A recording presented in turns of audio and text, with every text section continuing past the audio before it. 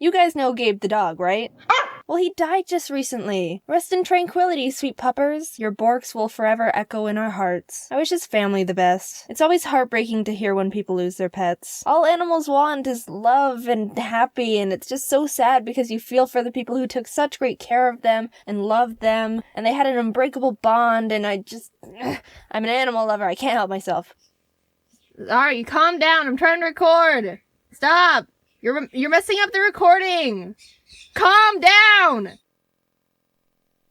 When I heard the sad news about Gabe, it reminded me of my old childhood dogs, and I thought I could tell you some stories because they're a bit insane. I'm surprised I haven't told them sooner, to be honest. I had 2 dogs growing up. The first one was a Shetland sheepdog, Keisha. Quick fact, growing up, I didn't know what the breed was called, so I just said Keisha dog, and that's what I still call them to this day. I don't have too many memories of Keisha because my parents got her before I was born, and I was too young to remember very much from the few years we coexisted, but my mom and dad have told me stories of us, including the one I'm about to share with you. Setting the timeline here, I was really young, 3 years old. I don't have memory of this, but my parents have told me about it many times. So my mom and dad decided that we should all take a nice walk around the neighborhood with Keisha. I was apparently very excited about this and was wanting to go out right at that moment. They told me to slow my roll and wait a bit because they needed to get ready, and we would go out later. But Jaiden thought, nah, I'm going now. So I took Keisha and left the house on my own without telling my parents I was leaving. There was now an unsupervised 3-year-old wandering down the street,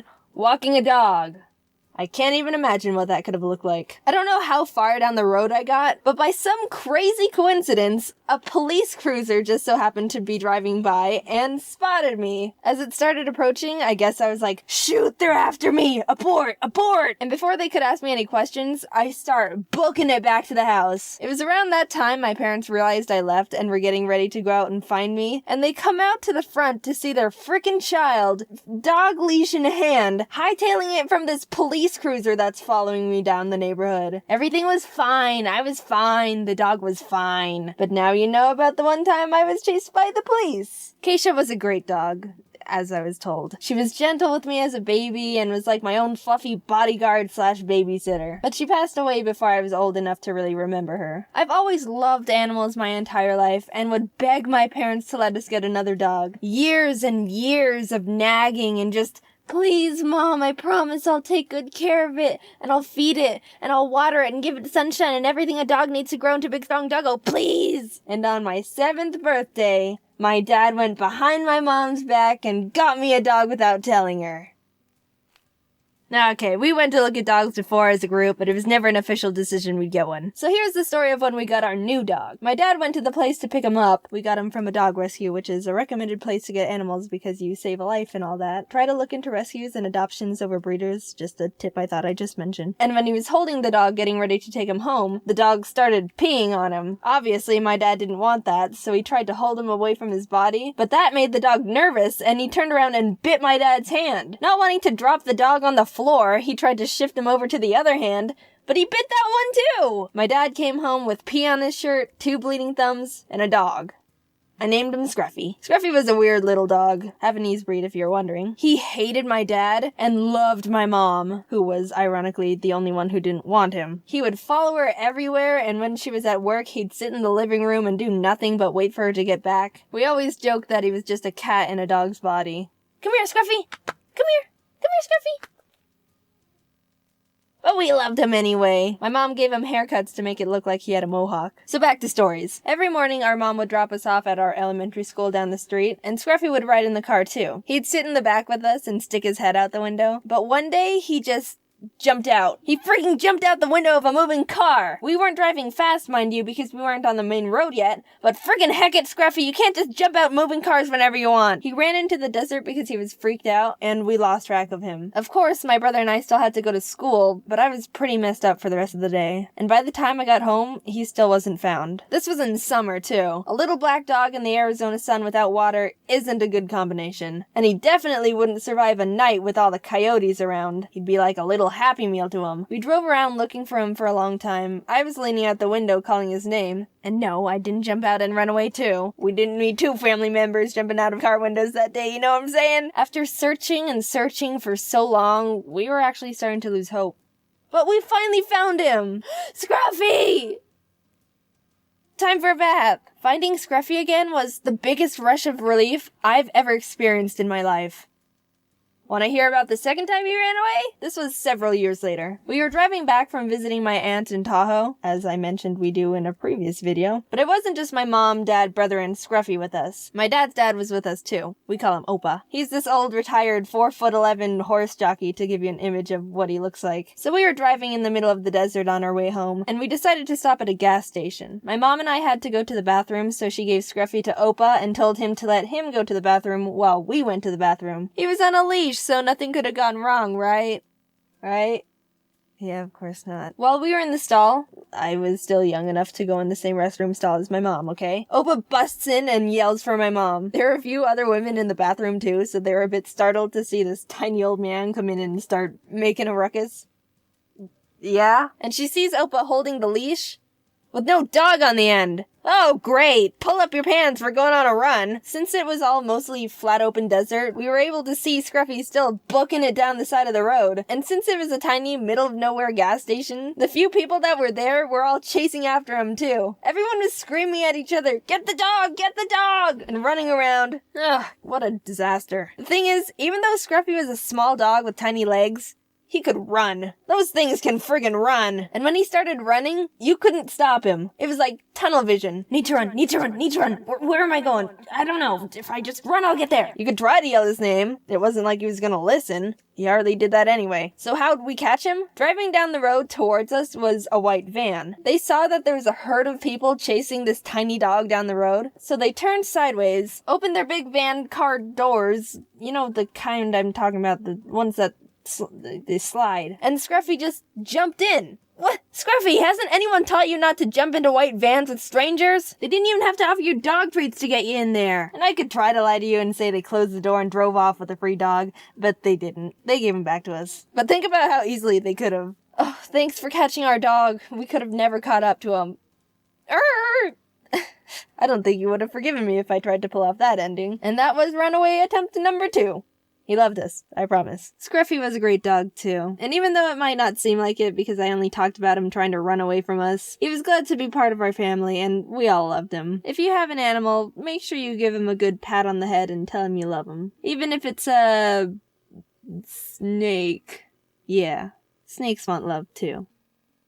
It's sad to hear when animals die. Scruffy dying was the first time I ever had to experience death, and I was really heartbroken when he wasn't with us anymore. But just knowing we gave him a good life and he was a happy little dog helped me feel better. Make sure you give your animal the best life you can while they're still around. All animals deserve to be loved and cared for properly. They aren't your possession, they're a friend and a family member. Give them the right care, the right food, the right toys, the right amount of attention, everything. And make sure you do research beforehand to know exactly what it takes to make sure they're happy and healthy. Too many people impulse buy animals, and the poor thing doesn't end up being treated for correctly. Research and then love. That's the steps. Rest in peace, Gabe. Keep on borkin', little pal.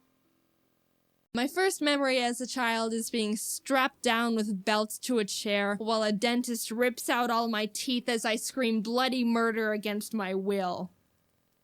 That's not true. But ever since I was little, I've had a really intense fear of the dentist. I'm not sure why. I mean, yeah, going to the dentist is a bit freaky, but even as an adult, I understand the fact that I'm not in any danger, and the dentist is just trying to pick out bits of plaque I've built up over the past 6 months. If anything, I should be scared of how much they charge. Even though I know this, my body still shakes uncontrollably when they do anything more than floss my teeth, which is still kind of scary because they're always so aggressive about it. Every memory I have of going to the dentist while I was a kid is filled with me just bawling my eyes out during the entire process, and then getting a little toy from their toy machine because I was, quote, so good. I mean, you're not fooling anyone. Even I knew that was just a load of bull. No, I still want it. When I was in 6th grade, my parents decided to finally slap some braces on my mouth. My teeth were pretty straight, but I had an overbite, so I just looked like a nice horse. My mom made an appointment with the orthodontist to talk about the process, and while there, he told me I've still got 5 baby teeth, and I'll need to pull them out before I get braces for common sense purposes. So they sent me out, and I basically had a month to pull out all 5 teeth before they were gonna have to rip them out for me, which I did not like the idea of. The imagery of them sticking sticking a needle in my mouth fueled both my motivation and intense, overwhelming fear, and I wiggled those 5 baby boys every single day since that meeting. A few of them weren't even wiggling yet, so it was gonna be a race against the clock.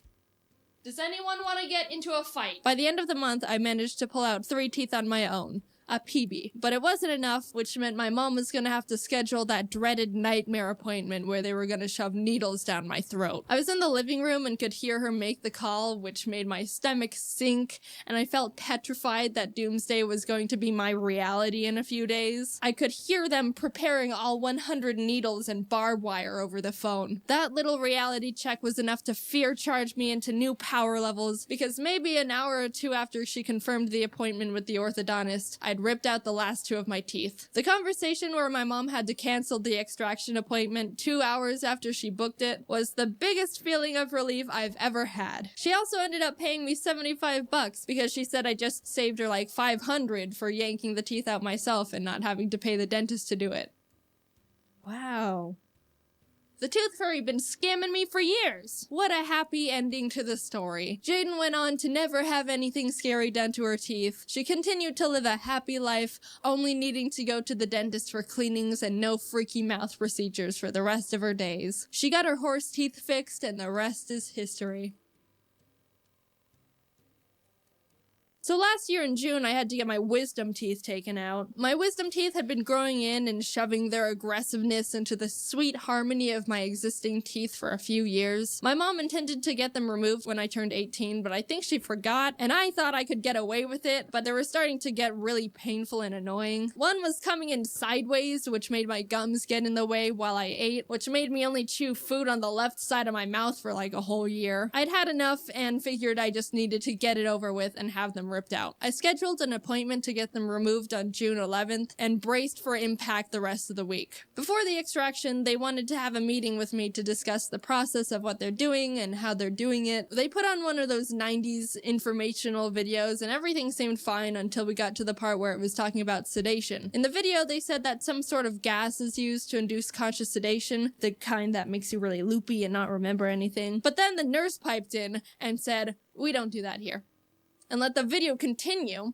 So what? I'm just gonna be fully conscious while you needle and drill and probe my mouth? Answer the question! After the video, I said, so is there a way I can be at least semi-unconscious for this? The nurse prescribed me medication called Valium that'll help calm me down, which was relieving to hear. All I wanted was to not be conscious. I picked it up and the day came.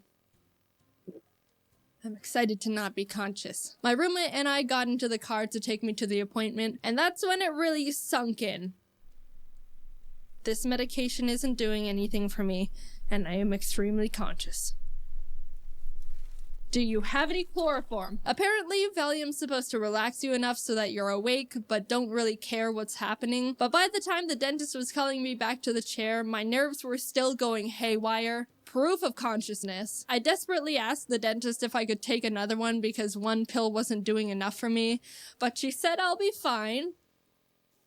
Okay. They leaned me back in the chair, put that mouth opener thing in my mouth, put sunglasses on me so I don't hurt my sensitive little eyes, and put the first needle into my mouth.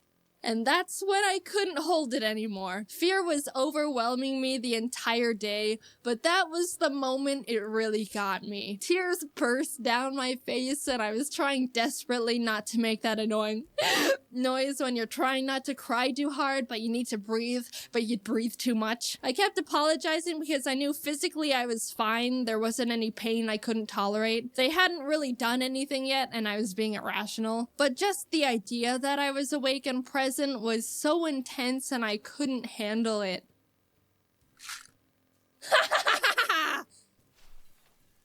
I didn't do that, but I wanted to. I was able to compose myself after a few minutes and they kept going, but the sounds of them sawing my tooth in half and yanking it out of my gums, and God knows what else, probably just playing tic-tac-toe with needles in there for the heck of it, was horrifying. I'm not scared of much and I'm relatively reasonable for the most part, so it was really surprising and eye-opening to feel genuine, uncontrollable fear. Like, my head told me things were okay, but my body was freaking out. And then my head was like, dude, chill. And then my body was like, All in all, everything went well, and I was able to go home after they finished up a few hours later. Since I wasn't drugged up and just super numb, I didn't have much recovery to deal with other than swelling, and I kinda just chilled for the rest of the day watching YouTube videos. The dentist even told me I can eat normal food and wasn't restricted to just soup as long as I was careful. I ordered a smoothie bowl to my house, and when I opened the door to take it from the guy, I didn't realize until afterwards I had blood dripping out of my mouth, so luckily he didn't call the police. I was trying with 100% focus to not bite my tongue because I couldn't feel it at all in my mouth and was at high risk for just biting a chunk of it off without knowing. The smoothie bowl had sliced strawberries on top, and you don't realize how much sliced strawberries resemble the texture and sound of biting into a tongue until you don't know where your tongue is in your mouth and also can't feel anything. Was that my tongue? If I had to get my wisdom teeth out again, I highly doubt I'd be this freaked out about it. The hardest part was just not knowing what was going to happen and not being able to brace for it. But afterwards, it was like, that wasn't too bad. But also thank the holy merciful gods that I don't need to do that again.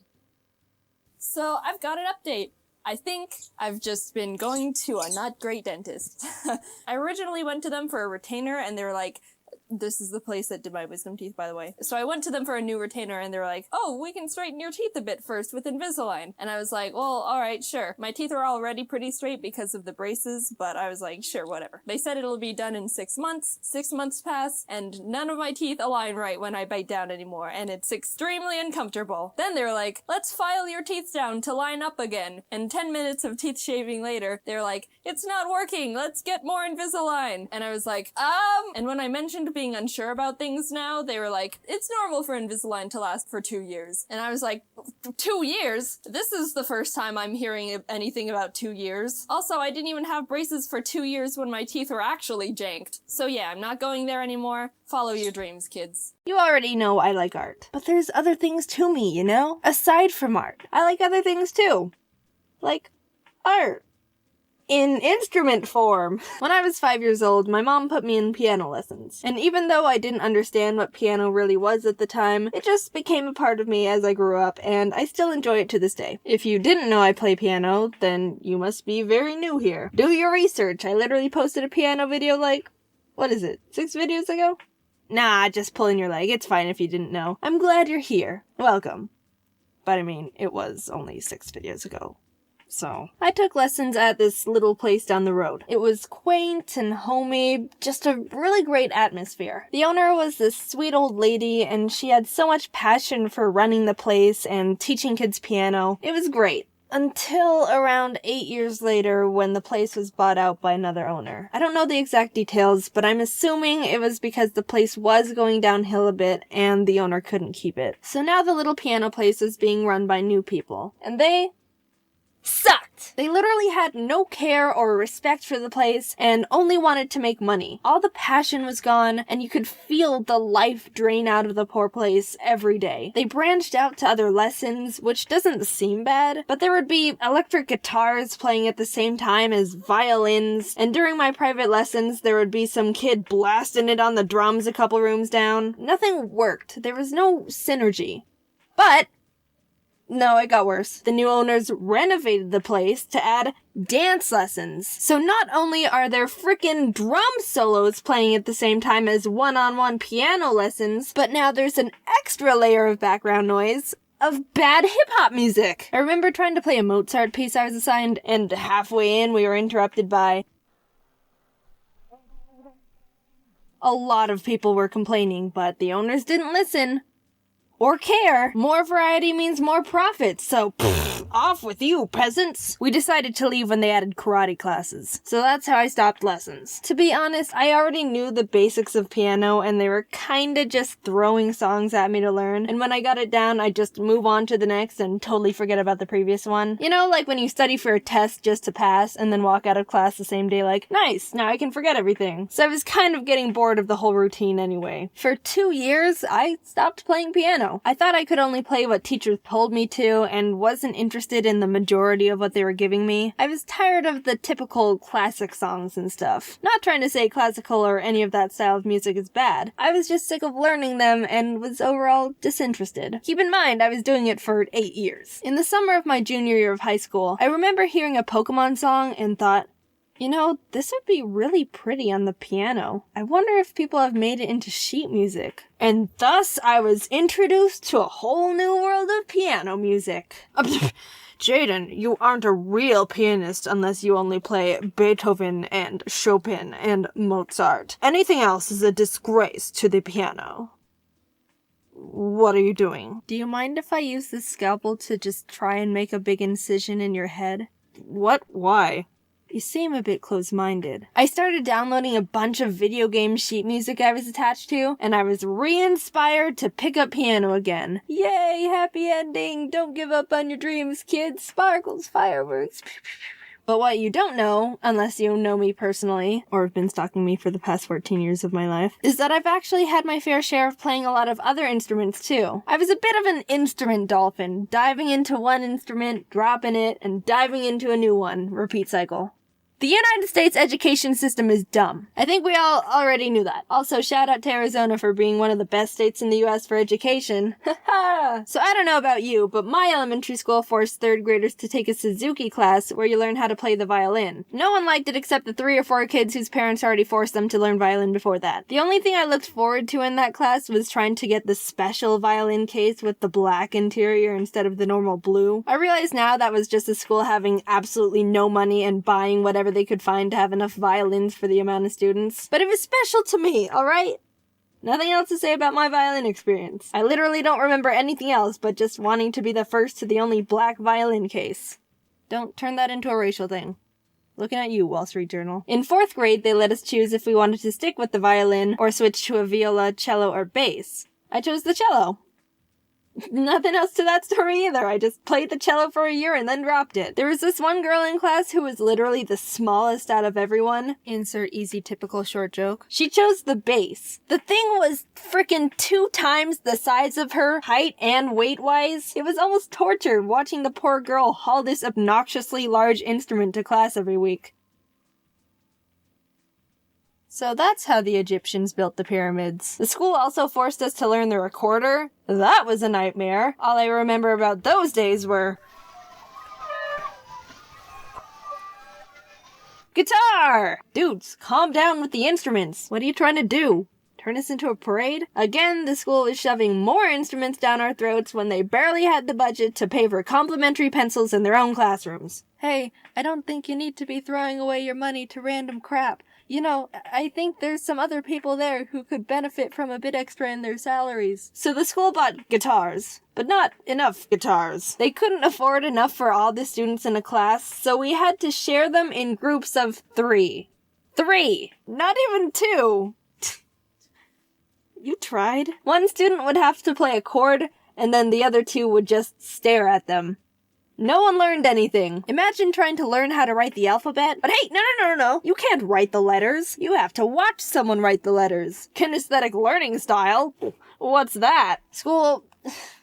What are you doing? Are you actually trying to be low on that education list? You know you're supposed to try for first, right? It's not a high score kind of thing. You're not supposed to go for 50. Finally, of course, there was the typical band option in 5th and 6th grade. The instrument I chose was the flute. The main reason was because when the band teacher came in to show us all the instruments we got to choose from, he let us try and play them without any experience. And when he was explaining the flute, he was like, okay, now the flute is one of the hardest to pick up. It's a bit more complicated than it looks. You've got to figure out the exact special way to align your lips to make the sound because it's very particular.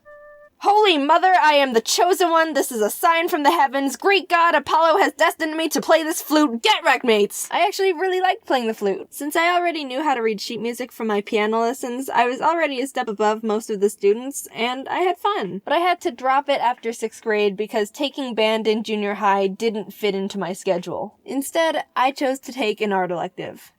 And you know where that led to.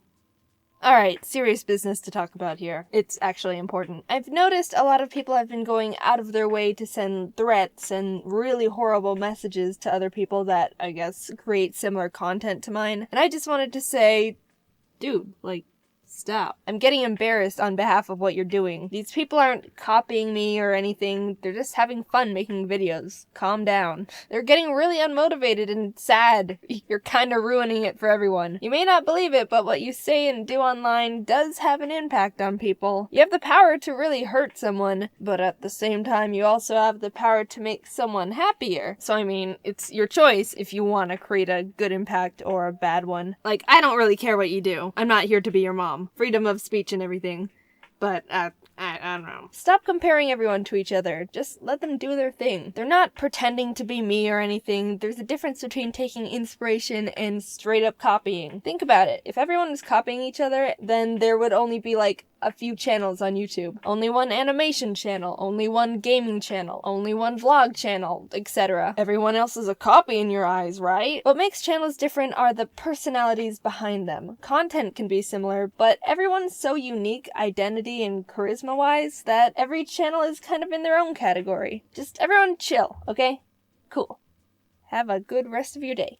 When Carl Jacobs popped up in my DMs asking if I wanted to be in Mr. Beast's upcoming video, I'll be honest, my gut reaction was fear. Mr. Beast has basically become YouTube's own mad scientist. He can snap his fingers and shape reality at this point. Despite part of me thinking I should just stay in the comfort of my own home, I felt really honored to be invited and kinda just wanted to show up, say hi, and then realistically go home within the first round of eliminations. I accepted the ominous invitation, and before I knew it, was flying to North Carolina being handed a custom uniform, all before even knowing what I actually just signed up for. I didn't even know if there was a prize for the winner at this point. Walking into the green room, I was expecting to not know anyone, but to my relief, I saw a lot of familiar faces. I even used this time to ask MatPat what it was like to meet Scott Cawthorn, and he told me FNAF secrets. So already this trip was more than worth it. Eventually, we were herded down a long, mysterious hallway until we saw it.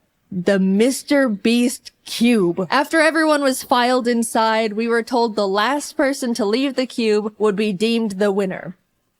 And also win $1 million for their subscribers. This is for $1 million?! The challenge began. Immediately, people started jumping in the giant pile of real money that was inside, throwing handfuls of bills in the air, laughing, mingling. To pass the time, James and I drew our cartoon characters out of dollar bills on the floor. The staff came in and ended up giving everyone their own personal vlog camera to document their POV of the challenge. And I think I genuinely was the only person who didn't record a single second of footage on that thing. I just thought, I'm not gonna use this footage because I'm not gonna make a video out of it, and they're gonna have plenty of other people's footage to use. In hindsight, maybe it would have been a good idea to record something, just in case. I don't know, maybe the Mr. Beast team would end up actually wanting to use some of my footage. Who's to say? After maybe an hour or two, Jimmy came out for the first bonus challenge. A single free throw. Miss and you're eliminated, but make it, and not only do you get to come back into the cube, you also win a Cybertruck for one of your subscribers. They had 50 people's subscribers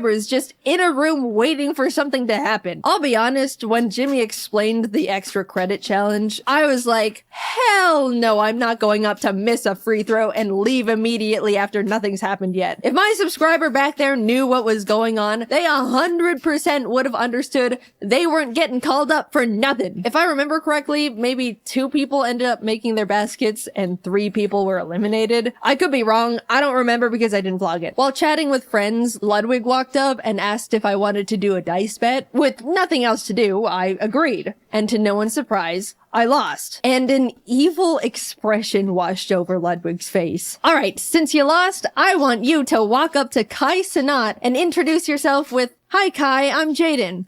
So which of my videos have you seen?" Maybe I should have just missed a free throw. "Hey Kai, there's someone I want you to meet." "Hey man, I'm Jaiden. Nice to meet you. So which of my videos have you seen?" Excuse me? Holy shit, I'm gonna kill myself. "Oh, so which of my videos have you seen?" Oh, I'm sorry. I haven't seen any, I don't think. Ha! That's okay. Nice meeting you. Bye. Kai was super chill and nice about it, but oh my god, I wanted to rip my skin off. I'm stuck in this cube with him until further notice, and it's all Ludwig's fault with his stupid dice. I hate it in here. Let me out. Oh, hi, Jimmy. We were told to gather up in groups of 5, designating one as a team captain who will have immunity for the next challenge. I was with James, Schlatt, Ludwig, and Charlie Moist Critical, using the dice to choose the captain. This time, I actually rolled highest, but reassigned it to Ludwig because I couldn't cope with the idea of possibly being responsible for a teammate's elimination. And then it was revealed captains would just have to assign their teammates a shape for the Squid Game Honeycomb Challenge. Okay. Well, I definitely overthought that one. I had triangle, James got circle, Charlie was star, and Schlatt unfortunately got umbrella. The 10-minute timer began, and everyone started deploying various different strategies to get their cookie shape out. Charlie used a new technique called huck as much spit as you can into the tin to dissolve it all. It was really gross. He ended up filling the tin almost to the top with spit. By the end, 2 people with stars were eliminated, and not a single umbrella made it through. Bye, Schlatt. It was very funny seeing Mr. Beast lift the lid off Charlie's tin and immediately reel back in disgust, though. A total of 14 out of 50 people have now been eliminated, leaving 36 people. Honestly, that was good enough for me. Losing at any point going forward was already further than I was anticipating. We were fed our little thing of rations and left to wait again. It probably doesn't seem like long in Mr. Beast's video, but it was like 9 p.m. by the time we began the second real challenge. After being directed to choose a partner, James and I shook hands, ready to take on the next game as a team, and froze as it was revealed we had just chosen our own opponent. Another Squid Game tactic. I probably should have seen it coming, I just didn't expect the double up. The Beast staff revealed the next challenge as they rolled in a giant Jenga tower. Winner stays, loser walks. Unfortunately, the very first game of giant Jenga between KSI and AJ ended up taking literally 2 hours. Doing the math in our heads, we all kind of figured we probably didn't have the time to play Jenga for the next 30 hours. But just as AJ won, KSI hoisted him over his shoulders and ran out of the cube. No! Huge drama! Everyone was freaking out. AJ was stunned. No one knew what to do. Was that legal? Can you just carry people out of the cube? Jimmy had everyone take a vote, and pretty much everyone opted to bring AJ back in. Yes, out of the kindness of our hearts, but also out of fear of being manhandled. So since giant Jenga was a bust, production ended up scrambling to try and find like 12 sets of normal Jenga at midnight in North Carolina. A feat that seems impossible, but I feel like Jimmy could just call up the president of Jenga and have it all delivered via helicopter within 30 minutes. It took a bit, but the slightly larger than normal, yet still reasonably sized Jenga towers were all set up. As our game was going on, James and I ended up making a pact that whoever was eliminated would relay to the outside world that the other was okay, because we didn't have our phones, by the way. Our friends only knew we were in the Mr. Beast cube and haven't responded for 14 hours. Our game of Jenga was pretty intense. Eventually it got to the point where as I was watching James pull out a final piece, I realized there wasn't any left for me to safely remove. I'm about to be eliminated. And a flash of bliss washed over me. Sure, I'll be gone, but that's okay. I'll be set free into the outside world again. The cube is harsh, unforgiving. It's taken so many of my friends from me. The glass floor is hurting my butt. I'm ready to go now. And deeper into the trenches I went. James being eliminated meant I was moving on to Cube Day 2. What a miracle. Watching the rest of the Jenga games was like watching an active war zone. People were focusing, cheering, sweating, praying. Towers were falling one after the other at the feet of now eliminated players. It was brutal. And also still taking way too damn long, man. Can I go to bed? The last game left to finish was between Quackity and a popular Brazilian creator, Enaldino. Apparently, when it was revealed the challenge was Jenga, Enaldino turned to Quackity and admitted he was a Jenga pro. Quackity had never played. Not the situation you want to be in. Quackity half-jokingly asked Enaldino if he wanted to play rock, paper, scissors instead, to which he replied, no.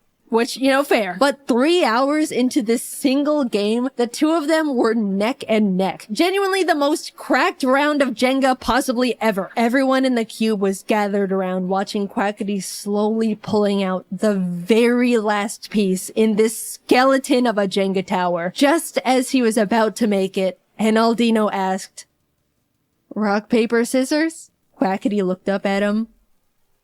Muito tarde. It was over. Enaldino tried to hang in there, but in the end, he fell. 18 people were now eliminated. Alright, it's 3 a.m. Let's go to bed. I genuinely thought they would let us go back to our hotel rooms for the night, but... Man, now this is just great. I won myself a ticket to a night in the Mr. Beast cube, sleeping next to a bunch of people I barely know, and I was probably just gonna get eliminated first thing in the morning anyway. As I was getting ready for bed, Kai walked by. "Hey, I gotta check out your videos sometime." "Oh, I'm sorry, man. I lost a bet to Ludwig and he made me say that." "Oh, shit." "Okay, damn. Oh, well, that makes falling asleep a bit easier. Thank God he only thought I had a huge ego for 19 hours straight. Crisis averted." In the morning, production had to prep for filming again, which meant they turned on every single light in the building, flash banging all of us. They were turned off, and then these loud-ass brrrr sounds from construction started blasting. They turned the lights on again a few minutes later, but this time in a crazy strobe light effect for some reason. After breakfast rations, Jimmy returned, pointed to the entrance hallway, and in walks I Show Speed. With too much energy for a group of people that just had the weirdest sleep of their lives. Alright, you guys have the chance to vote Speed into the cube to join you in challenges. The kind thing to do was to let him in, but we all just survived trenches no one could even understand. We were trauma bonded together. And also, it wouldn't be fair. The majority of us moved to the voting side of no. Admittedly, me too. Mainly because I was a bit scared of him. Speed looked at Kai. "At least shake my hand, man." "You're gonna pull me out." As the two of them argued about a friendly handshake, Ludwig stepped up. "I'll shake your hand, Speed." His hand now extended to Ludwig. The moment their hands touched, Speed started yanking Ludwig towards the outside world. We all started screaming and panicking. We couldn't lose one of our cute brothers like this. Ludwig was holding onto the support beam for dear life. Some of the guys managed to pull him back in, and as Speed walked out, unable to take any souls with him, he exclaimed, "This ain't the last time you're gonna see me, and I remember all y'all's faces."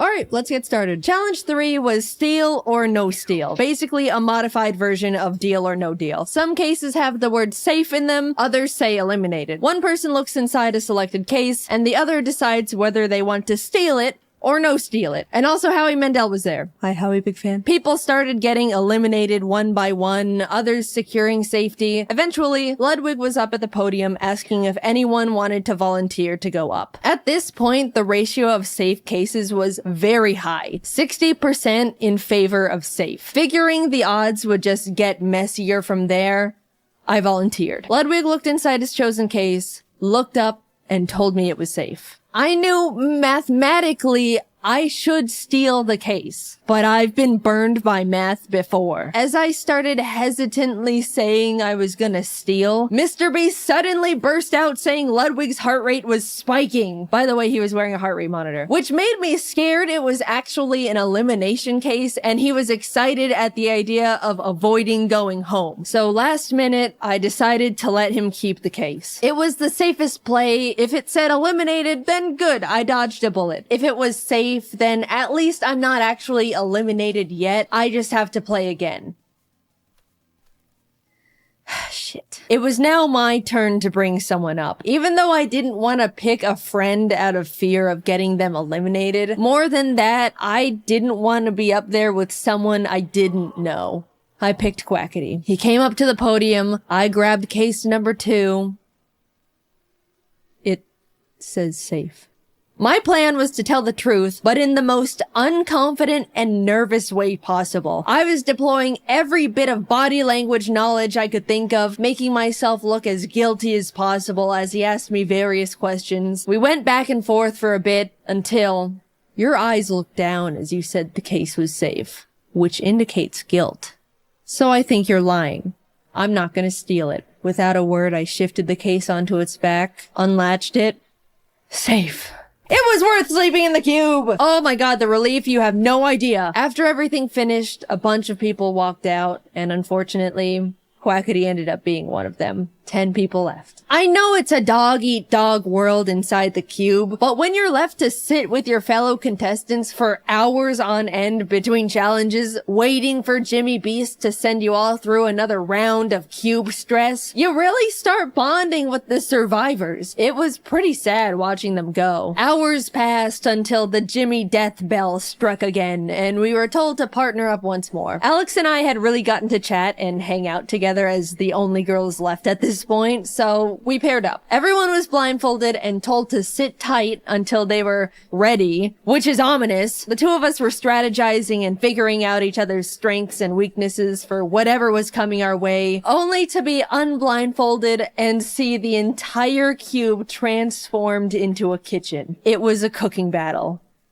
We're actually fucked. What? Alex started panicking, saying she can't cook for her life. We were freaking out. Then Mr. Beast brought out the judges. Professional competitive eater Joey Chestnut, Miranda Cosgrove, hi big fan, and Speed. Bottom two teams are eliminated. Time starts now. We ended up committing to mac and cheese with a slice of chocolate cake, under the fancier title of American Comfort Food. AKA the only two women left in the challenge can't cook and they're trying their fucking best. The judges walked around to check in on everyone, and eventually Speed was at our station. So when you all were voting to let me in, which side were you on? Well, originally we were on the side of no, because we were a bit intimidated, but we ended up switching to a yes at the last minute. Right, Jaiden?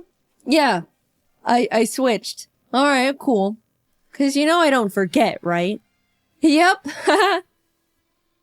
Later on during the challenge, Mac and Nolan from the Beast team came up to ask what we were making. At the time, I was grating up Feastables to sprinkle onto our cake for decoration, and I thought, oh, it would be funny to have them ask what we're making, and it's just their own brand of chocolate. So I was like, close your eyes and open your mouth, and gave Mac a piece of chocolate, and immediately without chewing, he was like, is this Feastables? And I was like, yeah. And he kind of stood there for a second with his mouth still open, and Nolan was like, oh, he's allergic. And they both had to leave. Oh my god, guys, I felt so bad. I apologized so much when he came back. Max said it was fine and is a good sport about it, but I still have so much guilt about being such an idiot. Ludwig and Amixem presented first with their fried chicken and asparagus dish. The judges all really enjoyed it, giving them a total of 26 points, which is really unfortunate because I definitely thought Speed was gonna hold a bigger grudge against Ludwig and tank their score. We were up next, and thankfully they really liked our food too. Joey was the first to score us and ended up giving us a 10 out of 10. And in the moment, as a joke, I wanted to turn around and flip off Ludwig as a, friendly fake gloat, but I accidentally turned around and flipped off Amixem, and I felt so bad again. He was not the intended target, and now I was just being rude, and this challenge was going horribly. Not because of the cooking part. I've just been non-stop fumbling socially. We also got a total of 26, putting us at a tie with the French boys. But now, Logan Paul and Nick DiGiovanni were presenting. And I haven't mentioned it yet, but Nick is actually a goddamn chef. They even gave us all his own cookbooks as a helpful tip for the challenge, which is just a knife twist in my opinion. So yeah, they knocked it out of the park, got a 29. The judges were licking their plates. After them was Kai and AJ, who had a great presentation, but their food, not so much. They got a 16. After eating, Speed got up and started smashing the plates on the ground, and Logan Paul saw this and got really excited because he wanted to smash plates too. Without thinking, he ran out to join Speed, and we all shouted at him in panic. Confused at the sudden change in the air, Logan looked back at us before realizing he left the cube. To this day, none of us are truly sure if he did it for, the content or it was a genuine accident. In his defense, the set was so cosmetically different that it really did feel like we weren't in the cube anymore. Either way, he content created too close to the sun, and even though he had a guaranteed spot in the finals, he was eliminated. The last team of Rubius and Spriter went up with their Spanish tortilla, but turns out Spriter is a huge fan of speed, so he made a special Thai dessert just for him that the other judges weren't allowed to eat, which is honestly hilarious. We all held our breath as the judges flipped through their scores. 22. Alex and I made it to the finals. I never in my life thought I was gonna be getting this far, and suddenly realized I need to actually think about what I would do if I won. I went into this thing not even knowing if there was a prize at all, and was now facing the reality that I could win the whole thing. Hours passed as the 5 of us sat together in the cube until Mr. Beast emerged for the final time. Someone was about to win $1 million for their subscribers, and it all came down to this last challenge. Honestly, among the group, there wasn't a single person I thought didn't deserve to win. Everyone left were good people who all wanted to do something really positive with the money. It was great getting to know them all over the course of 2 cube days, and I was really proud to be standing next to them in the finals. 5 briefcases were piled in the center, 1 for each finalist. We were to each take one, peek inside our chosen case, and within the next 10 minutes, discuss who to vote out. If you're voted out and your briefcase is empty, you're eliminated. But if you're voted out and your case has the $1 million inside, you win instantly. It was basically like Reverse Among Us. The first round started, we all grabbed a case, peeked inside. Holy shit, I grabbed the $1 million case round 1. I started shaking. I didn't know what strategy to use. I didn't know how to make myself look like I should be voted out. And during the discussion time, it definitely showed because I was really quiet and nervous the whole time. The 10-minute discussion wrapped up. We all unanimously wrote our votes down, and it fell into a tie between voting out Ludwig and somehow me. It could end right here. We had a few minutes to discuss again and recast votes, but Alex and Nick were able to figure out I voted for myself, so Ludwig was eliminated. The cases were reshuffled. We each grabbed one. I pulled it again. In that moment, I froze. Since I was in the hot seat last round, I was probably gonna fly pretty under the radar this time. Someone else is gonna be voted out, and I statistically will not see this case ever again. If I'm not voted out here, I basically lose. The second round began, and it was pretty much a blur from there. I was trying to talk more because being quiet last round got me found out, but was still flying too under the radar. Amidst trying to keep up with the conversation, strategize, and hold myself together, I couldn't find my win con. But with a few minutes left, Amixem said something that I think shifted the entire game. What are the odds Jaiden pulled the $1 million case twice? There it was. Gambler's fallacy, save me. Save me, gambler's fallacy. I couldn't mess this up. I don't know what to say to that one. Everyone's attention was now on me, and I could tell they were all thinking about what was just thrown into the ring. We all looked down at our papers. I wrote my name as quietly as possible, worrying the sound of the letters were gonna out me. Jimmy read them all out. Jaiden. Alex. Jaiden. Jaiden. They voted me out. I slowly walked to the middle of the podium with my briefcase. In that moment, I was the only one who knew what had just happened. Everyone leaned in as I unlatched the case and revealed the $1 million. I won! Confetti cannons blasted. Everyone immediately started congratulating me. All the eliminated contestants left in the green room ran out screaming and jumping around me in celebration. I started to tear up for some stupid emotional reason. So yeah, I won $1 million to give away to my subscribers. That is a Looney Tunes amount of money. First of all, top 5 all agreed that whoever won the $1 million would give the other 4 $100K each to do something for their subscribers too. So a total of $400K will be going to Ludwig, Alex Botez, Amixem, and Nick DeGiovanni. With the remaining $600K, I decided to put it towards paying for as many people's art degrees as possible. It's really scary going into the art field right now between the animation industry hitting their rough patches, AI threatening to take artist jobs. The overall career path is extremely intimidating and difficult to break into. I'd really like to encourage and make it easier for some of the up-and-coming artists by being able to send them through to art school stress-free. I have no idea how to set it all up, but I'm currently working with as many qualified people as I have available to me to make it happen. As my and Mr. Beast's team figures it out, I'll keep you all updated through my Twitter. We'll get it sorted. I entered the Mr. Beast cube ready to just talk to my friends and screw up in the first challenge, but instead I was isolated from the world for 48 hours, watched my peers fall one by one in front of me, and left with $1 million for my subscribers. Thank you, Carl, for inviting me. Thank you to all my friends who made the cube so much more enjoyable. Thank you, Mr. Beast, for creating this incredible opportunity I can now use to support artists. Despite being put through cube trenches, I had a really great time. And of course, huge thanks to the Beast crew for making it all happen. It was something I'll never forget or experience ever again. Hopefully. If you're an artist currently enrolled in art school and are hoping to have some of your tuition paid for with the cube winnings, you can now apply through the form I'll have linked in the description and the comments of this video. The form will be available for a week starting the day this video is uploaded, so be sure to check the calendar and apply before it's closed. I assume there's gonna be a huge amount of applications we have to go through, so expect a few months wait before we announce the winners. Thank you for your patience. I'm not sure how many people we can financially help out because everyone's tuition will be vastly different, but I'm looking forward to going through your portfolios and hearing your stories. Thanks for watching, and thank you to my team for dropping everything to work on this sudden video jump scare. Alright, until next time, bye-bye. I've been traveling a lot lately, and it's been really dope. And I know I've done a couple travel-related videos already, but when you talk about your life, and all that's been going on in your life is travel stuff, then, sorry, but that's just what's on the menu right now. I'm like a fine dining, fancy video making chef. I only serve what's ripe and in season. Quality stuff. Only the finest. Just for you.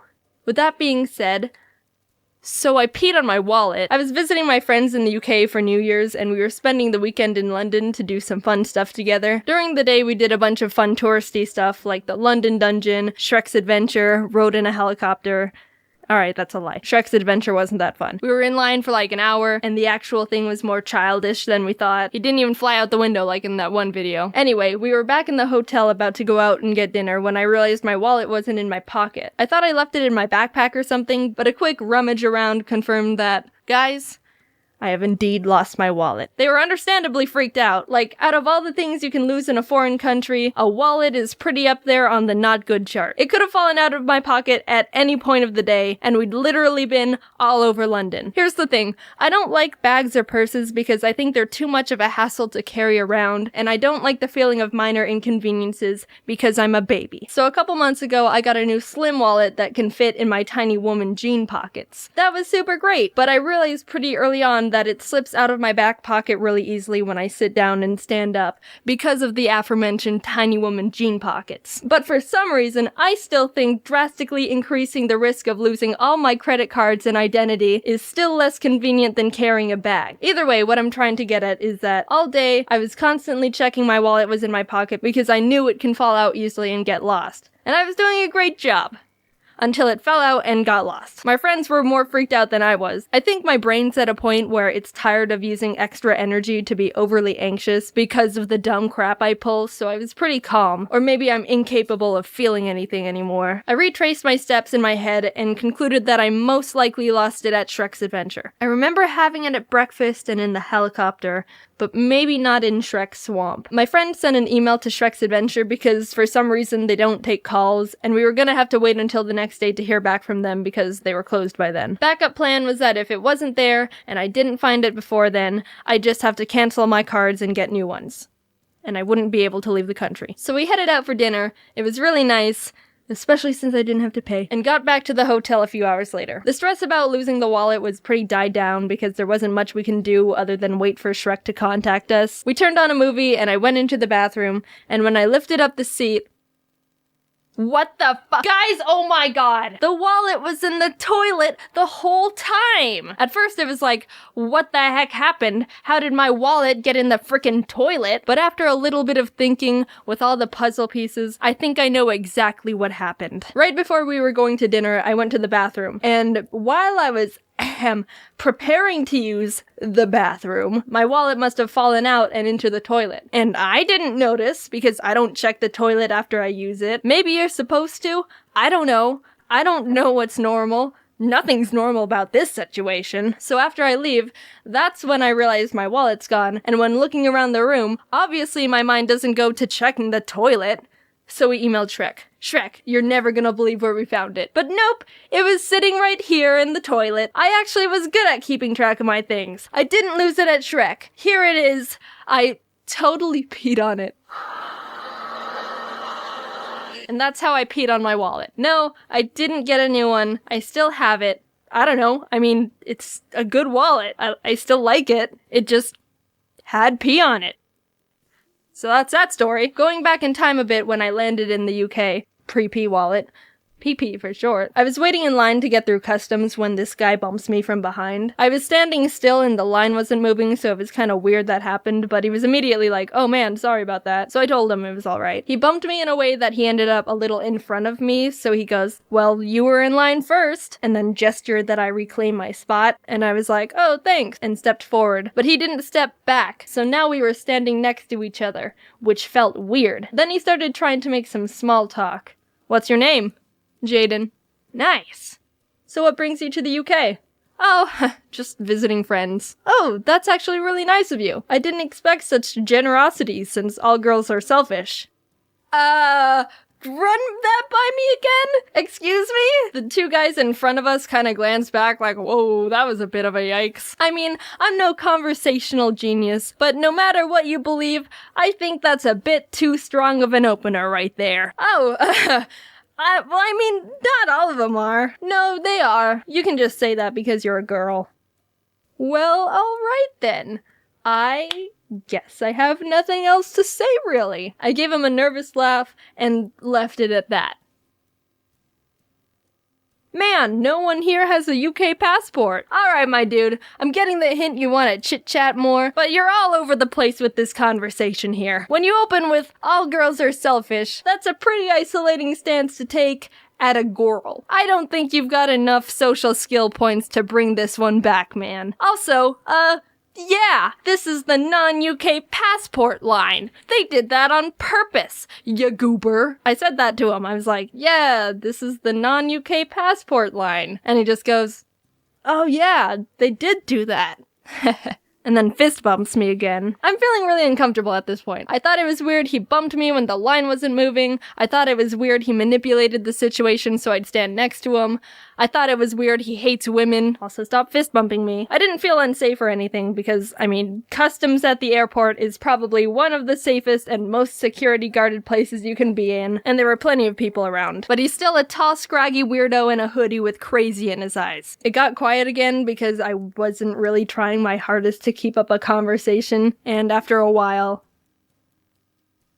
So many people have iPhones, what's the deal with that? Yeah, it's pretty big brand. Do you have an Android or something? Nah, I'm not a materialistic kind of guy. Oh, okay. Judging by that response, I was like, I guess he doesn't have a phone then. Not a minute passes and he takes out his, like, Google or Windows phone or something. Soulja Boy phone. Dude, what? Who are you? What is going on? Why are you so weird? You're like the airport customs line riddle master. Answer me these questions 3 and you may reclaim the spot taken by me. So what's the deal with women, phones, and minorities? Then he started going off on asking about my friends. What are your friends like? Have you even known them for a long time? I bet they don't visit you. Okay, you know what? I'm just gonna go to the back of the line. It's like he was jealous of my friends that they were friends with me, but also like, I thought you hated girls, which is what I am. You do know I'm a girl, right? Does this guy know what a girl is? Finally, when it was my turn to go up, he was like, well, it was nice meeting you, Jaiden. You're pretty nice. Yeah, thanks. Also, stop fist bumping me. And also a nerd. Hey, right, that one's pretty accurate. Anyway, I hope I never see you again. I didn't actually say out loud to him that I never wanted to see him again, but I thunk it. Also, I have some things to tell you about. Besides the fact I have Invisalign in and I sound very lispy, James, me, Domix, Ross, and Aaron are going on tour with our Scribble Showdown show. showdown show. We did our first tester show in April, and it was so much fun, and we laughed and had such a great time during it, and it was really well received, so we were like, yes, we want to do more in other places. It'll be October 1st through the 9th, and we're going to Boston, Brooklyn, Austin, San Francisco, Seattle, and Portland. You can get tickets and more details in the description. I'm also going to VidCon. Oh, and we're also doing a Scribble Showdown during VidCon 2 on July 13th, so I hope to see some of you there. And lastly, I'm going to Summer in the City in London in August. It's a bunch of stuff, and it's gonna be a lot, but also a lot of fun. Alright, I think that's all for now. My laundry machine is running right now, so I don't know if you can hear that. I'm trying to shrink some shirts. They're for men, but I thought they looked cool, so I bought them for me. Okay, talk to you later. Bye. We all know those people, the few dim bulbs of the group. Now, they don't necessarily have to be called stupid, but their actions just make you go, ugh. Now, I'm fine with people not using the full extent of their brain cells to do things, but when their stupidity starts affecting me, then we're gonna start having some problems. The rule disregarder. Someone who either doesn't listen to rules or flat out ignores them. I had a class with this one person. I'm just gonna keep his identity a secret. I don't know what was wrong with him. He did lots of questionable things that made the class just shake their head. One time he asked the teacher if he could use a pen to fill out a bubble test. And if you don't understand how bubble tests work, normally you get a bubble sheet, fill out a multiple choice test corresponding to the letters on the test, and the teacher gives the filled out forms to this machine and it grades the test a lot faster than the teacher can. But the machine only works when you fill it out with a number 2 pencil. Maybe the guy didn't know how they worked, so I guess it wasn't a bad question. But a few weeks later, when we had another test, it turns out the same guy used, a pen to fill out his test. Really, guy? Really? And as the teacher was yelling at him for being so ignorant, it was noticed that he didn't even put his name on the test either. The advice ignore. When you give advice to someone, they ignore it, and they end up in this huge problematic situation that you predicted perfectly and they could have avoided if they just took your advice from the beginning. Tori, do you think I should date Aaron or Jet? Aaron has had at least 24 girlfriends and he's cheated on all of them. I'd say Jet. Oh my god, girl, wait. Aaron just asked me out to the carnival tonight. I have to go with him. I'll see you later. Oh my god, Tori, Aaron bailed on me for some blondie blonde who isn't even hot. You have to come pick me up. Aaron was my only ride home and I'm getting hecka wet in the rain. The non-future planner. Someone who doesn't think of the consequences of their stupid actions before they make them. Once when I was in 4th grade, I was in the school bathroom and as I was walking down the little corridor to go into the stall, some girl randomly started yelling, "I'm gonna kick the door open!" And all of a sudden I heard this loud poof as one of the stall doors flew open at my face. Now luckily, I was a master of karate arts when I was little, so my reflexes were lightning fast, and I was actually able to block the door with my arm instead of my face. And I'm not gonna lie, I was pretty proud of myself because I've never done anything that amazing before. But, I mean, come on. If it wasn't me standing there and instead some, I don't know, poor little kindergartner who couldn't block the door if they tried, there could have been some major issues. I even had a pretty bad bruise on my arm from where I blocked it. Be ignorant. When someone doesn't pay attention to their surroundings, when they could be a hazard to something or themselves. Jeff, where do you want these knives? Oh, hey, Jeff, didn't see you there. Dawn wanted them over by the cabinet over there. Hey, Dawn! Jeff said you wanted these over there. What? No, they're the knives you wanted. Yeah. You sure? Okay, catch. No? Okay, I'll sprint them over to you. The important detail overlooker. Someone who is told important details and immediately forgets them. Okay, so for the party tomorrow, you said you can bake the cookies? Yep. Do you want a specific kind? Nope. I can eat everything but peanuts, so everything else you want is fine. Hey, glad you could make it. What did you bring? Peanut butter cookies. You want one? They're still warm. Hello?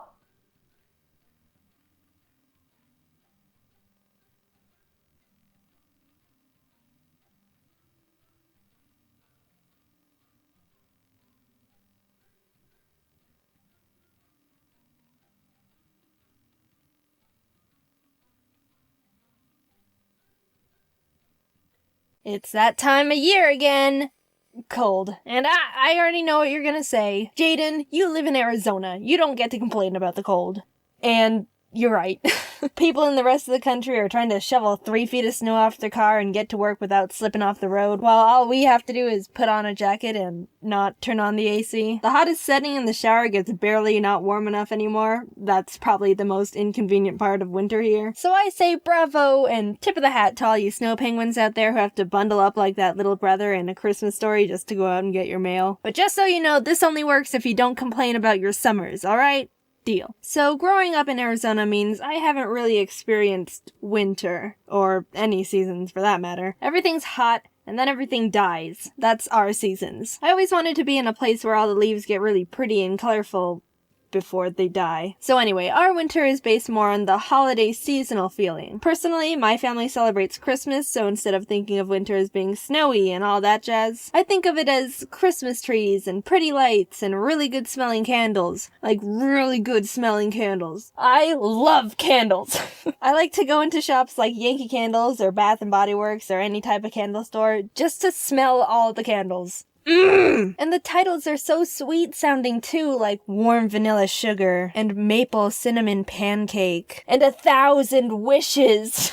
I don't even know what 1,000 Wishes would smell like, but man, does it get me in the jingle mood. Off topic, some titles aren't good. Like one time I went into the shop and they had a candle called Mantown. Like, dude, that doesn't seem like the type of smell that people would want in a candle. I'm just so stuck between Magical Frosted Forest and Mantown. And also, bacon.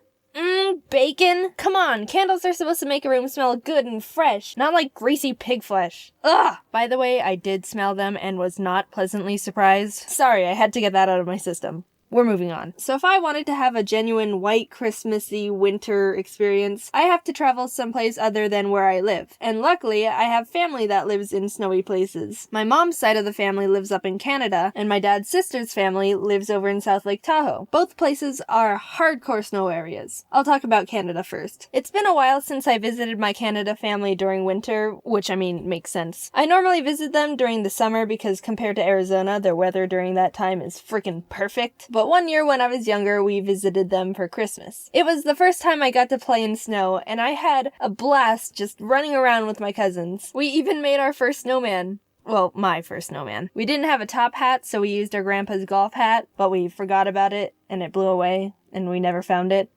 Sorry, Grandpa, I hope you forgive us. Rest in peace. Golf hat. Overall, that winter was really great. 10 out of 10. Would white Christmas in Canada again. Now let's talk about South Lake Tahoe. My parents really like skiing, and Tahoe is a great place to do that. Like, everyone there loves winter. Everyone. You're not allowed to not like it if you live there. My aunt and her friends even do the crazy stuff like jump out of helicopters and barrel down snowy mountains and say gnarly. Props to them, they're really cool. So we visit them maybe once every year or two for a couple days to ski and stuff. I get kinda nervous with skiing, but it's still really enjoyable. And the more you do it, the more comfortable you get throughout the day. Just do the pizza french fry thing and you're good. But I didn't bring up skiing in Lake Tahoe for no reason here. Most times we visited were really awesome, but one year was traumatic. I was maybe 10 or so. We were all skiing together, everything was good, it was a nice day of pleasant winter fun. Near the end, we decided to do one last run before we head back. My dad, I've seen a few comments saying, Jaiden, you haven't talked about your dad before, is there some deep depressing story behind that? No, you're just looking too much into it. He's right here. Hi, Dad. So my dad takes my younger brother Jax and me to go on one last hill, and while we were waiting in line, I looked up at the mountain and thought, this trail seems a little big compared to the others we've gone on today. But being a naive little kid, I didn't say anything because I just trusted that my dad knew what he was doing. We got to the front and we were waiting for the lift to sweep us up, and I noticed this chalkboard that said, Advanced Trail! Just look at it! And that made me go, even more. Dad, that chalkboard says advanced. Scoop! Too late now! We were sitting on the ski lift, and it seemed like it was taking forever to get to the end. Hint, because it was. Our dad ended up accidentally taking us to the very top of the mountain. Like, the runs we were on during the day were beginner and intermediate ones at the base. We went to the very top! And yes, to all you ski, snowboard language people, it was labeled a double black diamond. The iconography for trails goes easy, intermediate, expert. You will die if you go on here as a child. Well, shoot. I looked down at the hill and it was almost vertical downward death with a bunch of moguls. Moguls are those intense snow bumps that pros go over. What in the world do you expect from us? Also, turns out the trail is literally called The Wall.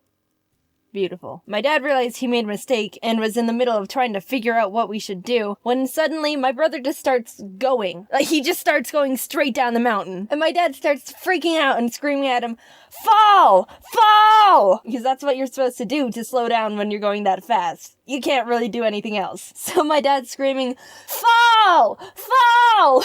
at my brother as he's going sonic down this frickin' mountain. He eventually does and starts doing this sprawled spinning motion. Like, imagine if you took a starfish and frisbeed it. I think that's a good visual representation. He does start slowing down and people on the hill go to help him. So you think that's scary?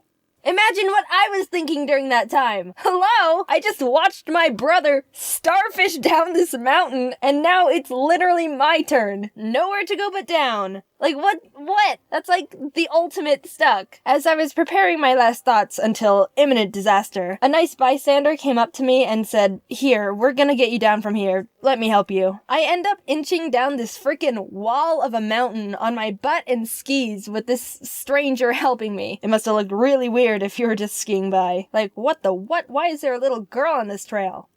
And why did she have the look of childhood trauma in her eyes? Eventually, we got to the bottom safely. It took a long time. My brother was alright too. My uncle actually caught up to him and Jax got to stand on his skis and pretty much be escorted down. And I remember being really jealous because I had to tough it out and go down manually while he basically got a free ride. After it all, my parents were like, "Oh, we're so sorry. Oh my gosh. But oh, you did so well." We're so proud he got through it. But I was really mad. My dad wanted to get us shirts from the gift shop that said, "I survived the wall," but I was too salty to want anything. So yeah, that was that. We were actually lucky not to have gotten really hurt or anything. Like, I literally thought my brother passed out during his starfish moment, but he's all good. And also, when I was animating the story, I realized that the way I presented the guy that helped me kinda sounds like, "Oh my gosh, Jaiden, stranger danger, you could have been took." So I should probably clear up that my dad was like, there, so he would have seen if the guy just decided to pick me up and be like, "I'm gonna walk away." Plus, kidnapping a kid on the top of a mountain isn't the most ideal location to do that, I think. So, yeah, he wasn't the danger of the story if you were thinking that. Happy Christmas, Kwanzaa. As of now, Jaiden Animations is officially 10 years old. Yes, I know I technically made the channel in February, but shut up, I don't count that. On July 23rd, 2014, I uploaded my first ever animation to YouTube. Hey everyone, my name is Jaiden, and welcome. Alright, that's enough, you get the point. It's kind of old news that a lot of content creators have started retiring, especially after hitting the old 1-0. Making content on YouTube for 10 years has significantly changed the entire trajectory of my life. I started Jaiden Animations when I was 16. At the time, I was super shy, quiet, anxious, knew nothing about the world. I could count the number of friends I had on one finger. But not in a sad way, I liked my simple little life. For the longest time, I didn't even realize YouTube had channels or that people were uploading things like vlogs and series and skits. I mean, it was definitely less established at the time compared to now, but I saw YouTube as just the place to watch funny cats and compilations of people getting hit in the crotch. The way I found out about this whole online world was after coming home from school one day to find my laptop not turning on. Meaning, I couldn't play Minecraft anymore. We've all been there, it's tragic. To satisfy my desperate Minecraft hyperfixation, I typed Minecraft into the YouTube search bar to see if anyone just so happened to upload any Minecraft-related videos. And oh, were there people uploading Minecraft-related videos. My world expanded exponentially at that very moment. YouTube channels, subscribers, people uploading content for an audience that looks forward to their videos. The first channel I ever subscribed to was a Minecraft YouTuber who I don't even, I'm blanking on the name. But I was now aware of YouTube as an actual community beyond funny fail compilations. Watching videos became a huge part of my day-to-day life. I'd put stuff on when I wanted to relax, laugh, needed background noise. If I was having a tough day, I would lock myself in my bathroom, lay on the floor, and watch videos on my phone. And I'd feel better. Even before making content myself, YouTube was an essential part of my life. I branched out from Minecraft to general gaming videos, even the occasional vlog series, until I stumbled upon a very special video in my suggested feed. An animated story time from a YouTuber called Domix. It was his emails video. I remember it so clearly. After watching it, I immediately binged his whole channel. I loved his animated stories. They made me laugh so much. For the first time ever, I thought to myself, I want to do stuff like that. I want to animate. And around the same time, I was really into Aya's Cupquake's Minecraft Oasis series and had even sent in a few fan arts I drew for her. She posted a couple at the end of her videos, which genuinely made me so extremely happy. I was totally freaking out. Anyway, in one of the episodes, she mentioned that she wanted to find an animator to animate some of her funny Minecraft moments. And suddenly, I saw the stars align in front of me. I sent her a little message attached to another fan art, basically saying, "Hi Cupquake, I'd love to animate for you if you're interested." And she ended up reaching out and was like, "Hey, we love your style and would love to work with you. Do you have an animation portfolio we can look at?" To which I responded with, so I've never actually animated before. But I'm learning, and honestly, they shouldn't have hired me. I wouldn't have hired me. But somehow I had secured my first animation job. And for my favorite YouTuber, this was by far the biggest thing to ever happen to me at the time. I wanted to make the best animation they could ever ask for. Now, I just had to learn how to animate. No joke, I literally typed "how to animate" and Adobe Flash tutorial into the YouTube search bar. That's how I learned. No class or school or nothing. I vividly remember opening Adobe Flash for the first time and wishing I could just skip forward in time to when I already knew how to even use the program because I was so confused. Humble beginnings, what can I say? And honestly, that's all it takes. People ask me all the time how I learned to animate, how I do this and that, what program to use. But you already have the biggest source of free online information at your fingertips. Just type whatever you want to learn into the search bar and people will literally teach it to you, no strings attached. While working on the animation for Cupquake and her husband Red, I talked to them about how I also wanted to make YouTube videos, that I wanted to animate little stories but was too nervous. They were both really supportive and encouraging, saying they'll put a link to my channel in the description of the animation to help me and stuff. I'll be completely honest, if Cupquake and Red didn't hire me and offer to help give me that initial push to start a YouTube channel, I wouldn't have made Jaiden Animations. Like I mentioned, I was quiet and soft-spoken. I didn't even get picked on because nobody knew anything about me to bully me with. They had nothing. In what world would a tiny little 16-year-old dust mite of a girl feel confident enough to start an animation YouTube channel where she talks about her life? Especially for what would be a single-digit amount of people for who knows how long. I'll tell ya, she does it in a world where she feels encouraged and inspired by the people she looked up to. There's so many timelines where none of this ever happened. So much had to come together just for me to start. And against all odds, it did. I finished the animation, they posted it, and I spent pretty much the entire month reading every single comment. Everyone loved it. It was doing really well. I remember messaging Cupquake a giant soppy thank you paragraph when the video hit 1 million views. By the way, the entire animation was made on only 3 layers because any more would make my brain confused. I genuinely cannot believe they hired me. At the same time, I posted my very first video as Jaiden Animations, introducing myself and announcing that I'm gonna try out making animation videos. It's funny looking back at because if you don't know all the context, you'll watch my first video and be like, who is this dumbass talking to? She just started the channel. There's no audience yet. The shout out Cupquake gave me in the description gave me the boost I needed to shake the second thoughts. I gained 2,000 or 3,000 subscribers right out the gate, and ever since then, I wanted to keep making more content, and I was really, really excited about it. I made more animations for Cupquake for a couple years alongside posting my own stupid little videos until eventually parting ways with them to focus entirely on Jaiden Animations. Working with them was amazing, and those animations did overwhelmingly well at the time. Like, I look back and am still shocked. I apparently peaked with that damn 2014 FNAF animation. Come on, Nuzlocke. Surpass it, please. Free me from these shackles. By this time, I was in college now, and even though I wasn't able to post very much at all, things were doing really well. I remember sitting on the top of my dorm bunk, secretly celebrating hitting 100,000 subscribers, a milestone I was beyond thrilled about, and honestly was my biggest goal at the time. Somehow, my roommate ended up finding out about it and immediately told every single person on our floor, which embarrassed the hell out of me. But at the same time, I was sheepishly proud of myself that people thought what I was doing was cool. Along with new experiences, for the first time ever, I was making online friends and becoming part of a growing little animation community. Cypher Den, Tony V Toons, Lightsen. I even stumbled onto James randomly after being recommended his ASMR video. I specifically remember going through his channel and thinking, I can't believe this guy doesn't have more subscribers. He's so funny. And well, would you look at that. After finishing my first year in college, I ended up talking to my parents about taking a gap year to see where all this YouTube stuff could go. They were, of course, hesitant at first. Making videos on YouTube for money?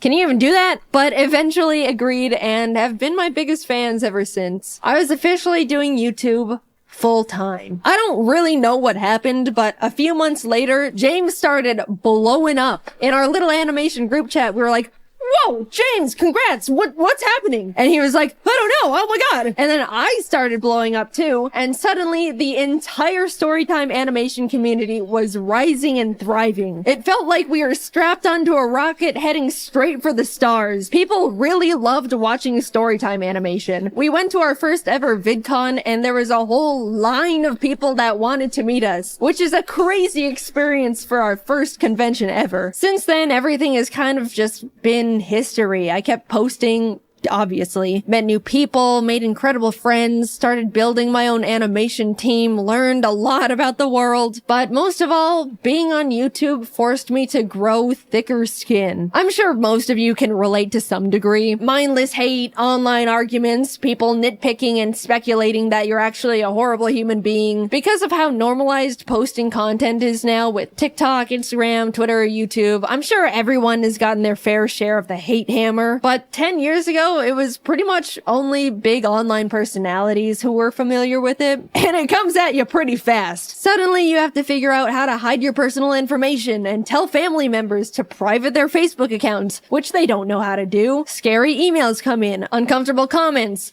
lots of uncomfortable comments. I got doxxed one time because someone speculated I was a narcissistic liar because I claimed to be shy and introverted, but would get loud sometimes when reading scripts. Also, fun fact, I never planned on being public with my full name, but the reason it got leaked is because my old high school published an online article about my channel and dropped the full government without my permission. I'm still pissed about that one. And I know, this is genuinely what you just have to expect when you make content online. It's awful, but it's the truth. I didn't want to quit, so I adapted to the horrible things awful videos made about me for attention. There's nothing a passerby hate comment can say that could surprise me anymore. If anything, they're all the same and it's just annoying at this point. Not saying I'm happy that I went through all of it and it should have happened. People can be genuinely awful. But I'd like to say I've come out of it all a version of myself that wouldn't have existed otherwise. Not because of all the shitty things, but in spite of them. I've learned how to stand up for myself, grew my confidence, learned how to separate myself from my work and not take comments personally. All things you learn out in the world over time as you grow up.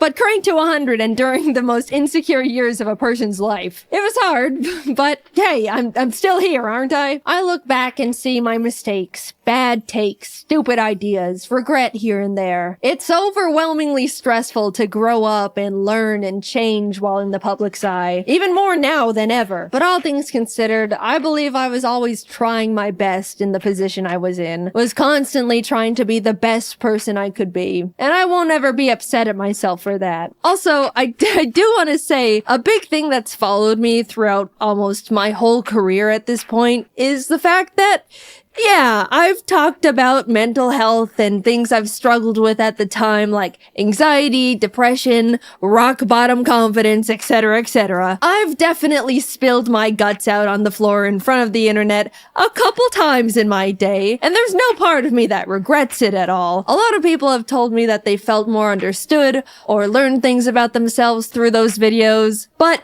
as a now adult that's had the time to grow and adapt and overcome these things, man, you guys kind of still think I'm a little bit pathetic. I see comments all the time when I'm in my friends' videos or being involved in a big event, and so many people go, wow, I can't believe how far Jaiden's come from being this puny little scared teenager. I'm so proud of Jaiden really stepping out of her comfort zone here. She is just so brave for showing her face after dealing with such low confidence. That one's always funny because it can definitely come off like I should still be self-conscious, which I'm not, by the way. I get what those comments are saying, I really do. But guys, not everything I do has to be brave. I'm just doing fun things with friends on camera. We don't need the 24/7 Jaiden cheer squad busting out the trophies and medallions every single time. And we also don't need the Jaiden defense squad scrapping with anyone that says anything non-positive about me. It's the internet. People have the right to not like me for whatever reason. I promise, it's okay. I'm an adult. I'm doing fine. I appreciate the concern. At this point, it just comes across like I'm very pathetic and puny and can't do anything. Now, somehow, a decade has passed. I'm not the tiny, small 16-year-old who's afraid of everything and can't talk out loud for more than 15 minutes without straining her throat. That's true, by the way. I spent 15 minutes recording audio for my first video and my throat was dead afterwards. It was pathetic. Now I can record for an hour, which still hurts my throat. You can probably hear it, but that's a 400% improvement right there. I'm 26, created hundreds of hours worth of content, have the most wonderful team in the world behind me, am surrounded by amazing friends, live with the most important person in my life, with the most important little creatures in my life. I've gotten to meet content creators I've looked up to, got to tour and travel the world with talented friends, talk on panels to hundreds of people who wanted to hear what I had to say, been able to tell the people that inspired me how big of a role they've played in my career, and even got to stand next to them as an equal. I'm happy. Sure, it's always been and still is difficult dealing with the stress of being in a big spotlight. I went through some bad stuff, navigated rocky mental health, trusted people that hurt me, had to pretend not to be affected by things that were genuinely hurtful just to not empower people that wanted to see me break, all while in the eye of the public where one wrong step could crumble everything I've ever created. But I'm really happy with the place I'm at, the person I've become, and the environment I've built around me. So, what's that leave me with now? A full decade, man. Damn. 10 years of the most difficult, enjoyable, terrifying, exciting, stressful, grateful, soul-crushing, unforgettably special moments of my life. How lucky and grateful I am to have the privilege to say I've gotten to experience so many impossible things, to have so many dreams created and come true, to see myself persist through such a difficult position to be in. After taking a lot of time reminiscing and thinking about what could come next, the direction I want to take to follow what could keep making me happy, I've come to accept that YouTube isn't gonna be part of it. I'm happy with what I've accomplished. I had my rise and grind years. I experienced real and true passion. That's all I could really ask for here. There's not much else I want to do beyond it at this point. But before you freak out, I'm not quitting right this moment. I still absolutely love making content and still have the desire to keep making videos. But my YouTube years are numbered now. I fantasize about logging off as Jaiden Animations and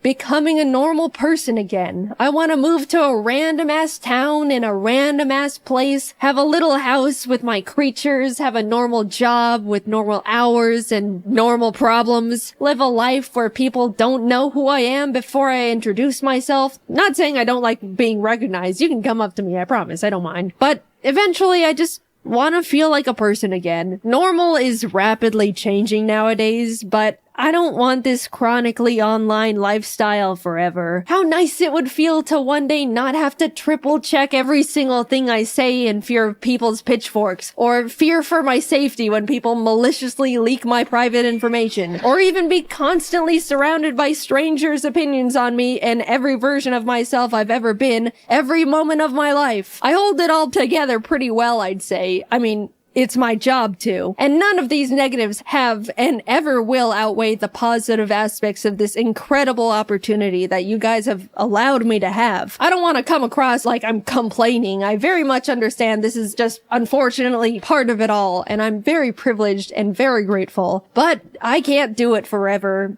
And I don't want to. I want to feel like I have the time and mental energy to pursue new hobbies, experiment with other things that can make me happy. Making content for YouTube never leaves my head. It's the case for every single content creator on the platform. There's no clocking out, there's no weekends, there's no breaks. You can't just leave an office and not think about it. You're constantly brainstorming ideas, managing everything, schedules, employees. Sure, you can work and live anywhere you want, go on vacation at any point, build your own schedule, but it's always there. Like a black hole in your mind. It's just so exhausting. I haven't felt like I can sit back and enjoy something in 10 years because I simply do not have the time if it isn't for a video. Yeah, that's just how self-employment works, but don't forget about all the other fun stuff I've already mentioned on top of it all. I don't know what I want to do career-wise after retiring from YouTube, but I romanticize the idea of just getting to rediscover myself. Maybe I want to learn how to make custom plushes and open my own little shop, take art commissions, be a teacher, maybe an art director. It's gotten to the point where I think about that little life every day, and I'm actively aiming and walking towards it with every decision I make. Oh, let me tell you, I genuinely cannot wait to live it one day. But there's this other side of me that's so terrified. I've spent my entire young adult life in front of an audience doing pretty much one thing. I don't know what it's like to live without a platform, surrounded by a huge audience anymore. It scares me. Like a lot. I don't want to need this, but I'm scared that I do in some way. When the time comes, I'll definitely work on that fear in therapy or something, but I do think about it a lot. I'm not done with YouTube just yet. I still want to make animations and tell stories, animate little gaming videos. I still just love it so much, and I'm not going away just yet. Sorry to disappoint some of you. I just wanted to let you guys know how grateful I am that you've helped me be right here. I've gotten to meet hundreds of people who told me how much they liked my videos, felt inspired, discovered something about themselves, even did something as small as laugh at one of my stupid ass jokes. I can't wrap my head around the idea that a lot of you grew up watching my videos and are like functioning people in society now. That one always feels like, I know you're not calling me old, but you're calling me old. I'm grateful for all the art people have drawn for me. Even now, it's still so surreal. From the cute little doodles from kids to jaw-dropping, fully rendered pieces from artists of all ages. Like, you guys are better artists than me at this point. What do you mean I inspired you? Why does my art look like that then? The whole reason I show fan art at the end of my videos is because I look back at the feeling I got when Cupquake put my art in her videos, and I want to be able to give that back to other artists. People have told me they watch my videos to laugh, listen to while working, to feel better after a crummy day. All the ways I used to consume YouTube back in my day. Even though it's easy for me to tell myself, they're just little stupid videos I make. What's the big deal? It kind of also feels like I get to contribute to a cycle I used to be on the other side of and pay it back. I don't know, it just feels good knowing I've made stuff that's made people feel better in a way that other content creators used to make me feel better. I've rambled quite a bit, but thank you for letting me make these silly videos for 10 years. I never would have thought any of this could have happened to little old me, and definitely not for this long. I absolutely thought I would have been tossed aside and forgotten by now. I look back at when things were starting to roll, and I was like, I've got like a 3-year shelf life left. I'm forever grateful for you, my friends, my family, my team. I don't know what my life would have looked like if I didn't type Minecraft into the YouTube search bar when I was 14. Who knows how much more time we have with each other, but just know it has been and still is an honor to be here. And until then, I'll be doing my best to keep doing what I've been doing for 10 years and just make these silly little animations. You know, the timing is a little awkward to have just won a giant Mr. Beast YouTuber challenge that put a lot of eyes on my channel, only for the first thing for me to put out since winning is me talking about how I'm really tired and want to retire one day. That was not intentional, I'm sorry. But yes, the next video coming out will be about me winning the Mr. Beast Cube. We're still working on getting the money all set up to be given away, so you can stop emailing me asking for money. It's not gonna work like that. Anyway, thank you to everyone who's been with me at any point of my YouTube career. I've still got a little bit more juice left in the tank. I'm forever lucky to have lived the life I have and to continue living that life, and I appreciate you guys for sticking around. I'm excited to spend a bit more time with you all. So I'll see you in the next video. Bye bye. I'm awkward. I try really hard not to be, and sometimes I feel like I'm getting better, but I'd say 70% of the time, my social skills are very below par. It's like my brain just randomly decides, hey, yeah, you see that person over there? Okay, so here's the plan. You're gonna walk over there, everything's gonna be fine for like 2 minutes, and then you're gonna say something completely stupid, and then cringe about it for the next 4 years. Ready? Now go! I don't really have a point of this video. I kinda just want to tell you guys a bunch of funny stories I look back and facepalm at, because I can get so socially awkward at times. It just happens randomly, and I never see it coming, which scares me. Like, everything's fine, and all of a sudden I'm hit with this wave of not knowing how to interact with people. Like, whoosh. Okay, so this one time I was at a tennis match with this one girl from another school, and we were walking over to the court to play, but it was kind of a long walk, and I didn't want it to be like this extended awkward silence and weird tension, so I decided to try and make a little bit of small talk. I'm absolute garbage at small talk, by the way, so if you ever meet me, you have to carry that job for the both of us, just a warning. So I kind of started a small conversation. So, are you in your senior year? No, I'm in grade 10. Oh, you're really tall for being in grade 10. She didn't really say much after that, so I automatically thought I somehow offended her by calling her tall or something like that. My brain was like, oh my god, Jaiden, how could you call her tall? I can't believe you would offend her so badly. You have to say something to make it up right now, or else she'll be scarred for life because she's too tall. So I just blurted out, oh, but you're really pretty too. Yep, I freaked her out. It was meant to be like a compliment or something, I don't know, but it came out really weird for some reason, and she probably thought I was like just a flustered lesbian or something. Not that being lesbian is a bad thing. And then it was an awkward silence for the rest of the walk anyway, which is exactly what I was trying to prevent in the first place. So yeah, I didn't even stop that from happening. Another time, I was at the school dining hall with a bunch of friends, and they were talking about something I didn't really relate to, and I couldn't contribute much to the conversation, so I started just zoning out. You know when you start staring into space and just get lost in your thoughts? Yeah. So I was doing that for a while, and I snapped back to see this rando guy across the room uncomfortably waving at me. Turns out, as I was completely lost in my own mind, I was deadbeat staring at this poor guy the whole time without even realizing it. I don't even know how long I was doing it for. Apparently long enough for him to feel like he needed to wave at me. And it wasn't like a little friendly wave, it was a, oh my god, why is this chick glaring at me so intensely? I need to do something wave. And I was like, crap.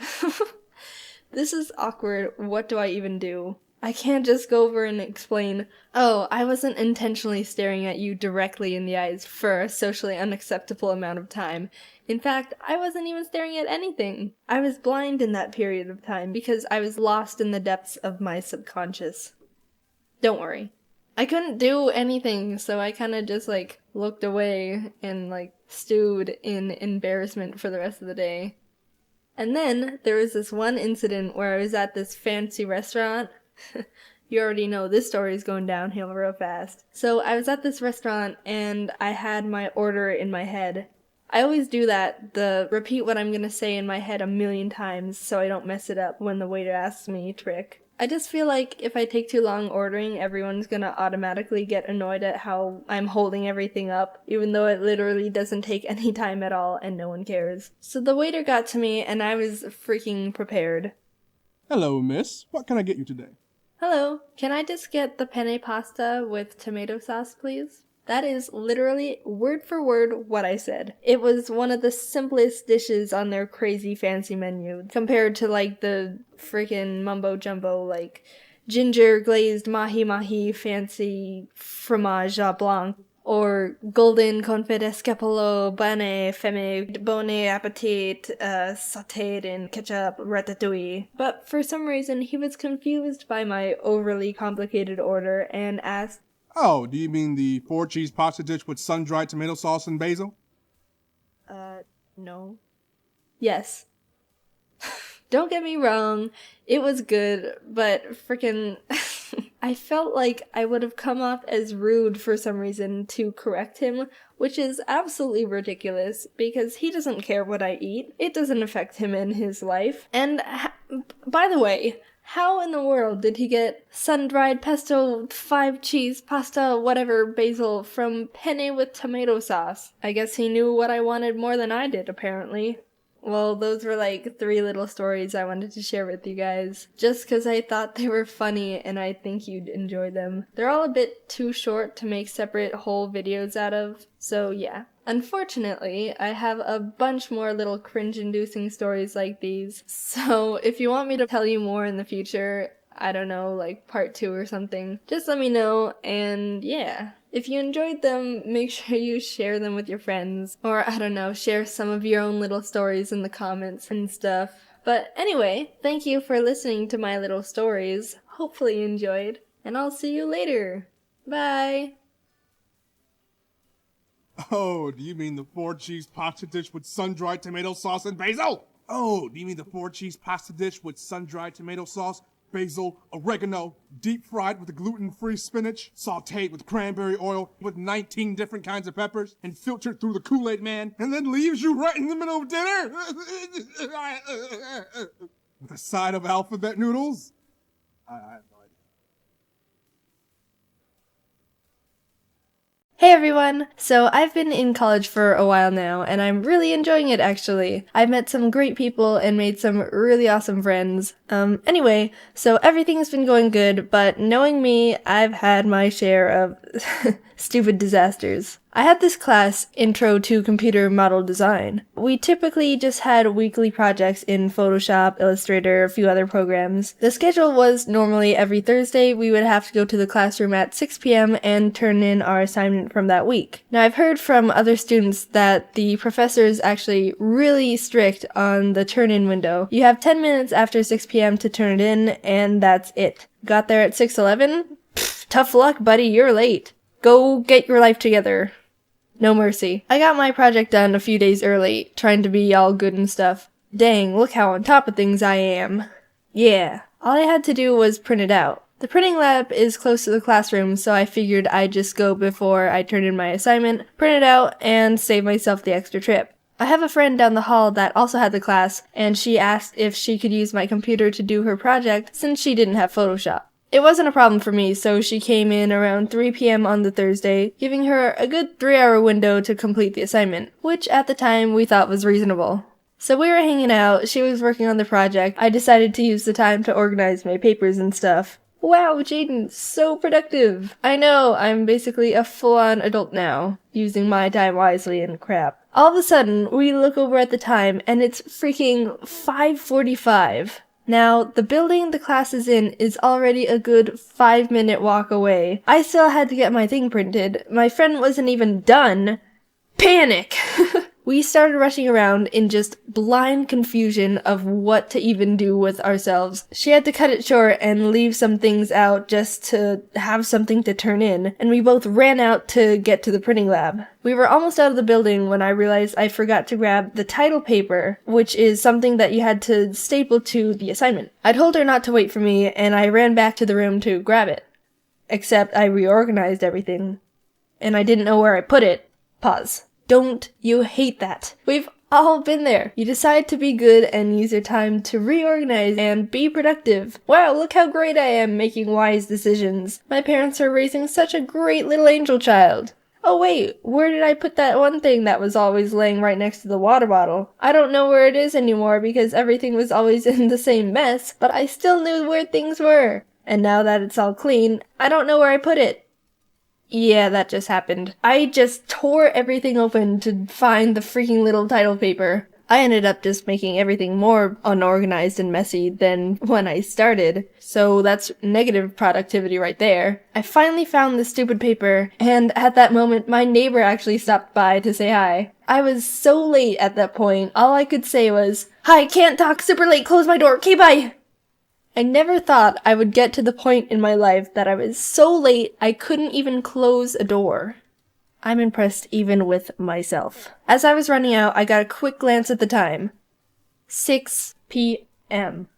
Shit! I full on just sprinted to the building. In my head, I'm just thinking, there's absolutely no way I can make it. Literally no possible way. Oh my god. Oh my god.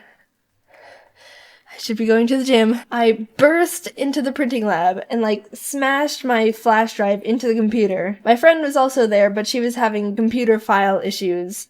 Great. Everyone's getting screwed over today. I got my thing printed and stole one more time check. 6:10. Jesus, Sonic mode freaking engage! I ran into the lecture room. I was sweaty, my lungs hurt, my legs hurt, everything hurt. I was going through mental shock. The teacher looked up and said, "Turning in your project?" Yeah, I nodded. Run. Okay. I actually managed to get the assignment turned in on time. Oh my god, that was a rush. I walked out and sat down on a little bench. I was still freaking hyped up on adrenaline and stress and emotional trauma. At that point, I didn't even know if my friend was able to turn in her project because she was still trying to print things as I left. Turns out she actually was able to get it done, but she got some hardcore death glares from the teacher for being 26 seconds late. So yeah, I'd say college is going pretty well. Hey guys, thanks for watching. I know it's been a while since I uploaded again.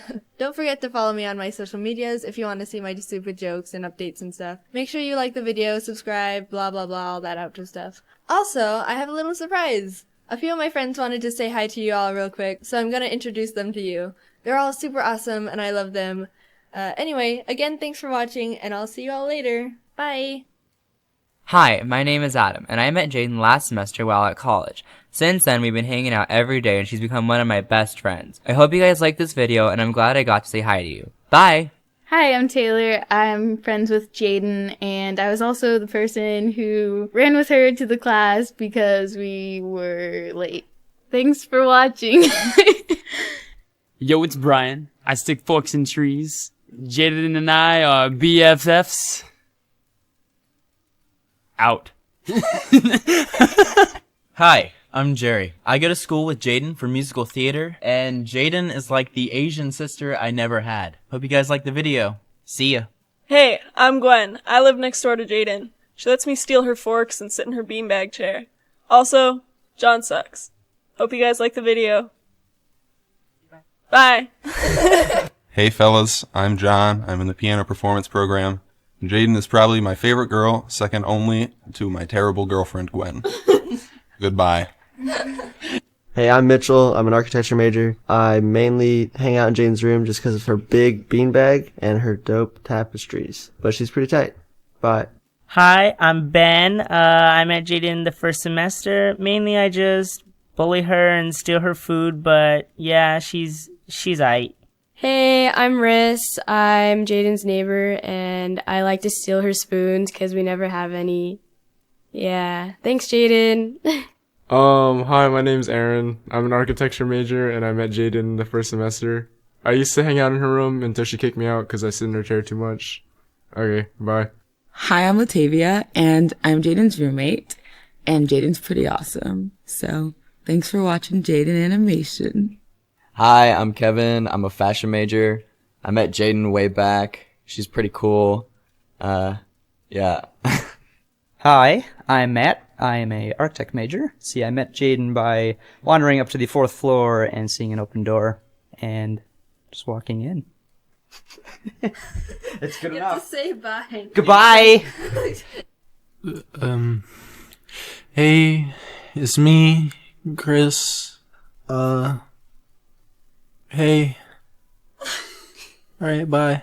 I gotta go. I promised you a flirting animation in the last video, so here you go. Brr. Big shocker. I don't like it. I'm assuming you all guessed based on my personality that I'm not one to partake in swooning someone over with charming words of flattery. I don't think I've ever flirted in my entire life, come to think of it. Okay, well, I did this one time by accident, but I'll get to that later on. I'm more of a make someone feel good and just overall let them know I care about them kind of person. I have no courage to do anything else. All I can imagine is me just trying to approach someone being like, hey there. I have a girlfriend. Oh my god, same! We have so much in common!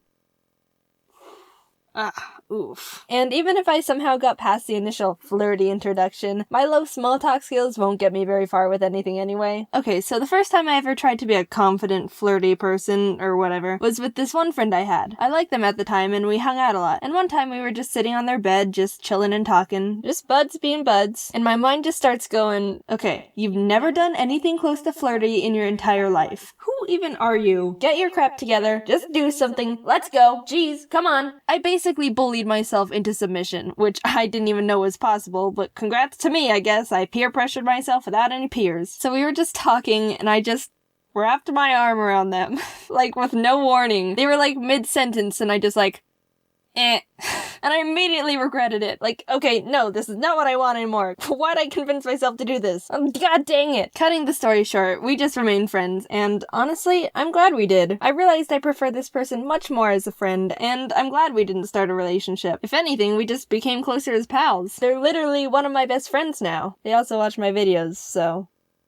Hey. You're probably expecting me to say this is awkward. But you're wrong! We're best friends! Sorry you can't laugh at my self-deprecation this time! Ha! Just a side tangent. I don't understand why people just stop talking to someone just because they don't share mutual feelings with them. Like, okay, so you like someone enough to possibly consider starting a closer relationship, which means you already enjoy their company, personality, and overall them as a person. And just because they don't share the same romantic feelings back, you all of a sudden don't want to associate with them anymore? That makes absolutely no sense. Minus the relationship, you two sound like you could have a freaking bomb friendship, since you theoretically should be able to get along perfectly. I mean, if you consider them as an adequate possible partner. I don't know, it just doesn't make sense to me. Unless you're a douchebag and you only like that person for their looks and nothing else. Another part to flirting is the texting, the messaging, the sliding in the DMsing. And I don't really do that either, but I have something to say about it. So I guess I understand why you would want to wait a few minutes to text someone back because you don't want to seem clingy or something. But why do people wait like more than 10 minutes? That's such a waste of time. And it kind of comes off that you don't really care that you're talking to them, which is the opposite of what you're feeling. Why can't we show when we appreciate someone anymore? Also, I know people who want to text someone they like as little as possible because, I don't know, again, it makes it seem like they don't want to be texting them or something. They'll almost make it a competition to try and leave the conversation first. Like, congrats, you went on finding a way to make them be the last to text in your conversation. You know what your prize is? Not getting to talk to the person you want to talk to. Putting it that way doesn't make it seem all that appealing, does it? So now I'm sure you're wanting me to tell you stories that make me kind of die a bit inside, but provide you with entertainment. And you're right, let's start with awkward first date, shall we? During my junior year of high school after our homecoming dance, my group of friends and I wanted to go bowling because fun. I didn't have a date. Obviously. At the bowling place next to our lane were a group of people around the same age as us, and out of the blue, one of my friends just goes, "Hey, will you guys take a picture with us so it looks like we have dates?" Rachel! So we took pictures with these random people, and the one that was my date was like, you should send that to me. And me being freaking innocent and clueless just goes, okay. Wait, I don't have your number. Wait, did I just... How did I do that? So blah blah blah, I had this person's number now. And I was like, oh yeah, I totally meant to be all smooth like that to my friends. But in reality... technically, nah. I have no idea what I'm doing. They end up asking me to the movies, and I was like, okay. But my parents didn't want me to go alone, so they made me invite Kate and her boyfriend at the time to go as a double date. So we all go to the movies, and since I literally don't know anything about this person, we didn't know what to talk about the whole time. It was all just flop conversations like, so how was your day?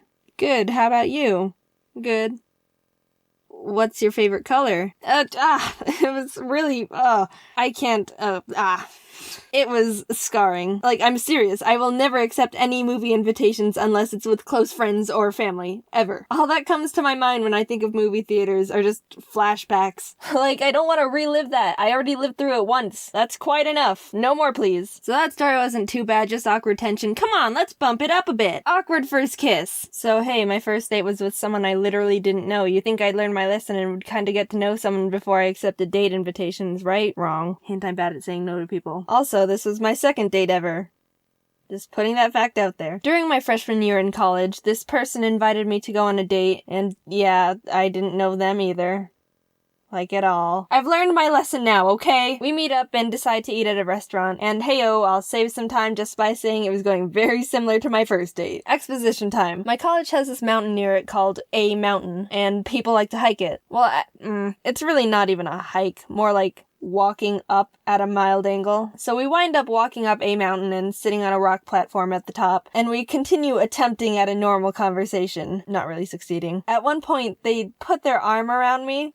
Come to think of it, all these stories are kind of coming full circle, and I never realized, and I'm kind of freaking out. And I kind of start just panicking to myself. Okay, I see where this is going, but I don't know if I want to end up kissing them. Like, I literally know nothing about this person, again, and I haven't kissed anyone yet. What is even happening right now? Oh, golly, jeez. And all of a sudden, they grab my face and turn it towards them, and I'm going, I see what's about to happen, but crap, I don't know if I want to kiss them yet. I ran out of time. So anyone who just happens to take a date up to the top of a mountain and sit on the platform thing, you'll be sitting in the same spot I accidentally got kissed by someone. And if you're there, take a picture and tweet it at me. I'd say preferably of you guys kissing, but that's kind of weird. I mean, unless you want to. This last story isn't really about flirting or dates, but I think it's kind of funny. I was hanging out with an ex-friend, and we were walking along our college's main strip. It's a street called Mill, and it's got a bunch of stores and restaurants along it. And just because I like how all these stories are kind of connecting, the restaurant First Kiss and I went to was on this strip too. We sat down at a bench outside a shop, and these two passerbys go, "Aw, relationship goals," as they walk into the shop. We kind of looked at each other and laughed and just kept talking. Then a few minutes later, the same people left the store and walked by us again, and were like, "So how long have you guys been together?" And we were like we froze. And after a bit, I just go, "He's gay." Their faces were like, "We made a mistake." So, moral of the video, don't overthink relationship stuff, or dates, or kissing, or whatever you're overthinking. If you like someone, tell them. If you want to date someone, ask them. If you want to kiss someone, give them more thinking time before you yank their head at your face. Just be cool about it all. If you can't be a couple, then show the world how bomb you guys are as friends. Also, super secret special announcement. I'm gonna try and whip up a video explaining this a bit more, but basically, there's been a revamp to the shop. A bunch of new merch stuff, but more importantly, plushes. Yep, there's Jaiden plushes just awaiting your purchase now. More details in the official announcement video, but if you're still here, that means you have early access to the new Jaiden merch. I highly suggest you go check that stuff out, especially since everything's on sale for a limited time right now. What? Anyway, new shop, go peep it out, and yeah. Jaiden out. You know those parent or adult parties your parents had when you were little, where all the adults would get together at a house and push all their kids off into another room and say, "Now play together"? Well, one time when I was probably about 6 or 7, my family had a parent party, and all the kids decided to play hide and seek together. So I ran into the bathroom and hid behind the shower curtain, and looking back at this, I realized how horrible of a hiding spot that is, because that's basically the only spot you can hide in the bathroom, and I probably would have been found easily in a matter of minutes. But anyway, I was sitting there in the bathtub when someone walked into the bathroom. And I thought it was a seeker, so I stayed really quiet. But then I heard the door shut and the sound of someone opening the toilet lid. It was definitely not a seeker. Or one of the kids, for that matter. Turns out I had to sit in the bathtub completely motionless, listening to some guy pee for a good amount of time. And the whole time I was so scared he would look behind the shower curtain and find me just sitting in the bathtub, thinking I was trying to watch people pee or something. So eventually he left and I could get out of the bathroom, and after that I was done. I was done playing hide and seek for a very long time after that. And no, he didn't wash his hands.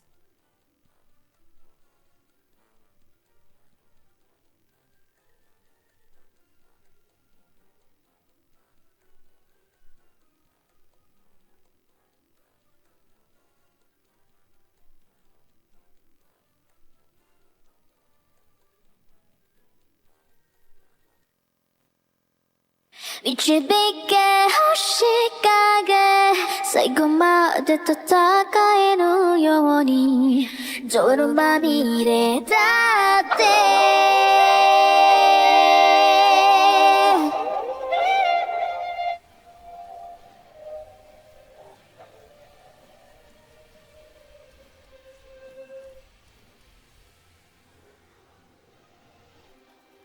逃げ続けて嘘でローリーギロッとして走り回ってやっと溢れ出した遅いたびに気にビン逆らってとがめなんて押してしまえば君が追うのか変わらずに No my name No my name 導け星影最後まで戦えるように泥まみれだって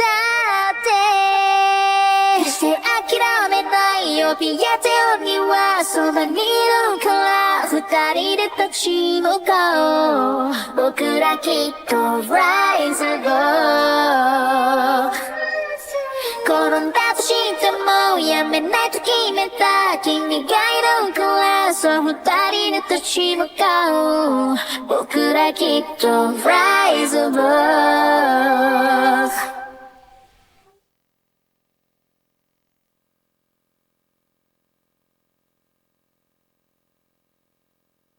Yo, what's up, homesicles? I'm gonna talk about substitute teachers. I want to say, for the most part, we all like having subs. You walk into the classroom expecting it to be a normal day, and you glance over at the teacher, and boom, it's a sub. Yes, don't have to try today. Most subs are pretty cool. They don't really care too much either, and everyone just ends up having a nice easy break day. They have this attitude okay, so I'm just gonna pop in a movie or something, do whatever you want. I'm just here to make sure you don't all go Miley Cyrus wild and poke some kid's eye out with a ruler. But sometimes they don't care too much, and it gets kind of weird. Once I had a math sub where we were just doing a worksheet or something, and this girl behind me was eating carrots, but all of a sudden she started choking on one of her carrots and was gasping and gagging and stuff, and everyone turned around and was mortified.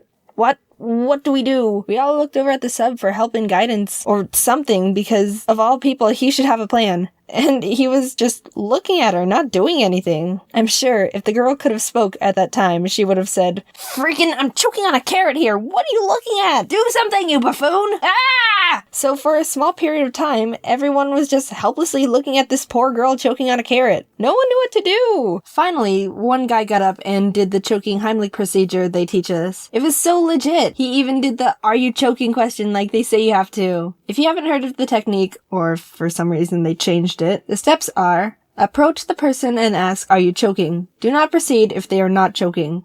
It actually says that.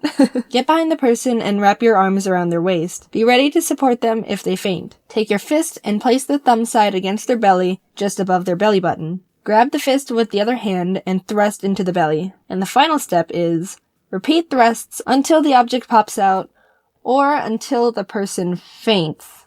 So the girl didn't faint. He actually got the carrot out of her throat and everyone was relieved. And after all that hullabaloo, we all kind of looked over to see what the sub had to say about the situation. And Nothing. He just watched the situation with a blank slate look on his face. Like, what the heck? What are you? I've never seen less of a reaction from such a big situation from anyone in my entire life. You should make a reaction channel, come to think of it. He'd blend in with most of the people on YouTube doing it already. Anyway, enough with Mr. Blank Slate. I remember when I was in high school, we had kind of a main group of substitutes that were common to have when a teacher called in sick or something. And there was this one old man guy that everyone knew and absolutely hated. And before you say something like, oh, Jaiden, that's kind of rude to say, in our defense, he hated us too. Whenever a person walked in and saw him sitting behind the teacher's desk, the immediate thought would be, oh, crap, it's gonna be a rough day today. No one had to say it,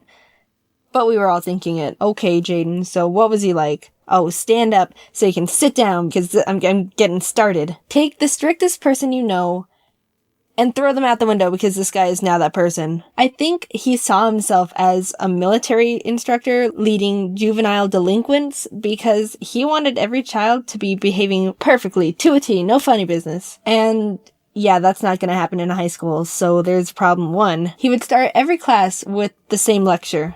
Alright, sit down and zip up because we're taking attendance. If I hear any talking, you're being written up. I don't tolerate jokesters in my classroom. I'm going to call out your last name, followed by your first name, and if I don't hear you say present, then you're being marked absent. You should be paying attention, because you only have one chance, and I'm not calling names twice. If I pronounce your name wrong, correct me. Alright, here we go. He says that exact paragraph every time he starts a class, and I know it because I've had him enough times to have it power washed into my head. I kinda wanna believe he has it written down and framed somewhere in his house so he can proudly look at it before he goes to bed every night. And he actually gets mad if you don't correct him if he says your name wrong. I know from experience. I don't care when people pronounce my name wrong. It happens all the time. I've gotten used to it. So I thought I wouldn't make a big deal out of it. Animations Jaiden. Here. Did I say that correctly? It's close enough. Correct me next time! Sorry? He reminds me of if, like, Oscar the Grouch had a pet lemon, but the lemon was expired by 2 months and he keeps forgetting to throw it away. Like, oh crap, the lemon. I'll do it tomorrow. And he doesn't do it tomorrow. So, I'll call him Mr. Yet to be Thrown Out Lemon. Just for simplicity. I truly don't know why Mr. Yet to be Thrown Out Lemon worked as a substitute teacher, because you could just see the child hatred in his eyes. Somehow, he made everyone in the class feel uncomfortable just by existing. So let me tell you a story about Mr. Yet to be Thrown Out Lemon. We had him in a biology class once, and we were just gonna work on a paper he had to pass out. Alright, we're gonna be doing a worksheet today. If I hear any talking, you're being written up. This is an individual worksheet, so there's absolutely no reason to talk to anyone at all during this hour. Everyone come up to the front of the room right now and grab a paper. Mrs. Grapes does it so each person at a table has a number, and she calls out a random number, and that person just gets up and gets the paper for the rest of the table, so it's easier to— I will not have slaves in my classroom! What did he just say? This man just compared picking up papers for other classmates to slavery. Slavery! Good God, So we did it his way. The 34 of us all got up at the same time and shuffled to the front of the room, awkwardly squishing together to grab a paper from the one pile he made for us. You are a fruitcake. He did a lot of other weird over-the-top things, but this was by far the best thing I've ever witnessed from him. Oh, Mr. Yet to be Thrown Out Lemon, you're a real piece of work. No talking. I'm going to call out your last name, followed by... This is an individual worksheet for reasons. I will not have slaffles in my classroom. I don't know what those are. This is an individual worksheet, so there's a person. I'm gonna Metal Gear. Jaiden, is there a Jaiden here? Jaiden, Jaiden, with animations of Jaiden. Is there a animations Jaiden? Jaiden, what the fuck? A while ago, I went to the bank to get a new debit card. I walked in, the lady asked, "Can I help you?" And I said, "I'd like a new debit card, please." Her face scrunched a bit, and then she replied, let me see what I can do. Would you take a seat for a moment? I sat in the lobby chair for 30 minutes, assuming that she was doing everything in her power to get me a new debit card, and when the lady finally came back, she simply said, "No, we don't do that."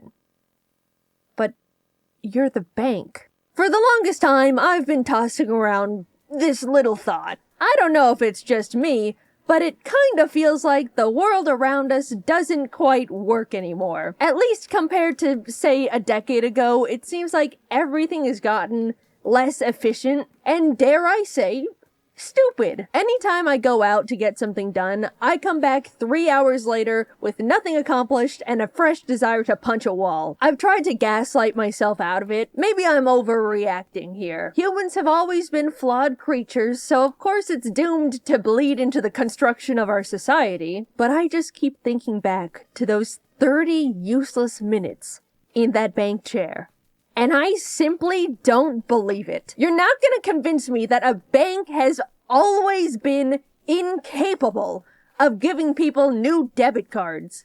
And also that it took 30 minutes to tell me. Something has changed. It really dawned on me when I watched the Always Sunny in Philadelphia episode Dennis Takes a Mental Health Day, where Dennis tries to have a normal, relaxing day, but is faced with inconveniences at every corner that spike his blood pressure. Highly recommend watching. The whole show is phenomenal, but that specific episode was so real and truly made me process things are getting less efficient. And it's not just in my head. First of all, like the episode addressed, everything needs a goddamn app now. The thermostat, air filters, light bulbs. I bought the cats a new automated litter box, and guess who now has a litter box app on her phone to get it to even turn on? I'm sick of the stupid apps. They don't make life easier no matter how many times these products try to convince me they do. The UI is always clunky and confusing. Nothing is optimized. Companies act like you can part the Red Sea with their apps, when more often than not, I'm stuck trying to connect it to the device in the first place. When was the last time you bought a new anything and had it completely set up and working within 5 minutes of unboxing it? At this point, if my Wi-Fi goes out, every electronic in my house becomes a useless block of metal because none of it works on its own anymore. Everything needs Wi-Fi, an app, an account linked to my email, a subscription service, and on top of it all, they sell all the information I hand over against my will to random other companies so they can send me stupid junk mail. Also, when did unchecking the sign me up for online newsletters and discounts just not work anymore? Every single time I buy something online, I make sure to not sign up for the website's stupid email notifications. And what do I find fresh in my inbox when I wake up the next morning? Check out this month's wacky deals. So I have an electric car, right? One day, it just straight up refused to play music. After troubleshooting for 5 minutes, it turned out I needed to download a software update to my car, even though the music worked perfectly normal before the update. Sure, fine, the future's now. But for some reason, the car couldn't find or connect to the Wi-Fi, so because of that, I get to experience LA traffic in pure silence. I spent thousands of dollars on a car just for it to randomly not be able to perform a task cars have been able to do for the past 70 years. I do like electric cars. They're better for the environment, and it's great not having to go to the gas station. But let's not pretend the car has to be a computer now. I got one of those modern tech cars that made the innovative choice to remove all the physical buttons and knobs and put every single basic feature into the car's giant touchscreen. Before getting it, I didn't think that would affect my experience too much. I thought, well, when I drive, I normally don't fiddle with the buttons all the time anyway. But now I have to deal with things like not being able to manually open the glove compartment because it has no latch. I have to speak into the car microphone, "Open glove compartment." And every single time it opens the charging port. Didn't think about that one before buying. Also, when I do need to do something while driving, it feels way more unsafe than I initially realized. They didn't even build AC knobs, so to turn up the air, I have to essentially play on the car iPad while paying attention to oncoming traffic. Correct me if I'm wrong, because I'm neither an engineer or car specialist. but that feels stupid. Apparently, enough people started complaining about the lack of buttons in high-tech cars, so they started putting them back in, which now puts into question these experts making these decisions in the first place. What do you mean thousands of people had to say using a giant iPad while driving is unsafe? Before they were like, you know what? These people might be onto something. A few weeks after I bought the car, I accidentally stepped on glass and needed to go to urgent care. So Jacob and I hopped in, and as we started driving down the neighborhood, the screen got covered with "Software update required." Thinking it was a simple fix, Jacob pulled off to the side of the road and clicked download, to which the car completely locked and became undrivable until it finished the download, which was 45 minutes. I ended up having to call an Uber to go to urgent care, despite owning a fully functioning car. Lesson learned, I suppose. They got me again. Also, I don't know how a car can download a software update on the side of the road and not in my own goddamn garage. It all just feels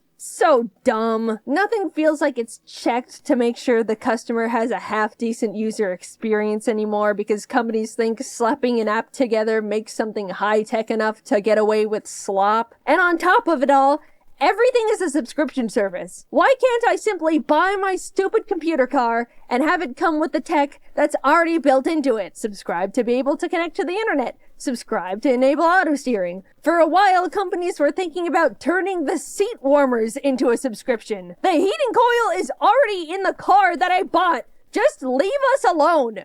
Imagine pitching to someone 15 years ago, "Oh yeah, the car you bought? Yeah, it's all yours. But you have to pay money every month to use the windshield wipers." It's become so common for us to buy products and not even actually own them, and you need to pay money every month to keep using them. And they're bad! Businesses have always prioritized profit. That's never changed. I'm not upset about that. But at least in the past, they had to, in good faith, offer something that actually did the shit it was advertised to do. Now they just go, "Oh damn, we can give less and charge more? Hell yeah, brother, lock the cold out the fridges." The other day, I wanted to get a new router for my office. Jacob and I headed over to our internet provider store, and I said, "Hello, can I buy a router?" "Oh, we don't actually sell routers here. You need to go online and ask customer service to send you one." As I was processing this, Jacob decided they wanted to get a phone upgrade. "Excuse me, could I actually buy this phone?" Yeah, we don't have those in stock here. You can buy it, but it'll have to be shipped to your house." We went to the internet and phone store and left with no internet and no phone. What are the employees being paid to do at that point? What's the point in any of it? I get that a lot of shopping has shifted to online, but I really, really miss simply having the option to go to the store. They're becoming empty husks with a logo on top. Also, excuse me, but I need to ask customer service to buy a router? Just let me exchange my money for the item that you very obviously sell. Anytime I'm told I need to contact customer service, I consider it a lost battle. Nothing exists in this world that is worth descending the trenches that is a customer service phone call. Companies have put it together that if they make everything inconvenient and frustrating, set up enough cryptic hoops to make people jump through, waste as much time as possible, people will just give up. And they don't have to deal with anything. It's sick. Once I needed to call a plumber, but was only allowed to go through a very specific company for the service. So I called in, sat on hold for 40 minutes, as to be expected, and finally got connected to someone. "Hello, what can I help you with today?" "Hi, I was calling to make a service appointment."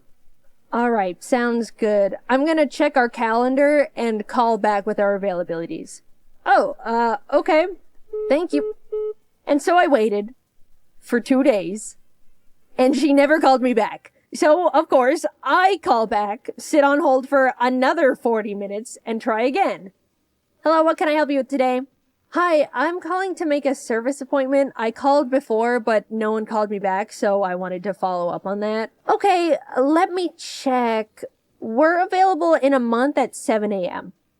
"Oh, Okay, are there no other times available? Nope. Alright, I can do in a month at 7 a.m. Thank you very much. Awesome. Exactly what I wanted. A month comes and goes, and the day before the appointment, I get a call from the plumbing company. Hello, I'm calling to let you know the person that was scheduled to do your service appointment is sick and we'll have to cancel it. Okay. When's the next available appointment? In 2 weeks? Okay. Thank you. At this point, I was fuming, right? How hard could it be to get a very specific company to provide a service they forced me to use them for?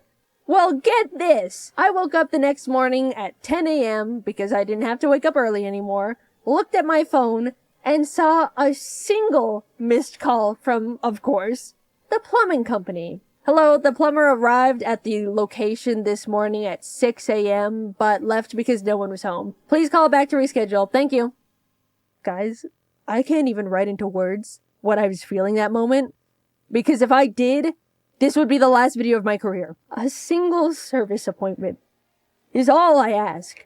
For my sink that is dissolving at this point. Also, we're completely brushing over the fact they arrived an hour early for the canceled appointment, so I would have missed it anyway. And just like that, it was all back at square one.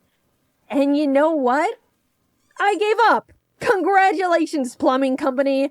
You won! The trophy? My sink is broken. I was justifiably feeling upset, so I wanted to go out and get myself those Pillsbury Halloween cookies with the pumpkins and ghosts on them, because it was the season. I looked online to see if the grocery store had them, and the website said, in stock, confirmed in the past hour. So I got dressed, drove over, and lo and behold, the store had 0 Halloween cookies. I did the same charade 2 more times until I just went home and cried. What's the point anymore? Really, my car doesn't work. The stores don't work. The litter box needs Wi-Fi. I'm just so tired. We're doomed to be wrung of every single dollar we have, cursed to scroll endlessly on social media because it's evil now. It's nothing good anymore. We're being left behind over here, and no one can do anything about it cares. I don't want to get too doomer in the silly animated YouTube video. Sorry, maybe a bit of reality started to seep in there between the funny little stories. Quickly, I'm going to talk about things that do spark joy in my life. There's been an influx of people going back to old tech as a way to step out of the overwhelming and predatory modern innovation era, and I am also on that boat. A while back, I started playing on my old 3DS, and something about using a classic handheld rewires my brain in the best way. Being all bundled up with your DS, no second monitor content, maybe some snacks, it feels like my mind gets to heal from the constant rot,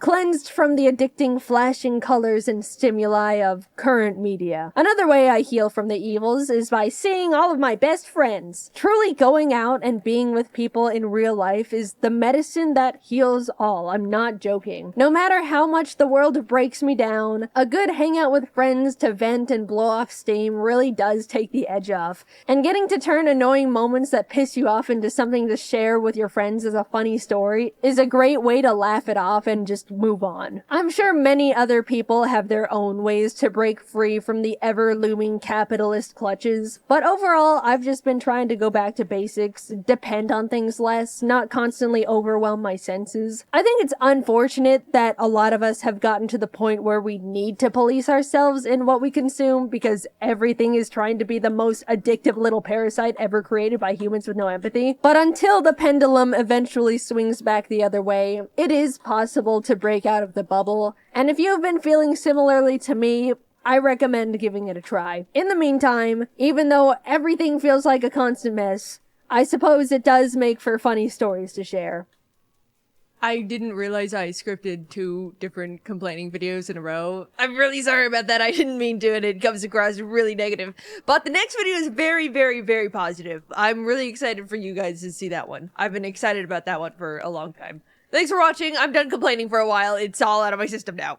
When I was living on my own for the first time, I had to go to the store and get milk and paper towels. And that was the first time I was like, wow, I am such a freaking adult. I really appreciate the childhood my parents were able to give me. I'm really privileged to have grown up in a functional house where my parents didn't want me to die. I made a parent stories video a little over a year ago, and I rewatched it to make sure I didn't repeat any topics. And all I'm gonna say is those stories and animation are not worth 10 million views. That video, I don't like it. I don't like that video. My parents were really big on manners and being polite. We've got some Asian blood in us, so we can't bring dishonor to our family. We do all the typical things like call adults Mr. and Mrs., ask to be excused from dinner, make sure to thank everyone for everything ever, bow to our superiors. When my mom had new people come over to the house, she would make me introduce myself and shake their hand, and then when no one was looking, she'd pull me aside to a different room and quiz me. What color are their eyes? That was my mom's training course to get me to be good at eye contact, because I guess I used to be stupid and not look at people when they talked. But I remember that kind of backfired because I'd be so focused on memorizing their eyes that I wouldn't pay attention to what they were saying. Hi Jaiden, how are you? Shh! Alright, loser, I've got a quiz to take. Now that I've got 20 years of aced eye quizzes under my belt, I'm an eye contact wizard. I graduated top of my class in eye contact. I've got eye contact master's degrees. Well, every once in a while, some people make me nervous, and I get shy. But other than that, I'm an eye contact powerhouse. I realized more recently that I think sometimes I go overboard and just end up staring at people by accident, and it's very weird, and I'm sorry at everyone. My mom would also be really strict on me saying pardon all the time instead of what. Like, she would say something I didn't hear, and I'd go, what? And she'd stick her head around with, pardon? I wouldn't be a bimbo and be all, what? It's not like I was being a rude moron. One time, my friend told me, Jaiden, I think you're the only person I know that says pardon. And like, that's all fine and dandy. I could respect my mom's request to use an underused polite word. But I can't. Because she's even worse. This is what she does. Mom, did you put my book somewhere? What?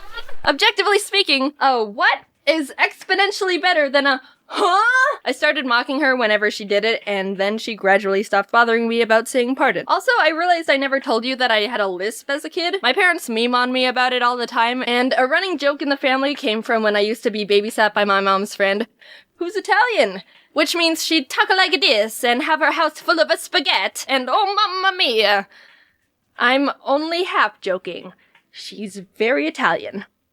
Yahoo! She would make pasta for me all the time, and whenever she would ask what I wanted for lunch, I would pathetically go, pasta with no sauce! I wanted pasta with no sauce. And now, if my family would be having pasta for dinner, someone would end up going,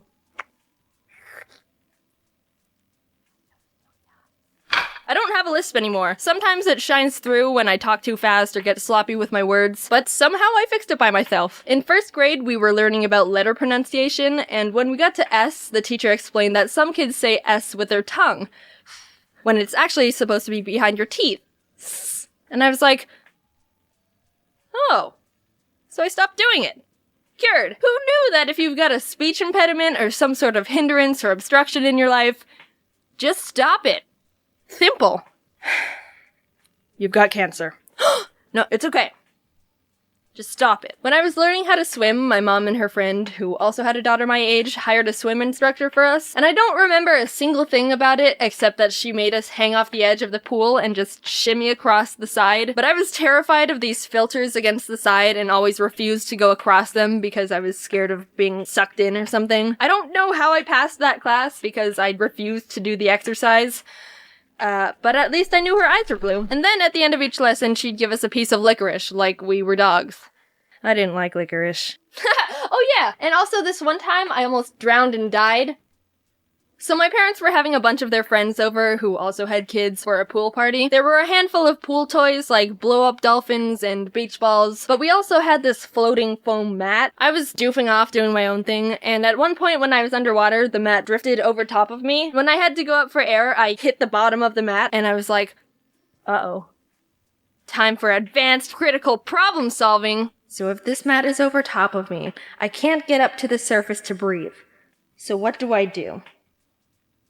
I got it. I'll simply become a child Hercules and lift 3 6-year-olds from underwater into the air with my twig arms. Rather than using one of my 4 brain cells and swimming 2 feet to the side away from the mat, I decided to try and just bench press my way to survival. One of the adults realized I was being an idiot and also dying, and instead of being like, well, survival of the fittest, he dove in and saved me. So I didn't end up drowning of stupidity.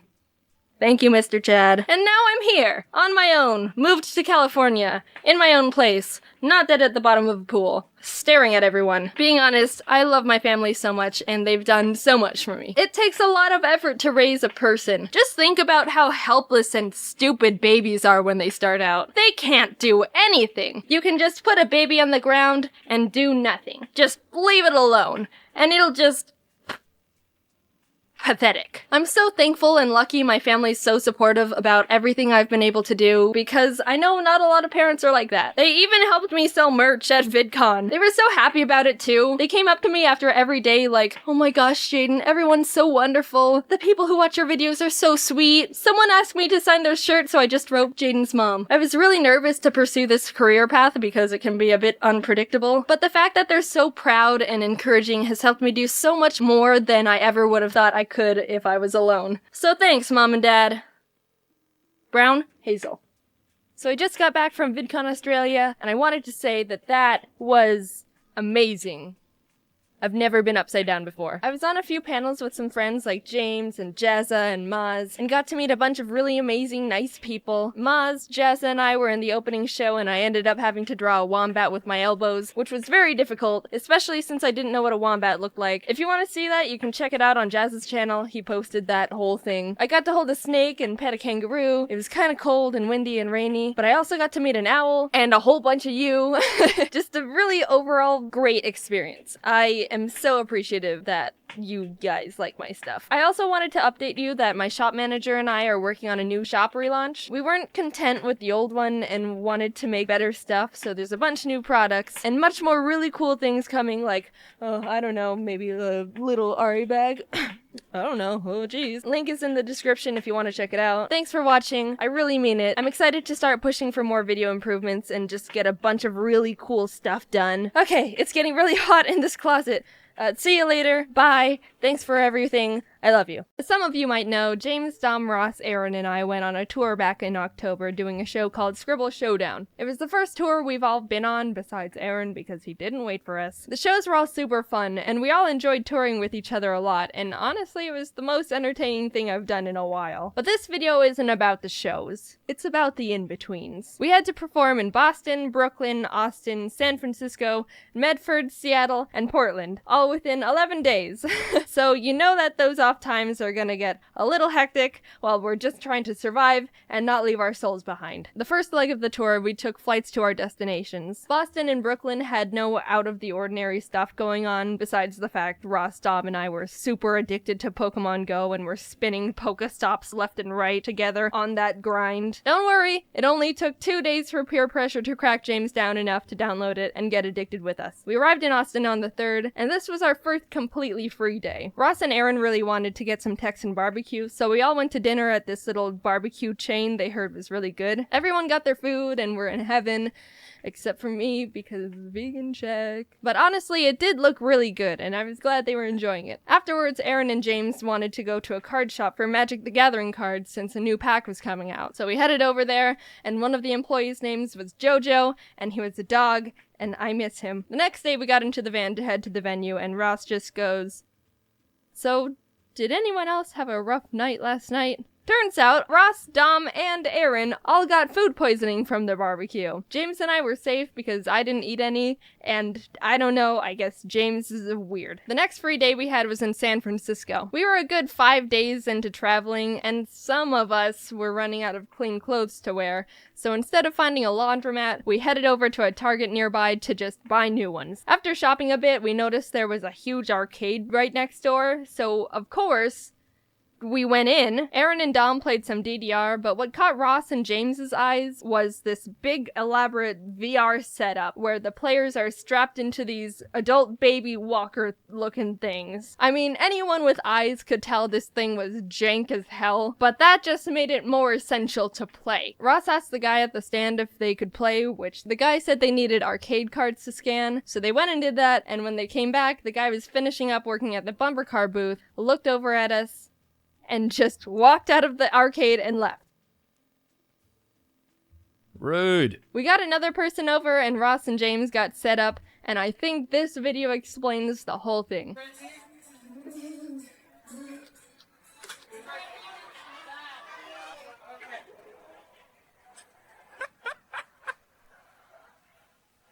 After the San Francisco show, we switched over to travel by tour bus, which we were all super excited for. There were 12 bunk beds, 2 lounge areas, a TV where we all played Smash on, and 1 bathroom. The only main rule was, you can't poop on the bus. I won't get into details, but technically, you can poop on the bus, but you essentially destroy it from the inside out. So no pooping on the bus. This is the pinnacle of luxury. Given that information, we all got mild poop anxiety. As soon as you're told you can't poop within a certain window of time, it becomes your body's personal goal to aim for those hours and those hours only. Luckily, James, Dom, Aaron, and I were okay, but it hit Ross hard. Maybe it was the fact he got the worst case of food poisoning out of all of us, but he couldn't poop if his life depended on it. And it kinda did. He went 2 days without a single poop. And he was scared. By the time we got to Oregon, he was going crazy.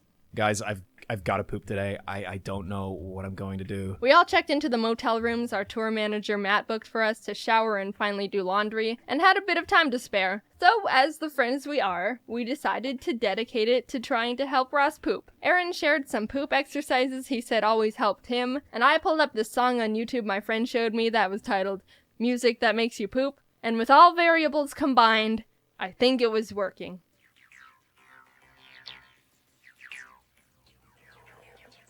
Ross is really trying to poop right now. You can't poop on the bus, dude. You gotta get it out before you get on the bus, because the septic tank can't handle the poop. It can only do urine, so you gotta poop before the bus takes off. Because if the bus takes off, you gotta wait for the next stop. So I don't want to wake up in the middle of the night and have to shit in the bag and throw it out the window. I don't want to be that guy. I don't want to litter. I want to be the big boy. I want to take the big.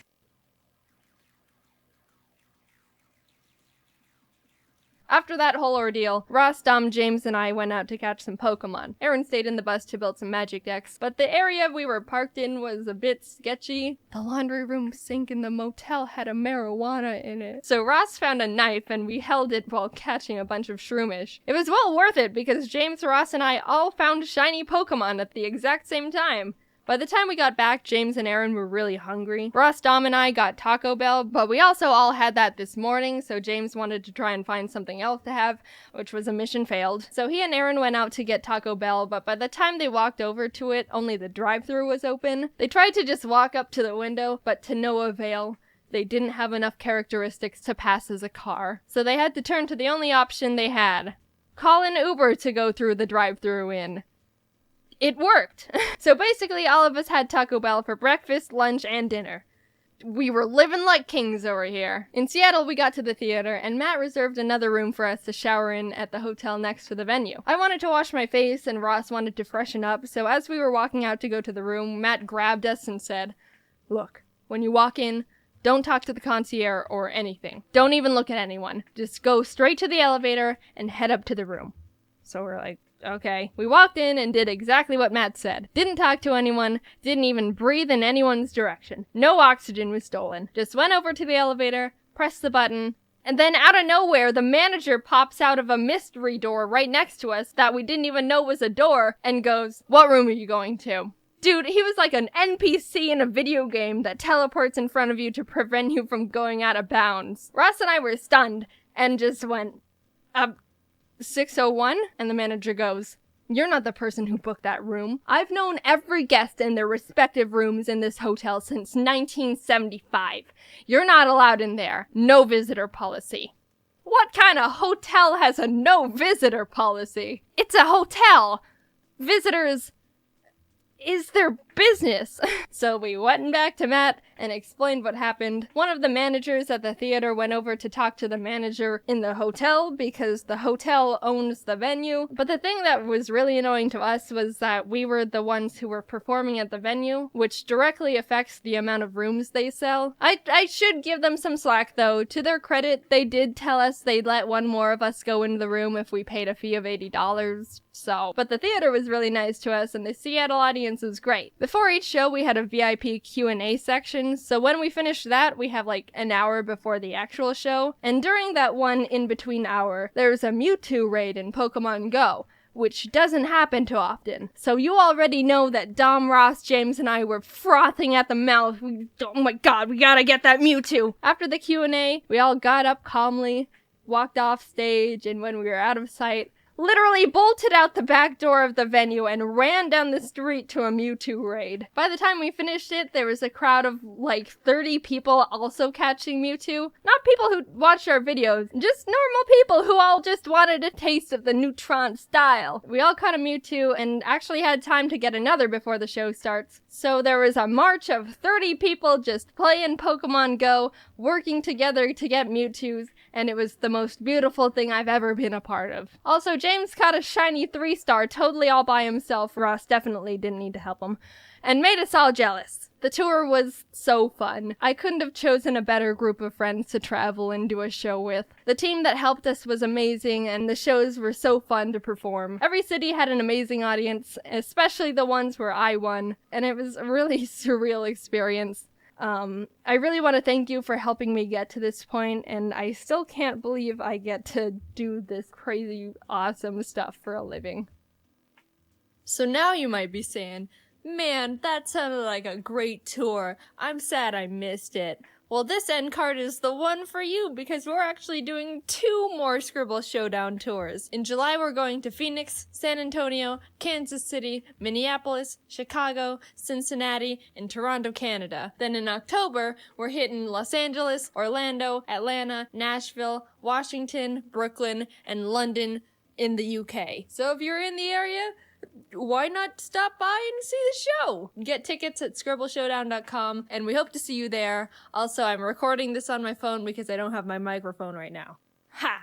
Reading, books, libraries. It's all boring. I don't know if that's an unpopular opinion or not. When I was growing up, it was pretty normal. But now I always hear people gush about how great it is to bundle up in a warm blanket with, quote, a good book, while the faint light of the fall evening peeks out of their cracked windows and hits their collection of plants perfectly. They've got a warm cup of chamomile tea they've prepared with the Keurig they use daily, and actually it's a funny story. They were about to get one at Target because they were on sale, but they received one as a gift instead. What a coincidence. And they have a cat. I'm not saying that isn't a poetic life you've got going on over there, but I still don't like reading and have a cat allergy. It's kind of complicated. The thought of reading sounds really nice to me. It's supposed to be calming and good for your brain in some sort of way. I don't know how exactly, but people repeat it all the time, so it might be true. But I think I've got some weird reading PTSD from school because the other part of my brain thinks about how boring and slow and too quiet it's gonna be, and I feel like I have to take notes and memorize things and identify the plot points and know the names and symbolisms and To Kill a Mockingbird. And oh god, was I supposed to read up to chapter 7 by Thursday or through it? I used to love reading. I still have the strong memory of going to my elementary school's library and being excited to check out the next Geronimo Stilton book because I loved the pictures and fun text they had. They always wrote the word cheese like this, and being able to read books that had more than 10 words on the page was impressive to a 6-year-old. Whenever I found a book I liked growing up, I would read it non-stop. I was able to crush a 300-pager in 2 days, which I don't think is considered impressive anymore, but it was in 5th grade, and look, that was the only self-worth I had, alright? But when school started making us read books by force, it kinda took the fun away from me. I don't like being told what to do with my free time, especially if you're gonna make me read a book written in the 1940s that I need cliff notes to decode just to realize that all the animals were communists. Also, it's 20% of my grade. I get it, though. What else are we gonna do in English class? We can all understand each other, right? We're speaking English. that's gotta count for something, right? But the more I had to read really cryptic books in my spare time where the symbolism is in the color of the main character's curtains, and I'm not even observant enough to realize they had curtains, led me to not really having fun and also feeling like an idiot. I like my subtlety like I like my coffee. Splash in my face. How am I supposed to know what the A stands for adultery? I don't know. It could mean a woman for all I know. Asparagus. But all that isn't anything new. Everyone complains about English assignments. Everyone hates reading the Scarlet Letter. Everyone thinks school should die. However, something that also locked in my disdain for reading was my mom. Hi, Mom! Of course, as a parent, you don't want your child to do nothing but play video games all day. That obviously leads to undeniable life failure. So what's the solution? Make them read more. And on paper, I don't think there's anything wrong with that. Honestly, I'll probably use that parenting technique too.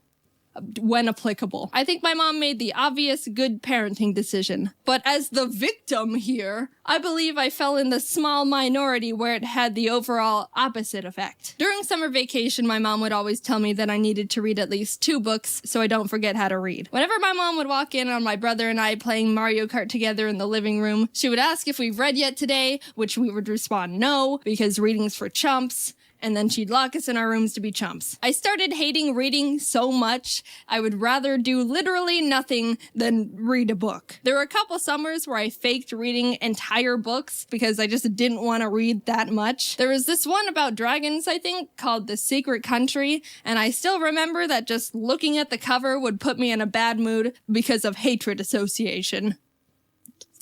Screw your secret country. When I was being forced to read, I would sit angrily on my bed, open the book, move the bookmark a reasonable amount forward to make it look like I read, and then just sit there for 30 minutes staring at it. It was boring, and I don't know what was wrong with me. I could have had at least a decent time if I just tried to read the dang book, but I guess it turned into a dignity thing. Actually, the ironic part is maybe a year or so later I decided to restart the same book and give it another shot on my own terms, and I finished it in 2 days. It was pretty good. I did it again with another book called Molly Moon and the Morphing Mystery. It's like the 5th book in this Molly Moon series. It's been a while, so I don't really remember the story, but it's about this orphan who can hypnotize people and has a pug. Anyway, it's funky because I actually read the first few books of the series on my own and remember really liking them. I would read them any chance I got, but as soon as I was forced to read this one, I just decided I'd rather literally waste my time and sit alone rebelling against reasonable parenting.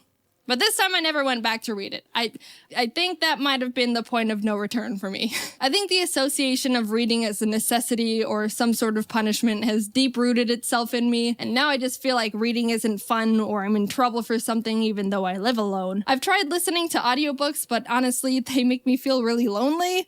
I don't know why. It might be the lack of visuals. I like pictures.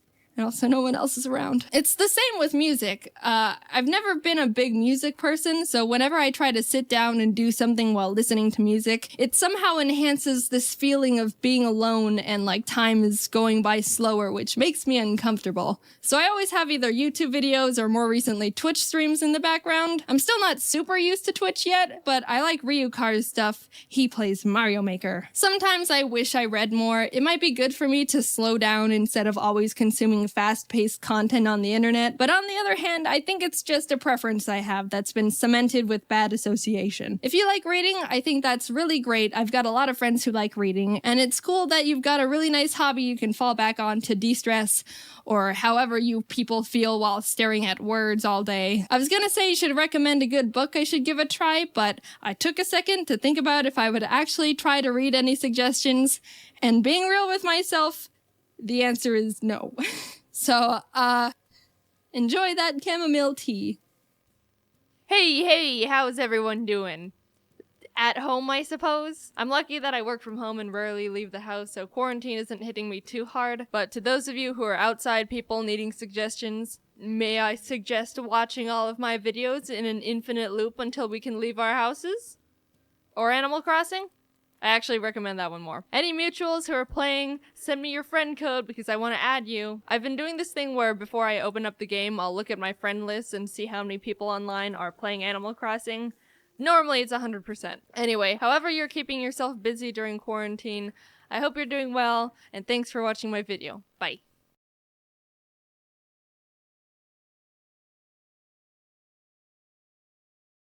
Okay, before I even say anything, let's lay out some ground rules. This is probably gonna be the most open I'll ever get about my personal life. I know I've shared tidbits of myself and life through little stories, but when it comes to personal stuff, I'm very private.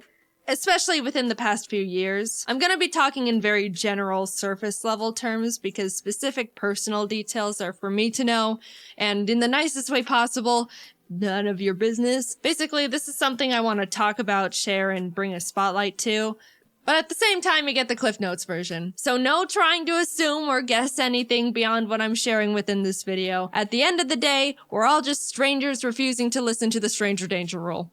Alright, formalities aside, let's get into it. I've come to realize that I'm ARO-ACE, which stands for Aromantic Asexual. And I know what you're thinking. That's not gay. What the hell is that? And you know what? That is completely fair, because I didn't know what that was either. Aromantic and asexual are two different things, and I'm gonna break them down to you separately, starting with aromantic because no one really knows what that one is.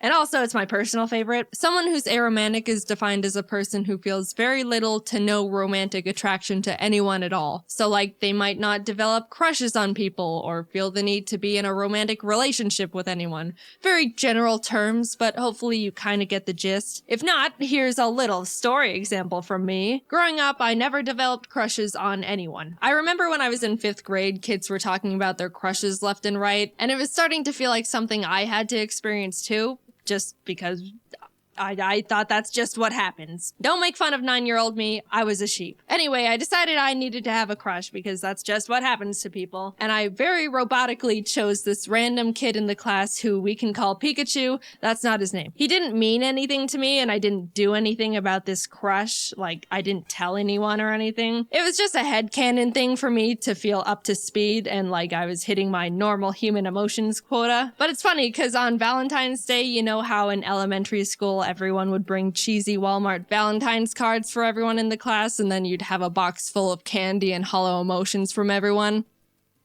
Well, my school did that. When I went through my box, I pulled out Pikachu's Valentine and thought to myself, someone who has a crush on someone would keep this. I think. So I put Pikachu's copy-paste Batman Valentine in my drawer and promptly forgot about it because it meant nothing to me, but hey, that's just what I thought I was supposed to do. Man, I'm so good at this. Then like a year or so later when my mom was going through my room, she pulled out the card and was like, why do you have this? And I was like, honestly, I have no idea. Years passed, I entered junior high and thought to myself, alright, this is the time where people start developing crushes and then do something about it. Like get into relationships or something. So I was like preparing to be interested in people. On the first day of school, I scoped out the room to see if there was anyone that I thought looked like someone I could develop a crush on. And this was when classes started being divided up into periods, so there were like 6 batches of people I sifted through. But no one caught my eye, and I thought, man, unlucky. Went through the whole school year, next year rolled around, classes changed, I did the same potentials crush scoping again, and the same thing happened. I wasn't drawn to anyone at all. Man. Unlucky again! Every year I thought something would change, especially going into high school when people started actually hitting puberty and were getting conventionally attractive. But my entire school life, grades kindergarten to senior year, which I'm pretty sure is like 13 years, I wasn't interested in a single person throughout any of it. And what's funny was I was thinking, man, what's the deal? Why is no one attractive? And I went to a big high school. There were like 3,500 students there. Surely I am not the outlier in this formula. Why are none of you attractive? By the time I was going to college, I really felt like I had to find someone. It felt like I was falling behind the curve, or if I was gonna find someone, it was gonna have to happen now. I made a lot of new friends, and that's when I thought I developed my first genuine crush. Long story short, in hindsight, no, it wasn't a crush and I was just wrong. I just met someone who I thought was cool and funny and had a really strong desire to be close to them. But looking back, knowing what I do now, it wasn't in a romantic way. I realized I can get very excited and tunnel vision on people I think are really cool or interesting and kind of obsess over getting to know them or just want to spend a lot of time with them. But whenever I got into those tunnel vision moments, if I sat down and asked myself if I actually wanted to be in a relationship with with them and hold hands or cuddle or kiss? The answer was not really, but if they wanted to, I could go along with it. Which I do not think is right. In my very old flirting video, which I refuse to rewatch, I think at one point in it I said something along the lines of, if you're interested in someone but they just want to be friends, I don't understand why some people can't deal with that. And that was primarily because I didn't realize there was an emotional difference between a crush or falling in love and just being really good friends with someone. So, oops, sorry for the bad take, I think. I really just thought having a crush on someone was wanting to be their number one best friend. Look, I said don't make fun of me. To me, it used to feel like if I was wanting to become friends with someone to that high of a degree, that would be the next step or justify why I wanted to put this much time, effort, and energy into one person. And it didn't feel right or even fair going through all of this with someone and then tell them they're just a friend. I don't know, it just didn't feel like it made sense, even though I really didn't technically see them in a romantic way. I just didn't understand what was going on really, or that there was supposed to be real emotions instead of a logical understanding of steps. And the fact that I was under the assumption that I was supposed to be interested in people in a romantic way didn't help with anything. I always preferred to stay good friends, but never felt like I could have that, and I worried that if I said no, that we would just start drifting apart, which I obviously didn't want either. It's been a very long journey discovering this about myself. Everything I'm saying has all been extremely subconscious and not understood or defined for many years. I even used to think I was bi or pan for the longest time because I would think to myself, well, bi is being interested in both genders. I don't really care for either, but 0 is equal to 0, so I guess I'm bi or pan. I got math involved. If I knew what aromanticism was when I was growing up, things would have been a lot less complicated for me a lot sooner. I think it's mainly because people don't really talk about it or even know what it is or that it's real. Romance and love is the #1 most talked about topic on the planet. Everything I've been taught or learned through society is that love and romance is everywhere. Everyone feels it, and it's gonna happen to you. Just a funny little note, there was a point where I was listening to some generic romance song on the radio. You know, like all of them. And I just suddenly thought to myself, wait, do people actually feel these things towards each other? Like all these mushy lyrics are real emotions? They're not joking? And that's when I started feeling like something was different. I approached romance under the blanket term thought of, sure, why not? And didn't recognize it was actually a feeling, which might sound stupid, but look, I don't know. No one presented me with any other options. I did a lot of rationalizing. If someone ever expressed romantic interest in me, I would mentally make a kind of logical list of their pros and cons and the pros and cons of what a relationship would look like with them based on what I knew about them as a person. I didn't realize there was supposed to be an extra, excited feeling, or the fact that you're not supposed to think about it as if it were a business exchange. I understand compatibility is a huge important variable when it comes to sharing a relationship with someone, but at the end of the day, it's still, apparently, still a very emotionally driven thing. And I literally had to make that discovery and teach it to myself. Now, I'm gonna talk about being asexual very briefly, and I'm gonna preface it with, let's all just be mature about this, alright? We're all pretending to be adults here. I've got my eye on some of you. Behave! Okay, this is definitely treading into uncomfortable personal boundary territory for me, but yeah, I do want to share that I'm asexual too, which is defined as someone who feels little to no intimate attraction to anyone. Look, I know we said we're all adults, but I'm still gonna dance around the vocabulary, alright? Yes, there's a difference between romantic and intimate attraction. Little side note, I will say you can experience romantic attraction to someone but no intimate attraction, or you can experience intimate attraction but no romantic attraction. You can be one and not the other. It's not necessarily a package deal. Most people feel both, and I do not feel either. Anyway, I have never been magnetically attracted to the look or shape of a single person in my entire life, and did not realize it was a real thing until very recently. I'm able to identify when someone looks conventionally attractive, like by textbook definition, but I never realized people are genuinely drawn to people they think are attractive. I didn't know that people could just see someone and be like, wow, they're gorgeous. I would love to get to know that person, or maybe go on a date with them, or whatever else you people do. I didn't think it was real. I thought people were exaggerating or something. I don't know. And I also couldn't believe that some people feel that with multiple people. Or like celebrities, which sounds absolutely exhausting. It ties back to when I was in school, like looking around for people to like. It makes sense now that no one caught my eye because that doesn't happen to me. I was just wasting my time for 13 years. I feel like such a fool. Now, there's an easy assumption to make about asexual people and that they all have zero interest in being intimate with anyone at all, which actually isn't true. Some of them are genuinely turned off by it, and some aren't. Some reasons would be that they just don't mind it, or they want to make their partner happy, or enjoy the emotional closeness of it. There's a million different reasons and a million different people. Am I sharing what kind of a people I am? Nope. And you don't know me personally enough in the slightest to be able to try and parasocially analyze where I stand on that spectrum. I'm just here to say I am this. We are moving on. When I stumbled onto the term aro ace and started realizing I fall into that category, it helped me feel much more confident and sure of myself. I've read a lot about how people say they felt broken or that something was wrong with them. But honestly, I was the complete opposite. Coming from my very biased perspective, I think aro ace is one of, if not the coolest and most confident orientations out there. Not needing a single gram of romantic or intimate validation from anyone is so cool. All you need is yourself to be happy, maybe friends and family too. And birds. The more I came to terms with the fact I'm aro ace, the more empowered and capable I felt.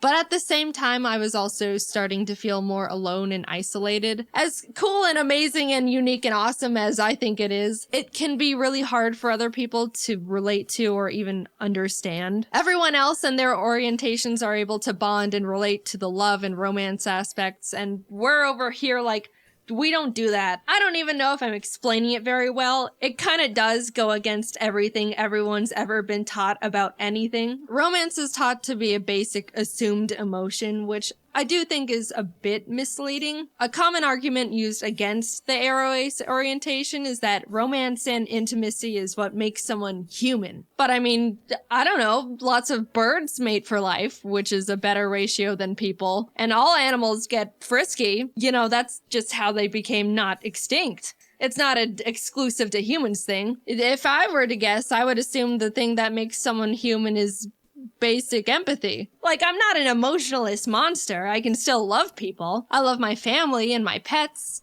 just platonically. And I would hope that you're the same. I just don't experience romantic love, which, I don't know, I don't think that's harming anyone. Definitely not me. I'm having the time of my life. I don't think you need to be in a relationship to be happy. And if you don't want to be just on your own, I think there's many types of people in relationships that push the boundaries of what a conventional relationship looks like. Telling someone that they need to be in a romantic relationship to be happy and fulfilled is weird. And then when that person says they're not happy, they're told relationships take a lot of work and that's just how it goes. And that's also weird. I don't know. I also think it's weird that once someone reaches a certain age, people inherently start thinking it's sad they're not in a romantic relationship or assume they're lonely and sad. No one thinks a child is sad and lonely just because they're not in a long-term relationship. I don't know. I don't get it. And I also think I'm rambling. At the end of the day, it's all very complicated to talk about these things, especially because I don't know the feelings I'm supposed to be feeling, let alone talk about. I just know for me, the terms aromantic and asexual are able to articulate things I was subconsciously feeling and thinking before I even realized I was feeling and thinking them. I don't plan on talking about this very much, if at all, ever again. I just want to play my silly little video games, maybe tell a story here or there. But I wanted to bring the orientations to the surface and try to get more representation out there because I thought if I could help more people become more aware of this, then that would be awesome. I was confused as hell for a while and could have used something like this. It's a real thing. You don't have to feel any sort of romance or whatever to be considered a real person. Personally, I think it's really cool and badass. And don't be afraid to look more into aromanticism or asexualism if any of what I said in this video resonated with you to any degree. Like I said, this is all very surface level stuff. They're both much larger spectrums than you'd think, and maybe you fall under some umbrella category with them. I don't know. Or not. Either way, this has all been my personal experience with this stuff. Is there more for me to figure out within it? Yeah, I'm pretty sure there is. It can get pretty complicated and confusing. Haha, awesome. Will I be sharing any of that with you? Nope, no way. This is all you get. Hope you can understand even just a little of what I talked about. And if not, that's totally fine. I just hope you can be nice. Thanks for listening. I never really intended on making this video because I haven't really felt a strong urge to, like, I don't like using this phrase for myself, but come out. But I did end up wanting to make the video to make people more aware of this stuff because I think it's important and someone has to. There's not really that many people doing it right now.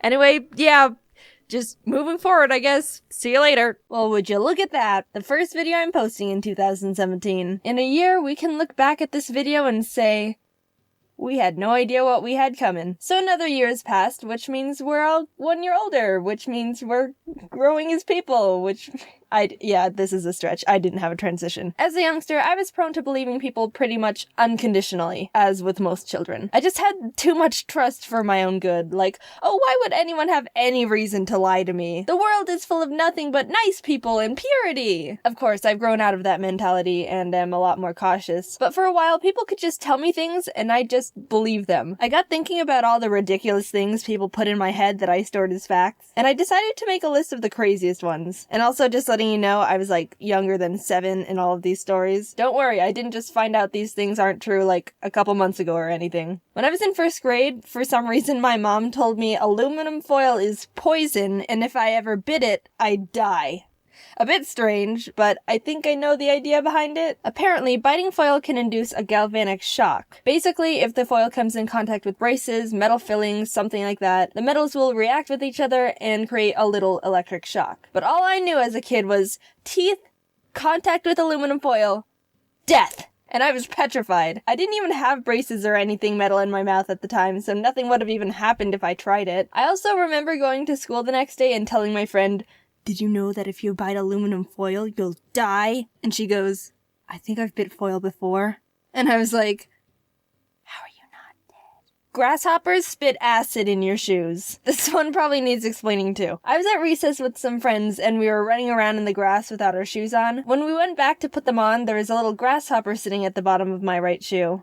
"Guys, look, a cute little grasshopper is wearing my shoe." And one of my friends goes, "Oh my god, grasshoppers spit acid! Get it out!" And then we all start panicking at the fact there was a death grasshopper in my shoe. I looked up why she could have thought that, and it actually is a fact that grasshoppers can spit a brown liquid to protect themselves from predators. It's called tobacco juice, and even though it's slightly acidic, the worst it really can do is stain your clothes. It's pretty much harmless. But oh, dude, no. I had the image in my head of some Breaking Bad hydrofluoric acid dissolve through everything it touches kind of meme. Also, just saying, I didn't mean the drug acid, even though that could be equally terrifying. Speaking of staining clothes, I was at lunch one day with the rest of my class, and one boy took out a bag of pomegranate seeds his mom packed for him in his lunch. A lot of us hadn't seen them before because it's a bit of an exotic fruit, so it caught some attention and we were all asking a bunch of questions about him. The boy said, "Did you know pomegranate seeds can stain your clothes and it'll never come out?" Whoa. That must be one powerful fruit. It never comes out? Never, ever, forever? Not even with the power of OxiClean Laundry Stain Remover. It gets the tough stains out. And then we watched the kid eat a bag of pomegranate seeds sitting sideways with the seeds on the space next to him because he didn't want to spill them on himself. Looking back, it was definitely just his mom exaggerating because she didn't want to have to deal with the stains in laundry. A sly parenting trick if I do say so myself. It's weird to think she's out there somewhere and she doesn't even realize she accidentally taught me that lesson too. This one's actually kind of common to believe, and I think a lot of people have been passing this myth around for a long time. Sitting too close to the TV is bad for your eyes. I did research on this one as well, and even though it might seem like it could be true, there's apparently no actual evidence that sitting in front of the TV is damaging to your eyes. But oh, little old Jaiden believed it, and you know what I did with that information? Stand directly in front of the TV. Yeah, for some reason when I was younger, I really wanted glasses. I don't know where that came from, I just liked the look of glasses and wanted them. So when no one was looking, I would go up to the TV screen and stare at it, like 1 inch away from my face. this'll get me glasses. But it didn't work, obviously. I actually have really good eyesight. Maybe standing too close to the TV will improve your vision. But yeah, I'm glad my eyesight sabotage plan didn't work because having glasses just seems like a hassle and inconvenience. Tip of the hat to anyone out there with glasses or contacts or even glass eyes that are annoyed by them. Wish you the best. We people without those things forget how good we have it. This one's a bit related because it's about eyeballs again. If you try to use your eyes to look back into your head at your brain, they'll get stuck and you'll be blind forever. It's a bit of a spin-off of the other eyeball myth of if you cross your eyes too much, they'll get stuck like that. I never believed that one, but I believe this brain one. A friend told me once that if you tried to look at the back of your head with your eyes, you might be able to see your brain, and we spent the whole day trying to do it. Then, when I went home, I asked my mom about it, and she said, "Don't do that, they'll get stuck." I think I believed it so quickly because if you try, it does kind of hurt your eyes a bit because they're not really supposed to be able to look back into your head like that. And I thought that was like your body saying, don't push it, this is a warning. And even to this day, I'm a bit nervous pushing my eyes to their rotation limit. I don't know how else to say it. I know it's not true, but it's still always in the back of my mind, which I'll never be able to see. And finally, the most ridiculous thing I believed. So, I don't know how this happened. No one told me this. I don't understand where I went wrong here.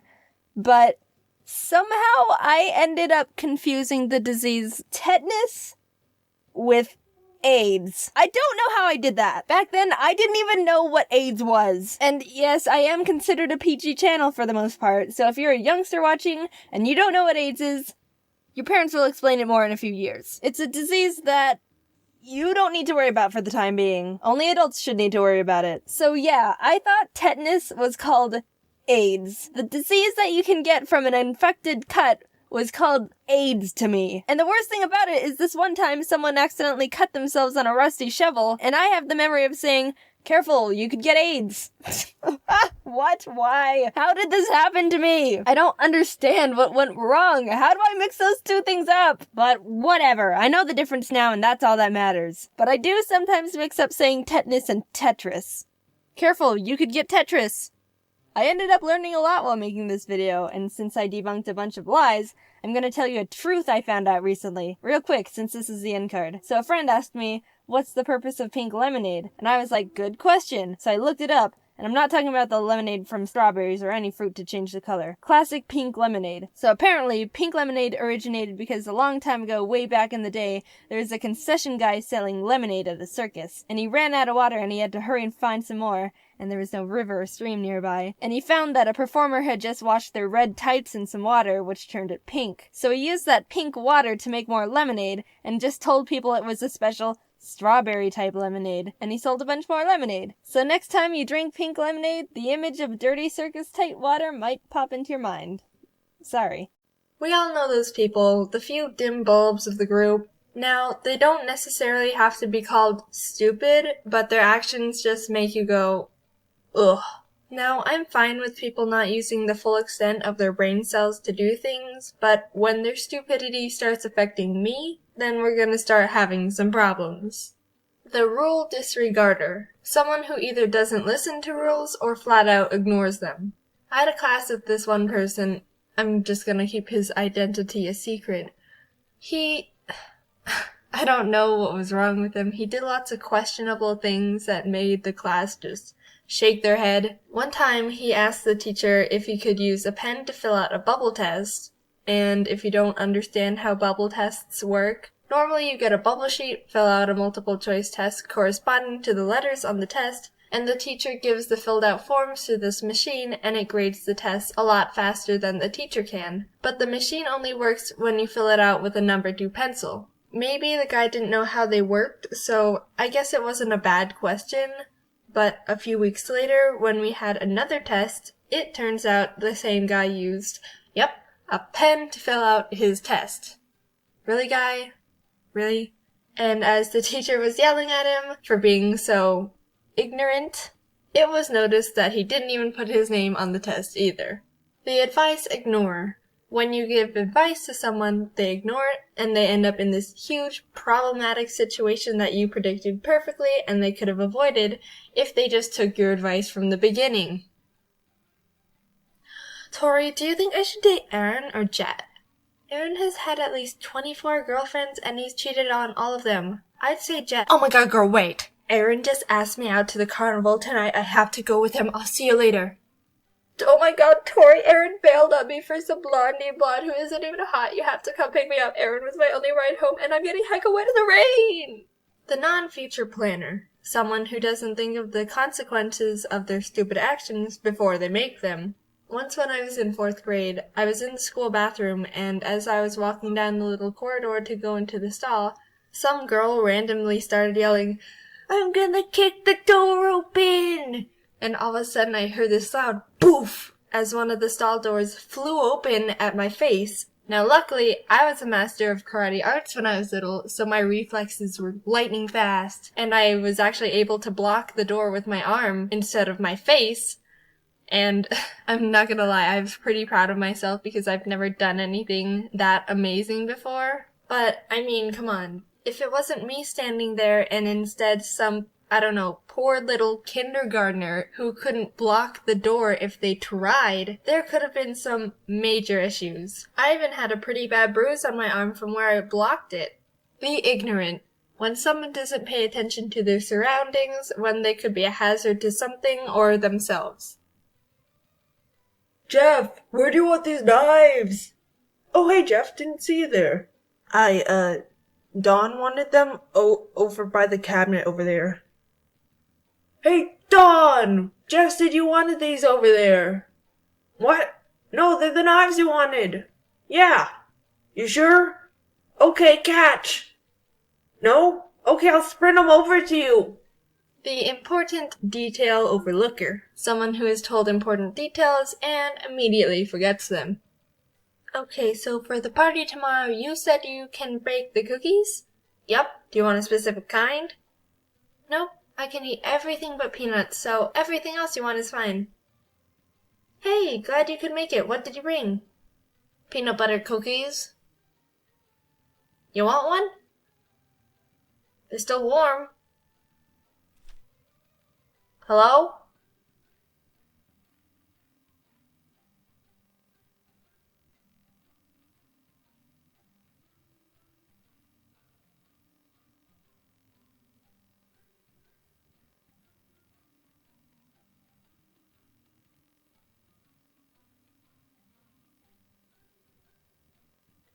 Remember when Pokemon sent me every single one of their Gen 5 sitting cuties for me to rank? Turns out they really liked that video. So much, in fact, that they said, "Hey Jaiden, awesome video. Why don't you come to Japan to watch the Pokemon 2023 World Championships?" Our treat. You won't have to pay for your flights or hotel or nothing. I've been to Japan once before in my entire life, and it was back in 2018 with my family. We did a bunch of fun little Japanese tourist things. It was a phenomenal trip, but ever since then, I've always wanted to go back and do all the awesome nerdy stuff Japan has to offer that I didn't want to bother my family with. At the time, they didn't even know who Luffy was. They would have been so lost. So when Pokemon extended their hand and offered to fly not only me, but Jacob out to attend the biggest Pokemon tournament in the world, I jumped for joy. Free trip to Japan! The tournament was only going on for a single weekend, but Jacob and I planned to stay there for 3 whole weeks to do a bunch of said extra nerdy stuff. We were pumped. Eventually the time came, Jacob and I were packing up all our stuff, and decided we both would bring an extra suitcase so we could treat ourselves a bit and buy a bunch of cool stuff while we're there. Don't judge us, we're anime and Nintendo loving impulse buyers going to Japan. A game plan was needed. We were being responsible. 2 extra suitcases was definitely gonna be enough. Yep. Equipped with our extra luggage, we headed off to the airport. Pokemon straight up gave us business class seats. We didn't ask for them or anything. So when we boarded, we realized we had the seats where you could lay down. There even was some sort of seat divider that acted like a car window, so I could roll it down and bother Jacob whenever I wanted. Quick little 11-hour flight later, and we were in Japan. It was time to have the best trip of our lives. I'm not joking. I had the most incredible trip and got to do things I won't ever forget. And I won't, because I've now plastered it onto the internet forever. We landed midday Japan time, so we decided to go to the first thing we wanted to see while abroad. Japanese McDonald's. I couldn't order anything except fries, but Jacob and I both dropped our jaws when we saw something called the Double Big Mac on the menu. I thought Americans already went big with the Big Mac, but Japan did the impossible, just to send a message. What a magical place. Let's begin with the next morning. Pokemon planned a bunch of cool stuff for the creators and partners they flew out, beginning with a group field trip to the Mega Tokyo Pokemon Center. Jacob and I woke up early for it and missed the bus they had for us. And it totally wasn't completely my fault entirely because I hypothetically didn't read the schedule correctly and was taking my sweet time getting ready. Why would you think that? So we had to take the trains on our own to get there. Anyone that remembers my first Japan trip knows the trains were me and my family's mortal enemy number one. We kept getting it wrong and it was failure after failure the entire trip. You'd think that with all that prior experience and struggle, I would have grown as a Japanese train understander, right? Nope, we got on the wrong train. But at least we were having a good time. After a lot of freaking out and mental strain and regrets, we finally arrived at our destination, and although by the time we got there they had already finished looking at the Pokemon Center, we were able to grab a quick snack with the group at the Pokemon Sweets Cafe. I meant to take a picture of the Pikachu waffle before I ate half its cranium, but I forgot, so this is what you get. Now that we were with the group, we were able to travel with them for the rest of the day, so we packed into the bus and headed off to a traditional tea ceremony where we were taught all about how the tea masters would make tea and tea etiquette and all these things about the significance of tea in Japanese culture, all while getting to taste the tea master made. Again, I meant to take this picture before I took a chunk out of the little sweet they gave us, but here we are yet again. I'm just not that great at this. They also served us a really special lunch of super fancy bento boxes, like so fancy that the host was like, dude, I've never even had these bento boxes before. I was super excited, but I don't mean to be ungrateful or wasteful, but the box was full of super fancy, complicated fish and seafood. I knew going to Japan I'd have to be flexible with food because it's really hard to be vegan or even vegetarian there, so I really tried to eat as much as possible and look thankful. But yeah, I struggled a lot. But I still had a great time and it was an honor. We were dropped off at the Yokohama Chinatown and left to explore a bit until dinner in a few hours. Everyone separated into groups and Jacob, Stefan, the guy that sent me all the sitting cuties, you guys remember him, a guy named Steve, and I went and pursued the street food a bit before stumbling into a little arcade with a bunch of crane machines. I got this silly little bear minifigure. His name is Chico, so I decided to innocently carry him around in my pocket for the entirety of the trip. You know, because he was silly. This single action severely changed the course of my mental stability going forward. You'll see soon enough. But look at these cute photos I got with them. We had a great dinner, headed back to the hotel, got to hang out with our good old Pokemon rival Jan a bit, and called it a night. The next day we all got to do some private shopping at the Pokemon World's pop-up shop. I'll just say we bought way too much stuff that we also don't regret in the slightest. I even got this video of Jacob grabbing more and more sitting cuties as the workers kept reorganizing them to keep the display looking perfect. We walked out of there with 3 giant bags of stuff. But it's okay because remember, we anticipated this with our extra suitcases, which I am starting to wonder if they are going to be enough, but surely we will come down. We were then all taken to the creatures' offices. You know, just the place where they make Pokemon cards. It was gorgeous in there. They had these awesome sculptures of giant Pokemon cards with crystals, and all the walls were lined with 3D card art. It felt like I was in a building with a lot of significance. Because I was. We got a tour around the building, met the TCG card testers, and were able to ask them questions about their process. Even got to have a little Q&A session with Atsushi Nagashima, the game director of the Pokemon TCG. It was funny, one of the people in our group asked how they chose which Pokemon to make cards for. A good question. And then followed it up with, I really like Mantike, but there's only 2 Mantike cards that exist. And the assistant pulled up a list of all the Pokemon Mantike cards that have ever been created. And sure enough, there were only 2. The director chuckled and was essentially like, yeah, sometimes Pokemon get lost in the cracks. We kind of just make cards of Pokemon I like. For example, my favorite Pokemon is Gengar. And you know what? That actually makes a lot of sense. Also, we were able to have a Q&A session with the Pokemon card art director and 3 artists who actually draw art for the cards. That was super interesting, and I was so incredibly inspired by that discussion. But you know those Pokemon cards with the super cute clay art? That artist's name is Yuka Mori, and she was in that panel. I was so starstruck. Those are some of my favorite Pokemon cards. And not only that, but she hosted a little workshop for us where she gave us clay and taught us how to make little clay Magnemites like in this card here. Speaking of this card, she brought the actual original Magnemite for us to see. That was by far the coolest thing that I've ever gotten to be a part of. We got to meet a piece of genuine history. I felt like I was meeting the president. Also, here's me and Jacob's Magnemites that we made. Day 3 of our little Pokemon field trip, and we were taken to another Pokemon Center. This time in Shibuya, which was also right across from a Nintendo store. It was like a bullet was shot through our credit cards. In the shopping center, I saw a little gacha machine with little miniature Chiikawa plushes. I was only interested in getting Chiikawa, but I decided to test my luck anyway. And I got him first try! Now I had 2 of them. Yes, the original was still in my pocket. You can safely assume he is in my pocket for the entirety of this video. I've got pictures to prove it. Jacob snapped this awesome picture of the Chiikawa brain rot taking over. When we were looking around in the Shonen Jump shop, a little Japanese boy pointed at Jacob and went, "Sanji-san," before his mother quickly yanked him away, and I still to this day laugh at that interaction. Poor kid saw his first blonde guy in real life and immediately thought it was Sanji. Later that day, we also got to attend the Pokemon Symphony, where a live orchestra played Pokemon songs, and it was absolutely incredible. Video game orchestras are so cool. It always tugs on my heartstrings to see video game music transformed into such a beautiful new art form. Highly recommend attending one if you have any favorite games or franchises. On to the first day of Worlds. It was exciting. People flooded into the venue. We watched the opening ceremony in the crowd. Just wow. This is the whole reason why we're here. We went back to shopping. Look at this cute little Chiikawa book I found in a nearby bookstore. At this point, we were absolutely pushing it in terms of luggage space, and we were day 4 into a 2.5-week trip. Our shopping sprees until this point were very not frugal, so we cut our losses and bought 2 extra giant suitcases to fit everything better. Okay, we knew we were gonna need extra suitcases. Getting a few extra couldn't hurt. Look, the flights were paid for. We were still saving money at this point, I think.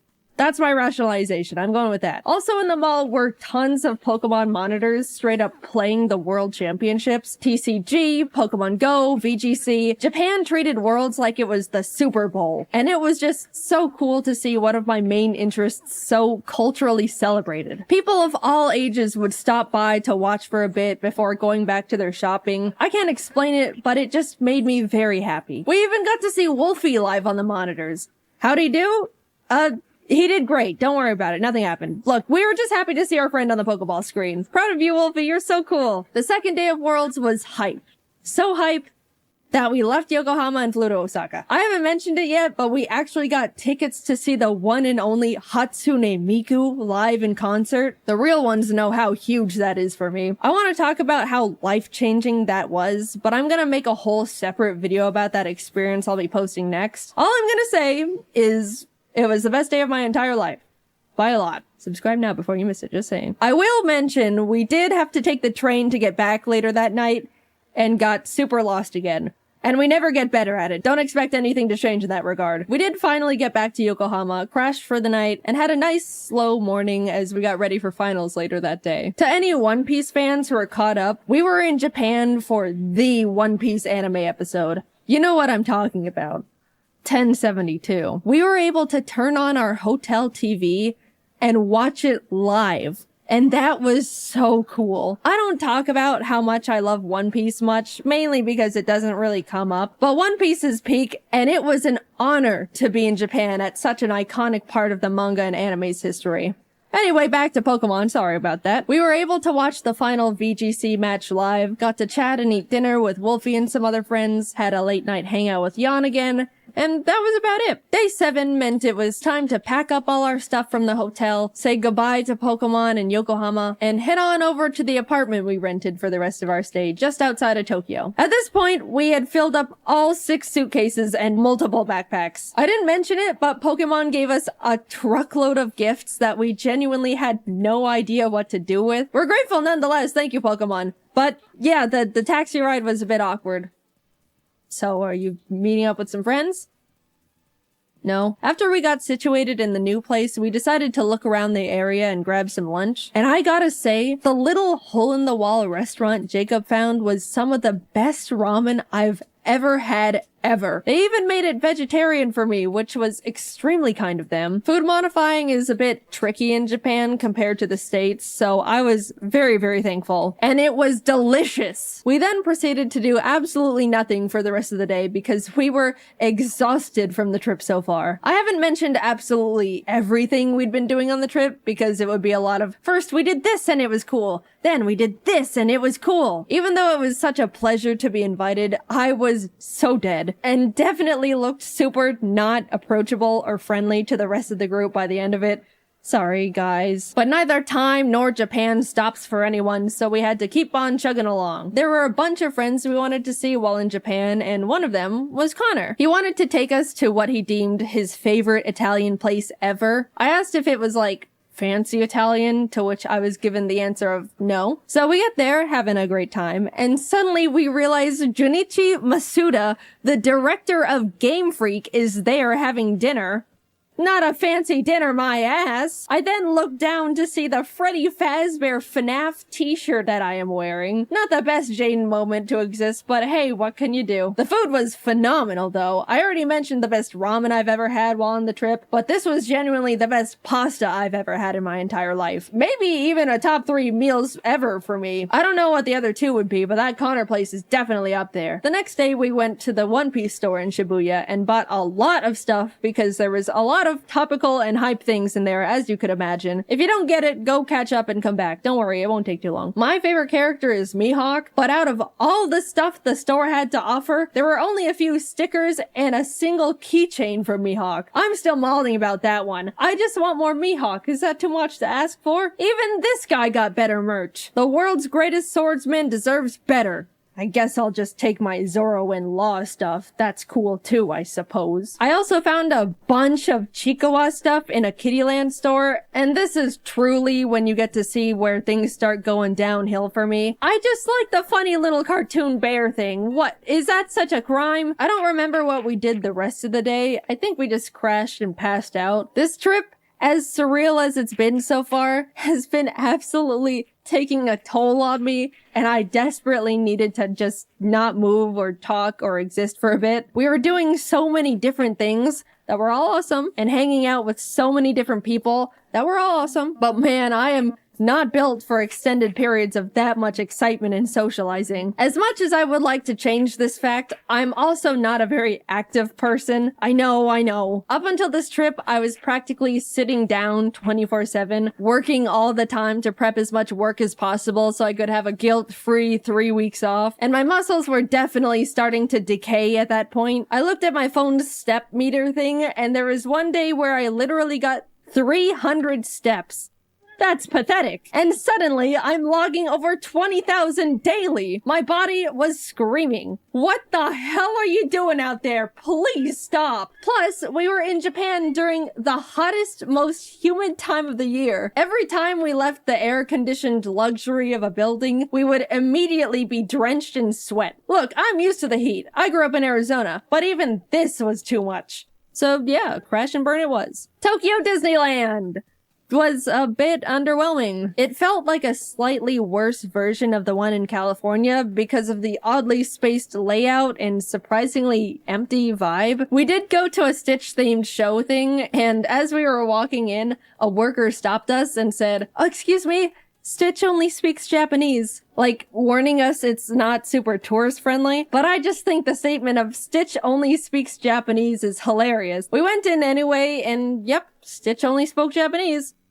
Kazoku. Yeah, overall, it was not the best thing we did, but apparently, I didn't know this, Japan has 2 Disneys, Disneyland and Disney Sea. And we went to Land, which is unanimously deemed the worst of the two. So, oops, better luck next time. Jacob and I took 2 more rest days where we just turned to Ash. Then up and at 'em, back to Osaka we go. This time we went to an Eve concert. Besides Hatsune Miku, the Japanese band Eve is the only other concert I've said I wanted to go see. I love their music videos they have for all their songs. It's always such beautiful animation. And by the way, they're the ones who sang the season 1 Jujutsu Kaisen anime opening theme, if you're lost. Earlier in the trip, Jacob just so happened to look up if they were doing a concert while we were there, and lo and behold, they were. He got some totally not scalped tickets, which turned out to be a super complicated process, so thank you, Jacob. You're the bestest friend I've ever had. Thank you for going through the trenches for silly old me. Anyway, the concert was so incredible. The atmosphere was fantastic. They had awesome visual effects going on. The glow bands a lot of people bought were perfectly synced to the music and colors on the stage, which really enhanced the experience. The music was great, which, I mean, of course it was. That was the whole reason we went in the first place. I talk about it more in the upcoming Miku video, but Japanese encores are so much different from the American ones. They're so quiet and polite. There was pretty much no screaming and cheering. It was just a long applause with a semi-whisper chant of encore, encore. And they also made us wait like 5 minutes for them to come back out. My hands were getting itchy just from clapping so much. That's how long it took. And then when they finally came out, they ended up doing like 5 extra songs. I mean, I'm not complaining, but after the 4th time thinking, man, that was a great last extra song. Well, time to head home. Wait, another? It starts getting a bit comedic. This is just a side tangent, but Jacob went off to use the bathroom before the show started and came back 10 minutes later, like, dude, this is crazy, but it took me a bit longer to find a bathroom because there were so many extra women's bathrooms, which is like, whoa, that's actually so smart. There's always such a huge line for the women's bathroom compared to the men's in any scenario. I was just shocked Japan was like, okay, then we'll make more women's bathrooms to fix that problem. Like, it was so simple. I know in America it would probably turn into a stupid political thing, but it made me so happy Japan just implemented such an obvious and straightforward solution so easily for the gals. The next day, we headed over to Universal, which was hands down the best amusement park I've ever been to. So they can do amusement parks well. First of all, Universal Japan is way more anime and manga focused than the ones in the States, which made it instantly more engaging for me. Jacob and I both agreed we would window shop for the first part of the day, and then buy all the things we wanted as we were leaving so we wouldn't have to lug around a bunch of bags all day. But we immediately saw a little One Piece shop and cracked. We just wanted to wear these One Piece headbands. That's rule-breaking worthy. We also got some towels because, surprise, surprise, it was freaking hot. I know I've been complaining about the weather here and there, but my lord, it was miserably scorching. Japan has such a big culture around staying cool while outside, and I totally get it now. People would be walking around with little fans, ice packs, towels. A lot of women had parasols. I'll say, if we didn't get those towels, we probably could have passed out from heat stroke that day. Later on, I even ended up getting another towel. It was a cute Pikachu one, but I got it mainly because it was a cloak design. After soaking that thing in cold water and putting it on, my body temperature instantly lowered like 5 degrees. However, that meant I was walking around the park looking like this. Back to the awesome stuff. We did a bunch of attractions like watch a fun 4D Jujutsu Kaisen show where the seats move around, went on a super cool 3D VR Spider-Man ride. We tried to cool down by going on a Minions thing called Freeze Ray sliders that claimed to cool riders down with a blast of chilled mist from a giant freeze ray. But we got on and absolutely did not even touch a drop of the mist because it never ended up getting in range of our cart. That felt like an actual tragedy at the time. There were a few big roller coasters we wanted to go on, but I get super motion sick and forgot to bring nausea medicine, so no roller coasters for us, but I shall return one day. The park, of course, had a bunch of cool themed restaurants, one of them being a super cool One Piece restaurant. Did I mention I like One Piece? There also was a special Sanji one, but we didn't know you needed a reservation, so phooey. It was awesome though. I love One Piece. After a few hours of rides and being broiled alive, we decided to fully cool off by going on the Jurassic Park ride. That's just giant splash mountain with dinosaurs. We cooked in line for probably a solid hour, and as soon as we were literally stepping foot inside the ride, it started pouring rain. Now that's just not fair. I don't even understand how that happened, but whatever. We started buying all the stuff we window shopped for as we waited for the One Piece live show to begin. Again, please refrain from judging. I am being vulnerable and open here. By the way, as we were walking around, we stumbled onto a little Mario-themed show just out in a courtyard area. They played some fun little custom songs and had all these dancers alongside the mascots. And then out of nowhere, they started absolutely blasting the crowd with like gallons of water. I didn't even see it coming. It was like firefighters showed up to put out a giant fire, except the fire was a bunch of Japanese people. The time came and we got to file in for the special One Piece live show, and even though Jacob and I didn't understand a single part of it because it was all in Japanese, it was awesome, and the costume design was phenomenal. It was a bit unfortunate though, because the seats were all in like a half circle formation around the stage. As much as they tried to make the show enjoyable from all angles, it was pretty hard to see the main things going on in the center. My only true complaint though is that Zoro didn't come to our side at all. All the other characters rotated around so we could see them, but Zoro only did it at the very end to take a bow. Also, Mihawk being included would have been nice, but it's okay. By the time we got to enter Nintendo Land, it was like 9 p.m. We got up at 6 a.m. by the way, so we pretty much just rode the Yoshi's Island ride they don't have in the States and headed home because that's all the energy we had left. But even just seeing that, it was miles better than the one in the States. Also, we picked up a little dinner at the 7-Eleven near our hotel. 7-Eleven is actually awesome in Japan, by the way. And they had a few little Chicoa plushie keychains, and I bought them. Just being transparent here. We woke up early the next morning to catch our flight back to Tokyo and hurried over to the Kirby Cafe. Emily actually booked the reservation for us. She was meant to also be there, but she was only able to get 2 seats and gave them to us as a gift.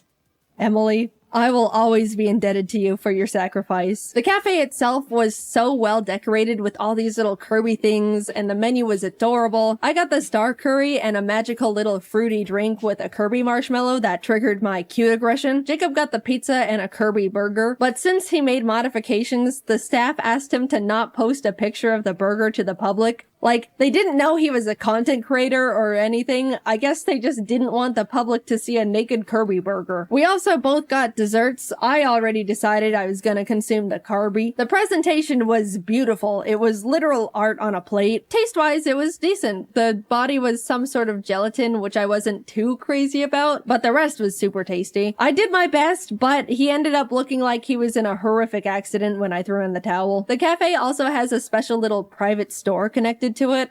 And yeah, what you expect happened definitely happened. We left with full bellies and bags, continued to look around the shopping center the cafe was connected to, and ended up walking into a gacha store. I am about to be very vulnerable with you here. This is one of the lowest points of my entire life. Please don't think too much less of me after what happened in that gacha store. So I walk in, spot Chiikawa, beeline it to the machine, obviously. Like I mentioned before, I'm only interested in Chiikawa, so I was only playing for him. But by the cursed luck of the gacha gods, I just could not get him. I was going back and forth between the machine and the coin exchange, getting multiples of every other little guy, but no Chiikawa. I could feel the workers' glances at me, probably because the desk they were standing behind was right next to the machine I was grinding. But after way too much money, he dropped. I got my well-earned, horribly priced at that point, Chiikawa. I then started looking at all the other machines, putting some coins in a few here and there, until I stopped at one that had a line of animals playing band instruments. They were very silly, but there was a little pigeon holding up cymbals, and I really wanted to get him for Jordan and Kelsey. In went the coins. Tiger, elephant, fox. It was happening again. Everything except the one I wanted. Which I know more or less that's the luck with gachas, but it was getting to the point where I was getting surprised the pigeon was dodging me as much as it was. Surely the next one. What? Eventually, I had to go back to the coin exchange, and as I was about to put in more money, I saw out of the corner of my eye one of the workers peek out and take a look in horror at all the gachapons that were sitting at the top of my bag. They then raised up their hand and said something in Japanese while shaking their head, and I knew in my heart I was being cut off. No, please. I can stop whenever. Just a few more hits and I'm done. The pigeon is next. I can feel it. Why do you look afraid? What's under the desk? I got kicked out of a gotcha store. I had hit an all-time low. I told my friends and they said they probably just thought I was gonna try and resell them, but I don't even know if that would even make it sound better, knowing I was getting so many that they thought I was robbing them blind. I just wanted my little Chihuahua and pigeon with symbols. We made dinner plans that night with a friend and we were just about to grab a taxi and head back to freshen up, but Jacob and I caught sight of a fun anime and goodies shop. Who do we think we are? People with self-control? We'll make it quick! We rushed in and split up for optimization. As I was looking around, I saw it.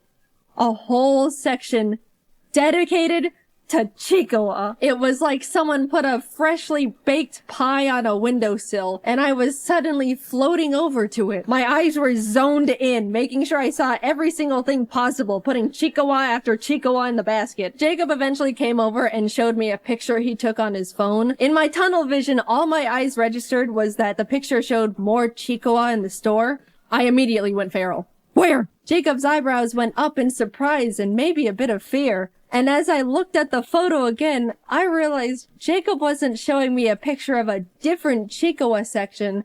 He was showing me a picture of me at the current Chihuahua section I was standing in because he thought it was funny. And in my Chihuahua brain rot, I didn't even register I was in the picture. I just saw more Chihuahua and went obsessive. This is how I am. Either stand by me or leave. No, I don't need an intervention. Put it away. We left. I looked longingly at the crane machine Chihuahuas we didn't have time for, and we made it in time for dinner. Plus, we ended up in another arcade nearby anyway, and I got myself a Chihuahua from one of those machines, so it worked out. Stop. I don't want to hear it. Finally, we were reaching the end of our trip. We spent the last day grabbing lunch with Emily and Didus. There was a cool One Piece scavenger hunt event going on, so we also did that with them. We basically had to walk around Shibuya and find special One Piece trading card posters hidden around the area. And if we found enough along with the special card of the day, we could get a limited edition mystery card. It was fun, but also hot. And all my clothes were sticking to my body. Didus generously let me borrow his umbrella, and I jumped for joy as he showed me it was coincidentally Chihuahua themed.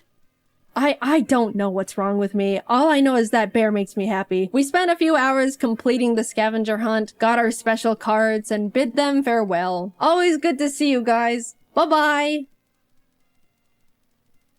I accidentally stole Didus' umbrella. It looked so calculated. They knew how much I was obsessed with Chihuahua. They'd been watching my Instagram stories. Follow if you want to see brain rot in real time. Emily, I have the Chihuahua umbrella. I didn't mean to steal it, I promise. It's not what it looks like. Since we were leaving in the morning and wouldn't be seeing them again, they just let me keep it. But the side-eye Jacob gave me the rest of the way back. I didn't mean to— stop it! Getting back to the apartment, reality hit us hard. We needed just a few more suitcases. Again. In total, we ended up buying 6 extra suitcases to hold everything we collectively bought. And even then, it was a struggle making it fit. Jacob ended up going professional Tetris mode, perfectly fitting everything into the suitcases with quite literally no extra room to spare. We came to Japan each with a backpack, carry-on, and 1 extra big suitcase, and we're leaving with altogether 8 suitcases and 4 backpacks. We were lucky the taxi driver had a big enough car to fit everything because we didn't have much of a game plan if it didn't. Off to the airport we went, where we checked all of our excessive bags, paid a couple fees, boarded our flight, and headed home. That trip will go down as one of the best trips I've ever gone on. It felt like it turned into a celebration of everything that makes me me. All of my hobbies and interests, Pokemon, One Piece, at the last minute Chihuahua. We got to do so many incredible things and were given so many opportunities I'd never even thought I could be a part of. I got to see so many friends that are normally so far away, ate some of the best meals of my life, and overall was just really happy, especially getting to spend it all with my best friend Jacob. By the way, if you wanted to know why in the world we got so many things, yes, a lot of it was for us. 90% of it all was for our friends. 100% of the Chicowa stuff was mine, but that's besides the point. If you want to see what we got them, also credit where credit is due, the majority of it all was from Jacob, because he's a great gift giver and even more incredible friend to the people around him. We're all nothing short of lucky to be able to call him our friend. You can go watch his Japan video. I assume it's already up, because we had to animate a freaking 30-minute long video. My god, it was a lot. Thanks for sticking around. But yeah, I just had an unforgettable trip, and I owe the opportunity to the Pokemon Company for inviting us to Japan in the first place. I'm extremely lucky to be in the position I am, and will be forever grateful.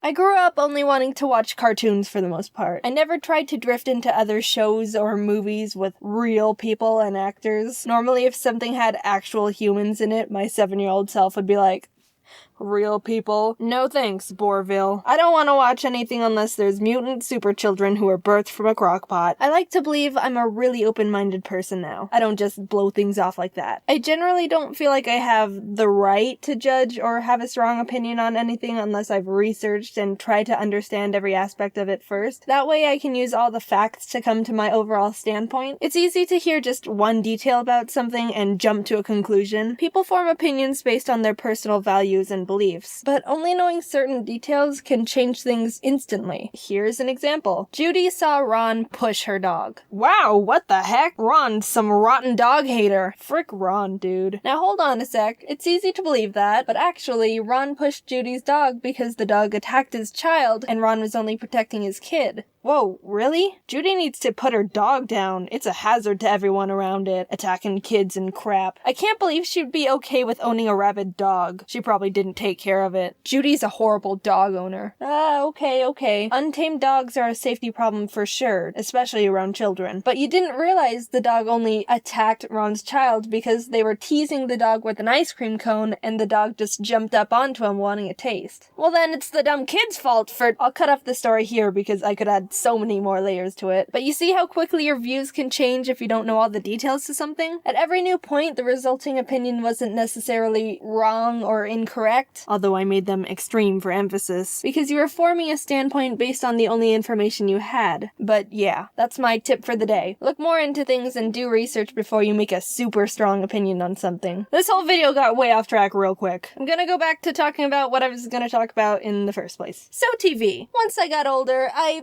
still mainly only watch cartoons. But I've developed an extreme love for documentaries. You don't even realize you can be interested in something you never even realized you didn't care about until you watch a documentary about it. Like one time my best friend Kate and I sat down and watched one about the voice and puppet actor behind Elmo. It was mesmerizing. Totally random. You'd never even think about wanting to learn about something like that, unless it's like 4 a.m. and you're in that weird fever dream phase. I think it's funny when documentaries go all cinematic with their shots. Like when the main guy's walking, looking off into the distance, on a journey, one man versus the world. People never understand him. It's not a phase. He'll show them all. Because I can only imagine how awkward it is to set up those shots. First, the cameraman has to walk like a quarter mile away while the main guy just waits there, or vice versa. Next, he has to signal he's ready for the guy to start walking. Maybe through cell phone, maybe walkie-talkie. I think it's more funny to imagine he just screams at the top of his lungs and freaks out the civilians around him. Then the guy starts walking, looking at the scenery around him, acting like he isn't being filmed from 1,300 feet away for his documentary that's gonna change the world. By the way, I don't know how anyone can walk normally when they tell themselves to. Once you tell yourself, do something normally, you pretty much just increase your chances of screwing it up by 90%. One time I was walking across the bottom of some bleachers and I told myself, there's a lot of people I'm in plain view of right now. Don't make a scene. Just walk normally. They aren't paying attention to you. You're just some random person. And I tripped over a trash can. Anyway, there's probably other more efficient ways to get the shots. I'm not some documentary camera director, but it's still less inspirational and more amusing when you think about taking away the music and voiceovers to imagine what it was really like to just get the base footage. Same with reality TV shows. Kate's older sister was accepted onto a singing show once. I don't want to get into possible legal trouble by saying which one because they had to sign contracts and stuff. But she said that when they were filming their parents to portray the, "Oh, we're so proud of her for following her dreams" kind of clip, they had Kate and her brother in the background to make it look all casual. They told them to just look like you're talking to each other while we film the foreground. So we can talk about anything and no one would know. Watermelon, watermelon, watermelon, watermelon, watermelon, water. I'm not big on most reality TV shows because as real as they might be, some are completely set up, some aren't. They're all dramatically enhanced to some degree. And there's a point where you start noticing, and it's hard to take anything seriously after that. What I find the most amusing are the sound effects and how crazy they are. I've been obsessed with watching Gordon Ramsay's Kitchen Nightmares show, so I'm gonna use those as examples because I've watched so many. Why are you so stubborn? I'm not stubborn. It's like no one's striving to be better. You tell me how you feel about the frozen food. I hate it. Made yesterday? It was actually made 3 weeks ago. Was salad? That was quick. Not bad. Thank you, my darling. Enjoy. Thank you. Jesus.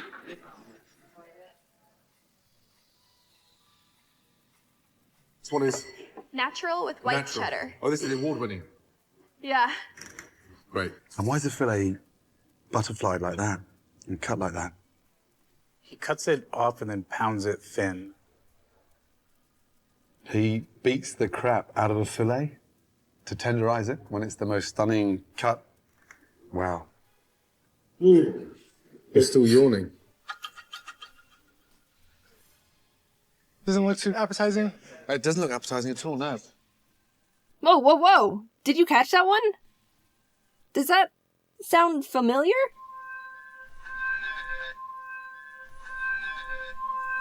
Kitchen Nightmares uses the same sound effect of some kid butchering the recorder as the pigeon documentary I talked about in my thesaurus video. Is there some, like, YouTube music library, but for documentaries we don't know about? Hey, Craig, what's the sound effect you used 43 minutes, 8 seconds into your Rubber Ducks documentary? Oh, it's Maracas_05. Ah, thanks. Yeah, I tried Maracas_02, but it didn't have the exact effect I was going for. In the UK, they don't use nearly the amount of dramatic sounds American shows use. Just look at this old clip from the UK version of A Kitchen Nightmares. Does this make you feel better shouting in front of the blue screen? I'm not shouting in front of anybody. Is that you have to show off? I'm...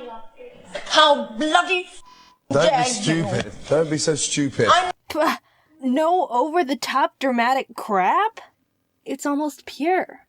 Here, I'll fix it American style. In front of anybody. You have to show off. I'm... How bloody... Don't be so stupid. Putting everything aside here, I freaking really love all of Gordon Ramsay's shows. I have a problem. I've watched, like, all of the Kitchen Nightmares. I love MasterChef. I love Hell's Kitchen. I love Hotel Hell, even though I've only seen, like, 1 or 2. I haven't watched Gordon Behind Bars yet, but I still love it. I've never had the answer to this before, but if someone came up and asked me, who's your favorite celebrity? I think I'd have to say Gordon Ramsay. Ironic, considering he's a chef and I don't eat the standard American diet. But he's a really great person from what I've gathered. Someone might think, oh, he's just a big jerk who yells at people. No, you've got to look deeper than that. Where is your character analysis? He's a genuinely great guy who's passionate and takes pride in what he does. He's not cocky or arrogant. He's always willing to learn more, and how this turned into me talking about how great Gordon Ramsay is. Gordon, you're welcome for sticking up for you. Even though you can obviously handle it yourself. Anyway, I've gotten off track enough in this video. If you're ever bored, I recommend just binging the whole Kitchen Nightmares YouTube channel. They've got like one of the funniest comment section communities on the entire YouTube platform. Shout out to Kitchen Nightmares and Gordon Ramsay. If you ever see this, I love all your stuff and you're considered my favorite celebrity, I guess, now. I don't know. You know, I've never given shout outs or anything like this before, and it's a bit funny the first one I'm doing out of all the people is to Kitchen Nightmares and Gordon Ramsay. How about, let's end the video with a shout out from the comment section. Yeah! Let's see, this person said to give a shout out to me. Alright, big ol' shout out to me, everyone. Okay, no more shout outs, so don't ask me. Bye. Just because I know there's gonna be some people out there who are gonna be like, Jaiden, you said you don't like reality shows because they can be staged or exaggerated, but then you say you like all these Gordon Ramsay shows. What the heck? Yeah, I normally am not a fan of reality shows.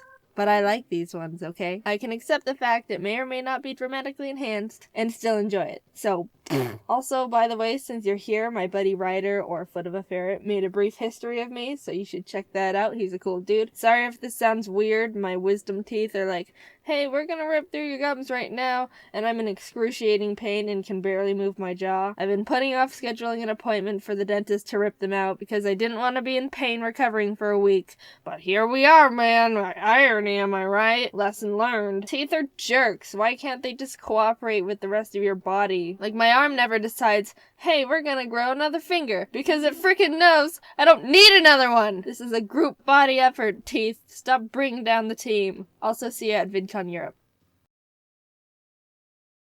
A month has already passed of 2018, and you know what that means. People have already started giving up on their New Year's resolutions. Google claims that only 8% of people actually keep their resolutions, which is like the ultimate, I'm not mad, just disappointed. Well, I'm happy to tell you that I haven't dropped any of my resolutions. I don't write any. My family never really did resolutions. Once my dad was like, let's all write resolutions this year. And we still didn't, and then I didn't accomplish anything. For me, when I want to change something, I start trying to integrate it into my life right away, rather than waiting until next week, or next year, or next lifetime for that fresh start. Every day is a Jaiden New Year. Woo! As someone who doesn't write them and probably isn't qualified to critique the art of New Year's resolutions, I'm gonna toss my opinion that no one asked for into the ring. I think the main contributors to those 92% failing goals are they're too unrealistic and they're too vague. Let's stop beating around the bush and talk about the most common resolution people make. Losing weight, eating healthier, you know, that rabbit hole. Lose 20 pounds by drinking this tea from a weird plant you've never heard of. Lose 10 pounds in 30 minutes or your pizza's free. Lose your money. It's all basically just, alright, give me the money! All those quick fix weight loss scams that make too good to be true claims are just people who want your money. Sure, the scale says, hey, great job, you lost 7 pounds in a week. But your body says, yeah, but that was all just water weight, and also I don't feel very good. Or, ah! If you want change, you've got to earn it through work. There isn't an easy way out. Making changes in your lifestyle need to be sustainable for life. That's why they're called lifestyle changes. Not, I'm gonna pay $200 for this diet shake, feel good for 2 weeks, lose 10 pounds, start feeling bad, and give up in a month. Changes. I'm gonna start working out more. I'm gonna start going to the gym. Let's be honest with ourselves here. That's a weak excuse for a resolution. I'll go on a run every other morning. I'll lift weights 3 to 5 days a week. Those are much easier to follow than I'll exercise more. Psh. Get out of here with that vague crap. You don't even know what you mean by that. And don't be flaky and say, oh, I missed a week. Oh, I'm hopeless.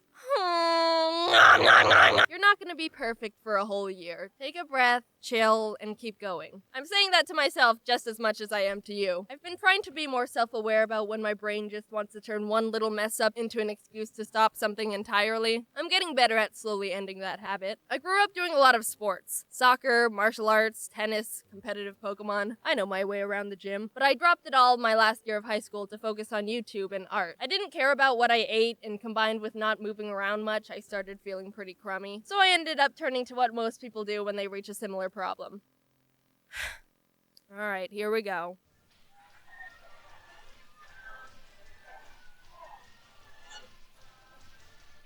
Let's talk about home exercise videos. Why are so many of them so fake? The weird hip-hop music and the smiles that are a bit too wide. It might just be the plastic surgery, but it all makes me feel uncomfortable. I get that instructors want to make exercise seem fun and all that, but it feels super condescending to me. How the frig do they do entire workouts smiling and talking and making cheesy eating pizza jokes? Alright, now hold that squat. Ooh, feel that burn in those quads. I'm smiling and articulating everything perfectly, and I totally know you're panting like a dying animal over there. Don't think about that leftover pizza in the fridge. Looking at you, Brittany. If you're looking for good home exercise programs, I'm gonna recommend this blog I've been following for a super long time called Fitness Blender. Whoop, is that the sellout alarm? Is Jaiden finally selling out? No, turn that thing off. I've never talked to Fitness Blender. They're not paying me to say this. They don't even know I exist. It's run by this nice couple, Daniel and Kelly. They're super down to earth and have a really healthy view on fitness and wellness. You can tell they know their stuff. All their exercise videos and tips are completely free. And if you want to use one of their written programs or meal plans, they're like $15. And they don't have that dumb music in the background of their video. If you're just starting out exercise, it's gonna hurt and or suck for a bit. If it doesn't, you aren't gonna see changes. Well, okay, don't murder yourself. Be smart about it. But your body is gonna complain for a while, and that's good. There's plenty of activities you can do. Playing a sport with friends, walking your dog, a casual battle to the death, squats, and respect your starting point. When I first started trying to get back into working out, I was just... Okay. Alright, got through it. Alright, we're done with our warm-up. Grab a quick drink of water and we'll get right into the workout. But just stick through the beginning because that's literally the hardest part. Raise your hand if you're sore! Ha! Trick question, you can't raise your arms. They're jello. Don't forget that exercise is only a quarter of the health journey. What you eat is the biggest variable to all this life-changing athlete hippie mumbo-jumbo. Eating right is like straight-up magic. You feel amazing. It's the closest thing to drugs that isn't drugs. There's a difference between being thin versus fit versus healthy. Kinda like Venn diagram style. Someone could be thin, but that doesn't mean they're at all healthy. Someone could be super swole and buff, but eat junk 24/7. And someone could be eating super healthy, but not have the body of a supermodel. There's a healthy range of everything. I used to have a really bad relationship with eating. I've talked about it before. In college, I developed an eating disorder and a fear of eating food, and I would go like an entire day eating almost nothing. No, Jaiden!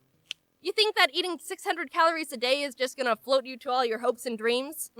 Nope. It's just gonna give you headaches and emotional breakdowns. You can trust me. I'm from the future.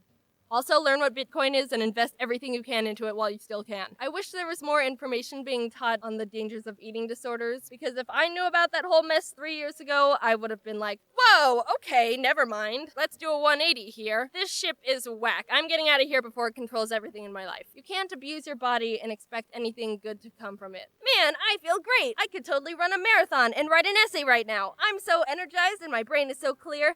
Thanks for feeding me literally one grape. You don't go to the gas station, pour a cup of gas into your car, and then try to drive to China. Eating less than your body needs to physically survive accomplishes nothing. It might seem like it's working in the moment, but honey, you've got a big storm coming. Please try to end it as soon as you can. I'm not at all trying to shame anyone going through rough times with their self-image. I know it's a really hard thing to fight against. I was pretty far gone when I was struggling, and even though I'm in a much better place now, I do still have bad days. What helps me is trying to separate logical thoughts from the bad ones that fuel the irrational fears. They're not here to see you succeed. They're just the dumb brain versions of those TV and email scams where they're like, hey, give me your credit card info, social security number, and mother's maiden name, and I'll give you $1 million. I won't literally destroy your life. I'm just your friendly neighborhood Nigerian prince. It's all more simple than you think. Eat healthy when you can. Fresh fruit, vegetables, whole foods. And it's okay to treat yourself every once in a while. Don't say, I'm never eating sugar for the rest of my life. You're setting yourself up for failure there, and end up pulling a James. Exercise as much or as little as you're ready for, and be mindful and respectful about how your body feels. Little changes go a long way. Remember, you're doing this for you. And don't play that dumb hip-hop music while you work out, or I swear to Hercules, I'm gonna run someone over with an exercise bike. Hey, it's been a while. Sorry. Anyway, I don't know if you've seen yet, but the Fine Bros made a reaction video on me. I've already seen it and had a reaction, but I don't think I'll be making a I react to people react to me thing. I know a lot of people wanted me to do that. I enjoyed the video. They said some nice things. I hope you see it. And thanks to the Fine Bros for thinking I'm someone worth reacting to. This video took a bit longer to get done. This year's actually going to be pretty busy, and we've got some special things in the works for you in the future. I'm really trying to up the quality of videos and not die in the process. I used to be super strict on uploading every 2 weeks, but it's really not sustainable for my mental health or my health in general, so the videos will just be done when they're done. If I could post more, I definitely would, but I care more about the quality of videos than a certain schedule. So yeah. Also, I hope you liked the video. Stick to your resolutions, keep working towards the person you want to become, and take care of yourself. I'm working on all of that stuff too. Okay, bye. People are so complicated that most of us don't even understand our feelings and thoughts half the time. Yet, here we are, 7.5 billion of us stuck on this rock, having to interact with each other, everyone with different goals and values and beliefs, and we all gotta try and get along. And also some people have knives and no emotional reaction to murder. But that's not the point. When I say relationships, I'm talking about any type of interaction between people. Friends, family, colleagues, when you do the kisses with someone. Red flags are a term that everyone's familiar with. That person cheats on everyone they've been with? Red flag. That person only uses people for their personal benefit? Red flag. That person doesn't wipe off the knife after spreading butter on toast, and when they go for more butter, little crumbs get stuck in the tub? Red flag! But what about red flags that only start revealing themselves once you've built trust with someone and have a connection with? When your opinion of someone is positive, those flags can start being overlooked, or you start saying, oh, but they're a good person. I trust them. Oh, I mean, they wouldn't want to hurt me on purpose. It's easy to rationalize warning signs of a bad relationship when you have a positive view of someone, but it doesn't mean that they're not there or should be ignored. They're still being a jerk. It's just complicated by your history together. I think the majority of people tend to be too nice or passive or overly understanding. It's really common and easy to do. Because of that, toxic relationships are much more prevalent than you'd realize, and it can be difficult to know what to look for. There's a chance you're in a hurtful relationship right now and don't even realize it. The term manipulation gets thrown around a lot, and because of that, I think a lot of people would feel they would be able to identify manipulation if it happened to themselves. But it's not as easy as, Chad and Sally are dating. Sally wants to go out with friends. Chad forces Sally to stay home with him. Chad's a manipulator! Yeah, that's actually a super common manipulative situation. But the way manipulation works is that it builds up slowly over time and is almost entirely emotional. Chad might instead start isolating Sally from her friends by nitpicking things he doesn't like about an individual person at a time. I don't like how Nick talks to a lot of girls. That's kind of weird. Don't you think Dawn drinks too much? That's not too responsible of her. Little implants like that can make Sally view her friends not as highly one by one and start trusting Chad more. A few months of this go by and Sally's not hanging out with any of her friends anymore and Chad successfully isolated her, which means he has much more control over her thoughts and emotions. You still might think that's easy to see through, and some people are better at picking up on warning flags than others. I think it's important to keep in mind that everything in real life is much more humanized than when we talk about them. For example, we're raised to believe that drugs are awful. It's pretty much brainwashed into us. You're at a party, the lights are blaring, and someone comes up to you and goes, "Hey kid, wanna do a drug?" Time slows down, the cigarette is glowing with evil energy. You look up, and all of a sudden they've grown horns and fangs, and oh my god, it's Satan! No, that's not what happens. Realistically, you'd be at a small get-together with close friends. You've had a nice night with them so far, laughing and having a good time just like normal. One of them just takes out a little sandwich baggie and is like, "Hey, I've got Coke." There's no time slow-mo or sirens. It's a completely normal feeling situation and all of a sudden your brain is confused. Drugs are bad, but this is my friend. We've known each other since 5th grade. He's just a normal dude. He's not bad. Are my other friends gonna do it? Your brain thinks of any excuse it can to rationalize behavior from people you trust or think highly of, which applies to relationships. It can be difficult, but you need to define how people should treat you and respect yourself enough to not let people maneuver you into bad situations. Emotionally abusive and manipulative relationships are super frickin' common, and it's tricky because they jostle with your head feels and can make you feel like a squashed fly on a window. Stuck, powerless, sad, if fly corpses even feel sad.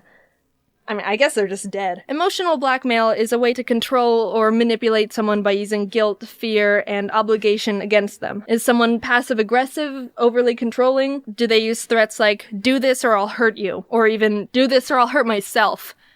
That leads to another difficult situation. If someone ever belittles themselves, "I'm pathetic. You should just leave me. I'm gonna hurt myself." It puts you in a complicated position, because it can feel like there's a responsibility to provide this person with whatever they need, because obviously you care about them and you don't want them to feel this way, or even do something bad to themselves. But this is a hard pill you've gotta just swallow.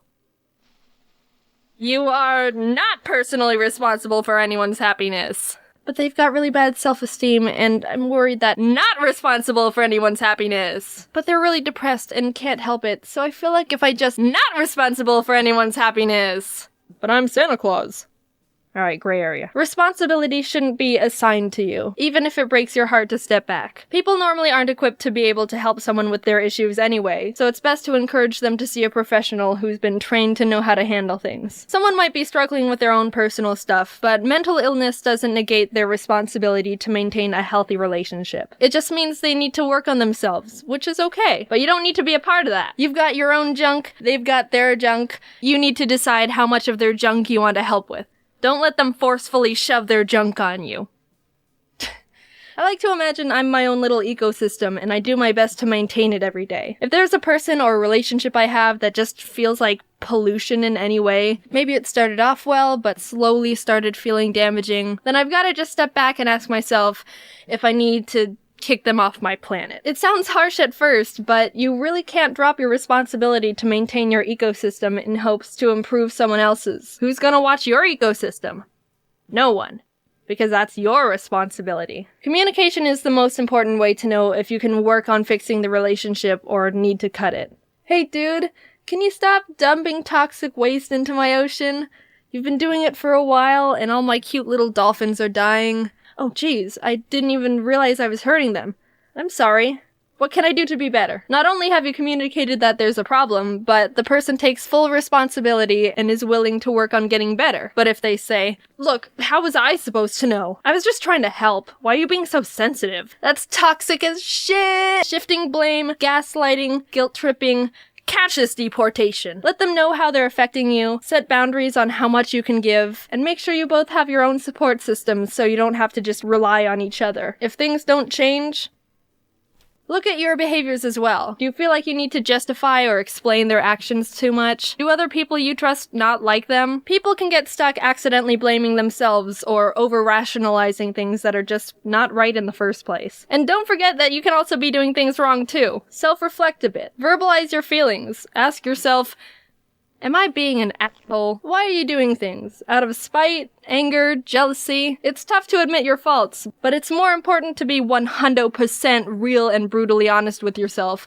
if you're gonna maintain a 100% real relationship. People who manipulate most often don't realize they're being manipulative. No one wakes up and is like, haha, I'm gonna be super manipulative today. Think about your contributions to your relationships and how they affect things. It's okay to admit when you've messed up. It's more messed up to turn a blind eye and keep being a jerk. It takes a lot to break off any sort of relationship because it can feel like a defeat or like you've given up, but sometimes that's just straight up the best and healthiest solution for both of you. Two people can be great, but just not mix well together. And if you feel like leaving is dangerous for either you or them, ironically, that's a pretty strong reason to leave in the first place. Someone shouldn't ever need you. They should want you. Your ecosystem should be able to sustain itself, and relationships are just the little sprinkles of fertilizer benefit for it. If you feel like you're not strong enough to break something off, a good way to work on that is to build confidence. Build a good support system, journal your thoughts, practice positive self-talk. I am a god. Alright, not that positive. Treat yourself as a friend. It's not selfish to want the best for yourself, especially when someone's over here being a happiness vampire. When you break something off with someone, remember why things didn't work. Repeat it in your head if you need to. A lot of people try and rekindle relationships when the initial problem hasn't been fixed. People need time to change. You don't owe someone a second chance if they haven't put in the work to fix anything. And you can't force someone to get help. If you're unsure about a relationship, think about these questions. Do you put off seeing or responding to them? Do you feel worse after spending time with them? Have they threatened you or themselves in any way? Do they make you feel like you can't do things on your own? Or you can't make a single decision without them? Do they ask for a lot of favors or money and don't pay it back? Do they talk badly behind your back? Do you feel like you're walking on eggshells around them? Do they put you down? If it's a yes to more than one of those, then you should start considering either ending it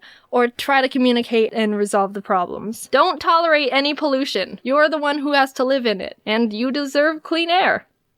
Big thanks to my friend Katie Morton for helping me out with writing this video. I wanted to make sure I didn't say anything inaccurate, and she's a licensed specialist with this type of stuff, and I trust her a lot. Of course, I hope you're able to take this advice and interpret it to situations in your own way. If you want to put a lot of energy into trying to help or be there for someone, that's completely fine. I just want people to know it's okay to think about yourself as well in situations. I've met and am friends with so many great people who have tried to help someone they care about, but it ended up being too much and starts dragging them down too. Like, once you start talking to people about it, it's like, holy crap, crap, literally everyone's gone through something like this, and it's so easily preventable if you know what to look for. Anyway, thanks for watching. Hope this helps someone out there. You're great. Talk to you later. Bye. Ari says bye too. Hello everyone, I am with Tony V Tunes, Hey guys, Tony B. Tunes here.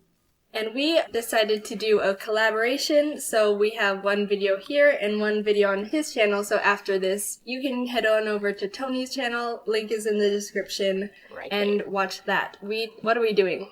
Today, we are going to be doing the funny stories tag made up by you and some questions on Google or whatever. And yeah. Alright, so the first question is, what is your funniest... Okay, cutting that out. What is your funniest gaming moment? I have a really funny gaming moment. I think it may be up on YouTube, I'm not sure. But, I was playing Portal with my friend Gabe, and he's probably watching this. Hey Gabe. I was playing Portal with him, and we put up a light bridge, if you know what that is. We put up a light bridge, and then we dropped one of those balls down, and the ball was, like, balancing on this super tiny, skinny light bridge, and we were dying laughing because this big ball was like rolling all the way to the end of this extremely skinny light bridge. It was the funniest glitch ever, and I thought it was hilarious. I don't really play Portal, so I'll have to try and see if that's up there. You must play Portal. Okay. Next question. What has made you laugh so hard that you choked or couldn't breathe? Once, when I was really little, I was in my parents' room, and we were watching cartoons. I was with my mom, and we saw, like, this little bug on the floor. I didn't know what it was. It kind of looked like a caterpillar. But I was like, Mom, look at the bug! And so we had, like, this little bonding moment looking at the stupid little bug on the floor. And then I was like, oh, hey, I have a little brother. He's into bugs. Let's call him in, and we can all have a group bonding session over this bug. And so we were like, my brother's name is Jackson, and we called him in, like, Jax, come and look at the bug. So he, like, came running in. He was so excited. He was doing, like, Olympic sprint into the room, and it was, like, pure ecstasy. And he didn't see us crouched on the floor looking at the bug, so he ran, like, through us and managed to squish it as he ran through. Oh and my god. He's like, where is it? And we were dying laughing. Oh my gosh, it was so funny. It's horrible. It was 5 minutes of pure laughing. It was amazing. Okay, so next question is, do you have a funny story from school? Yeah, I have this really funny story from school. Around 4th grade, when I was like 9 years old, we were all in class, and then my friend just started looking at me with these really big eyes and like shifting his eyes to the side. And I was like, what are you looking at? What are you trying to tell me? And he was like, look over there. And then I was like, what? So I turned my head around, and this kid is walking around in the classroom, completely barefoot, stepping on the desk and stuff. What? I'm like, what is he doing? Why is he running around the class freaking barefoot? And the teacher was like, I forgot his name was like Sebastian or something. She's like, Sebastian, can you put on your shoes? Your feet kind of stink really bad. And we're like, oh my god, what is this kid? And he just runs out of the classroom. What? Did he return? I don't know. He never returned for the entire rest of the school day. I think one of the security guards caught him or something. It was really weird, really disturbing, and no one needed to see his feet. Was he on drugs or something? Probably mad cocaine.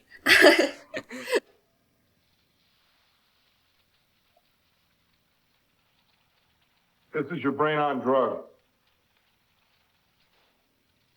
Any questions? Okay, so one time when I was in 6th grade, we decided to take a class bathroom break. Did you ever do that in your, like, elementary school days? Where you would all get up in a class, and you get in a line and you walk to the bathroom. That's really weird thinking back on it, but that was, like, normal. So we were all standing in a line outside the bathrooms, and we saw the principal starting to walk by us, and the teacher was like, okay, class, if the principal compliments you on how good your behavior is, you all will get a piece of candy. And we're like, oh my god, we all want candy. So we were all like standing straight in a line. We were like army soldiers. And when the principal walked by, she stopped, and she was eating a banana. She took a bite of her banana, and she said, this is a good banana. And she walked off. And one kid was like, she complimented the banana and not us. That's sad when a banana has better behavior than you guys. It was a mean principal, though. Like one of those like 3-foot tall, really intimidating people. That's exactly my principal. So the last question is, what is one of the best stories with one of your best friends? Well, I used to play tennis. I stopped almost a year ago to focus on animation and stuff. So last year I was practicing with my friend Rachel, and we were in a doubles team together playing against a couple other friends, and there was a really good point, and it was like amazing gets, and we finally won it. We were like, yes, yes! And we were complimenting each other, and we went for a high five, and I missed her hand, and I smacked her in the face, and it wasn't like hard. I didn't like smack her really hard, but it was hard enough to be really surprising, and we were both laughing a little too hard, and we couldn't play after that. It was too funny. Oh my god. So, around the time I was like 13 years old, me and my friend, we were playing tag for some reason, and I was chasing him, and he, like, did this really epic slip on one of, and like a pebble or something. You heard like the whole sound when he went up. His whole leg went like a full 90 degrees up in the air, face planted on the ground, and I was dying laughing. He probably didn't have as much fun as I did, but I was laughing hysterically. Okay, so that was our funny stories tag. Let us know if you have any funny stories in the comments. Make sure you go over to Tony's channel, watch our video on the scary stories, Would You Rather. Spooky, scary skeletons send shivers down your spine. And subscribe to him as well. Yeah. Alright, so thank you for watching, and I will see you all later. Bye! Bye. Bye. Yo, yo! I hope you guys enjoyed this collaboration. Now you can stop leaving hundreds and thousands and millions of comments about it everywhere. So don't forget to click that like button. Also, I would like to say a very happy channel anniversary to everyone. Yes, can you believe it? It's officially been 1 whole year since the birth of Jaiden Animations. So if you made it to this part of the video, because I know that there are people out there who start to hear the end card and say, nope, I'm gone, and leave, then leave a comment or tweet at me with hashtag channelversary and let me know what your favorite moment of the channel has been so far. And, surprise, surprise, I have an Instagram now. I've had the account for a while just to like hold the name, but I haven't really posted anything. So if you want to go ahead and follow me there, it's JaidenAnimations. Thank you guys. We've grown so much together in this 1 year, and I can't wait to see what happens in the next. Bye! My mom put me in a lot of extracurricular activities when I was growing up, like I've mentioned before. And one I haven't talked about yet was the summer camp called Camp Operetta. When I was the ripe age of 8, my mom decided I wasn't enough of a versatile super child yet, and it was time for me to dip my toes into the showbiz puddle that is musical theater. I did piano and stuff, but I've never been interested in the performing arts. So when my mom asked me if I wanted to do this Camp Operetta thing during the summer, I was like, okay. Wait, what is this? Look, I just agreed with anything my parents told me as a kid. I didn't know I could actually have an opinion. I'm assuming that most of you don't know what Camp Operetta is because I googled it and got no results. To be fair, it was a one-off indie camp one of the local elementary schools just did. So, basically Camp Operetta was for young artsy theater kids and would start off by sitting in a group and reading a picture book. Then everyone works together to rewrite it into a musical play to perform in front of the parents at the end of the camp. And then what should the tiger say? Make them say the F word! Then we all get assigned roles for the play, write the music, and make the costumes and set. It was actually really fun, and I looked forward to it a lot. Also, when I say write music, I mean the teachers tell us how to play nursery songs on xylophones and those colored plastic tubes. We weren't dropping fire in 4th grade. The first year I did Camp Operetta, the book we were supposed to theaterize was... I can't remember. I just know it was about a bunch of animals in the jungle, and I wanted to land the role of cheetah because I thought cheetahs were cool. And obviously, I'm the best cheetah out of all you losers. She wasn't the main character, but I've never been a main character kinda guy. I'm the I can't cope with #1 spots because the expectation, spotlight, and stress is enough to break me kinda guy. So that's why I'm always happy to sit at, like, #2 in most things. It proves, hey, I'm talented and hardworking enough to land an important and high-up role, without complete judgment and pressure of being at the top with everyone waiting for you to mess something up. Bit of a depressing life hack for you guys. Spoiler alert, I nailed the audition and reeled myself in the role of Cheetah. The catch was there were too many kids in the camp for the amount of characters in the play, so what the teachers decided we'd do was assign 2 people per character, and then halfway through the play, switch out casts. The girl who landed Cheetah 2 was this one girl who I don't remember the name of, but I thought she was super cool because she only had 1 arm. It's a good thing the teachers didn't care that the 2 kids who shared a role didn't have to look similar, because they'd either have to dye her hair dark brown and make her look Asian somehow, or chop one of my arms off. We made masks out of paper plates, painted a jungle scenery on big sheets of paper for the background. I think the costumes were made of paper too. Look, they didn't have much money. I remember one day I decided I wanted to bring my favorite stuffed animal to camp with me and show him off to the other kids. It was this stuffed mouse I got at a bookstore I named Raoul, spelled R-A-O-O-L-E, because that was 8-year-old me trying my best. I brought out Raoul during lunch/break time, and we all started playing with him. We stood in a big circle and tossed him hot potato style to each other, and after a few minutes of this, I went to go use the bathroom real quick. Raoul's always been really special to me because he was the first purchase I made completely on my own without my parents' permission. At the end of the school year, if you read enough books and took a little test to prove you read it, you'd get to go on a field trip to a bookstore. And I, being the bookworm I am, barely scraped in by reading the bare minimum amount of books to make it. In a desperate attempt to make the cut in time, I even requested a bunch of random book tests. In some miracle, I'd guess enough answers right to pass and get points for. It was pathetic, and it worked. Hell yeah, suckers! I totally earned this trip! Woo! The purpose of the trip was for kids to get excited about reading and buy some books they'd read over summer break. So I walked around the bookstore, looked at the books that people were talking about, skimmed the new releases, and then bought a mouse because I don't like reading. And I was really excited about it because it was my first 100% own personal choice. I didn't have to go, "Mommy, can I get this?" I made my own decision. With their money. Since that field trip, I took Raoul everywhere, and he's always been my favorite stuffed animal and super special to me. Hey, we ripped his foot off. So in the literal 2 minutes I was gone taking a pee, the kids got so rambunctious that they ripped Raoul's foot off and all the frickin' beans were spilling all out the gash hole. What the frick, you barbarians! I immediately put Raoul back in my bag, upside down so no more beans spilled out. But I wasn't really that upset about it. For some sixth sense reason while I was in the bathroom, I actually thought to myself, they're gonna rip him open somehow. And they did. I was cool, and we were all able to joke about it. The beans that spilled out looked like little eggs, so we were like, oh, he's laying eggs, oh. After camp, my mom was able to stitch him back up, too, so he's all good. Look, here he is, doing good. Anyway, we kept working on the play, finished getting the show set up, practiced our lines, and after a couple weeks, we were ready to perform in front of the parents. And I think it went really well. I honestly don't remember anything about it, but my parents are sending videotape footage they took of it, so here's some of that.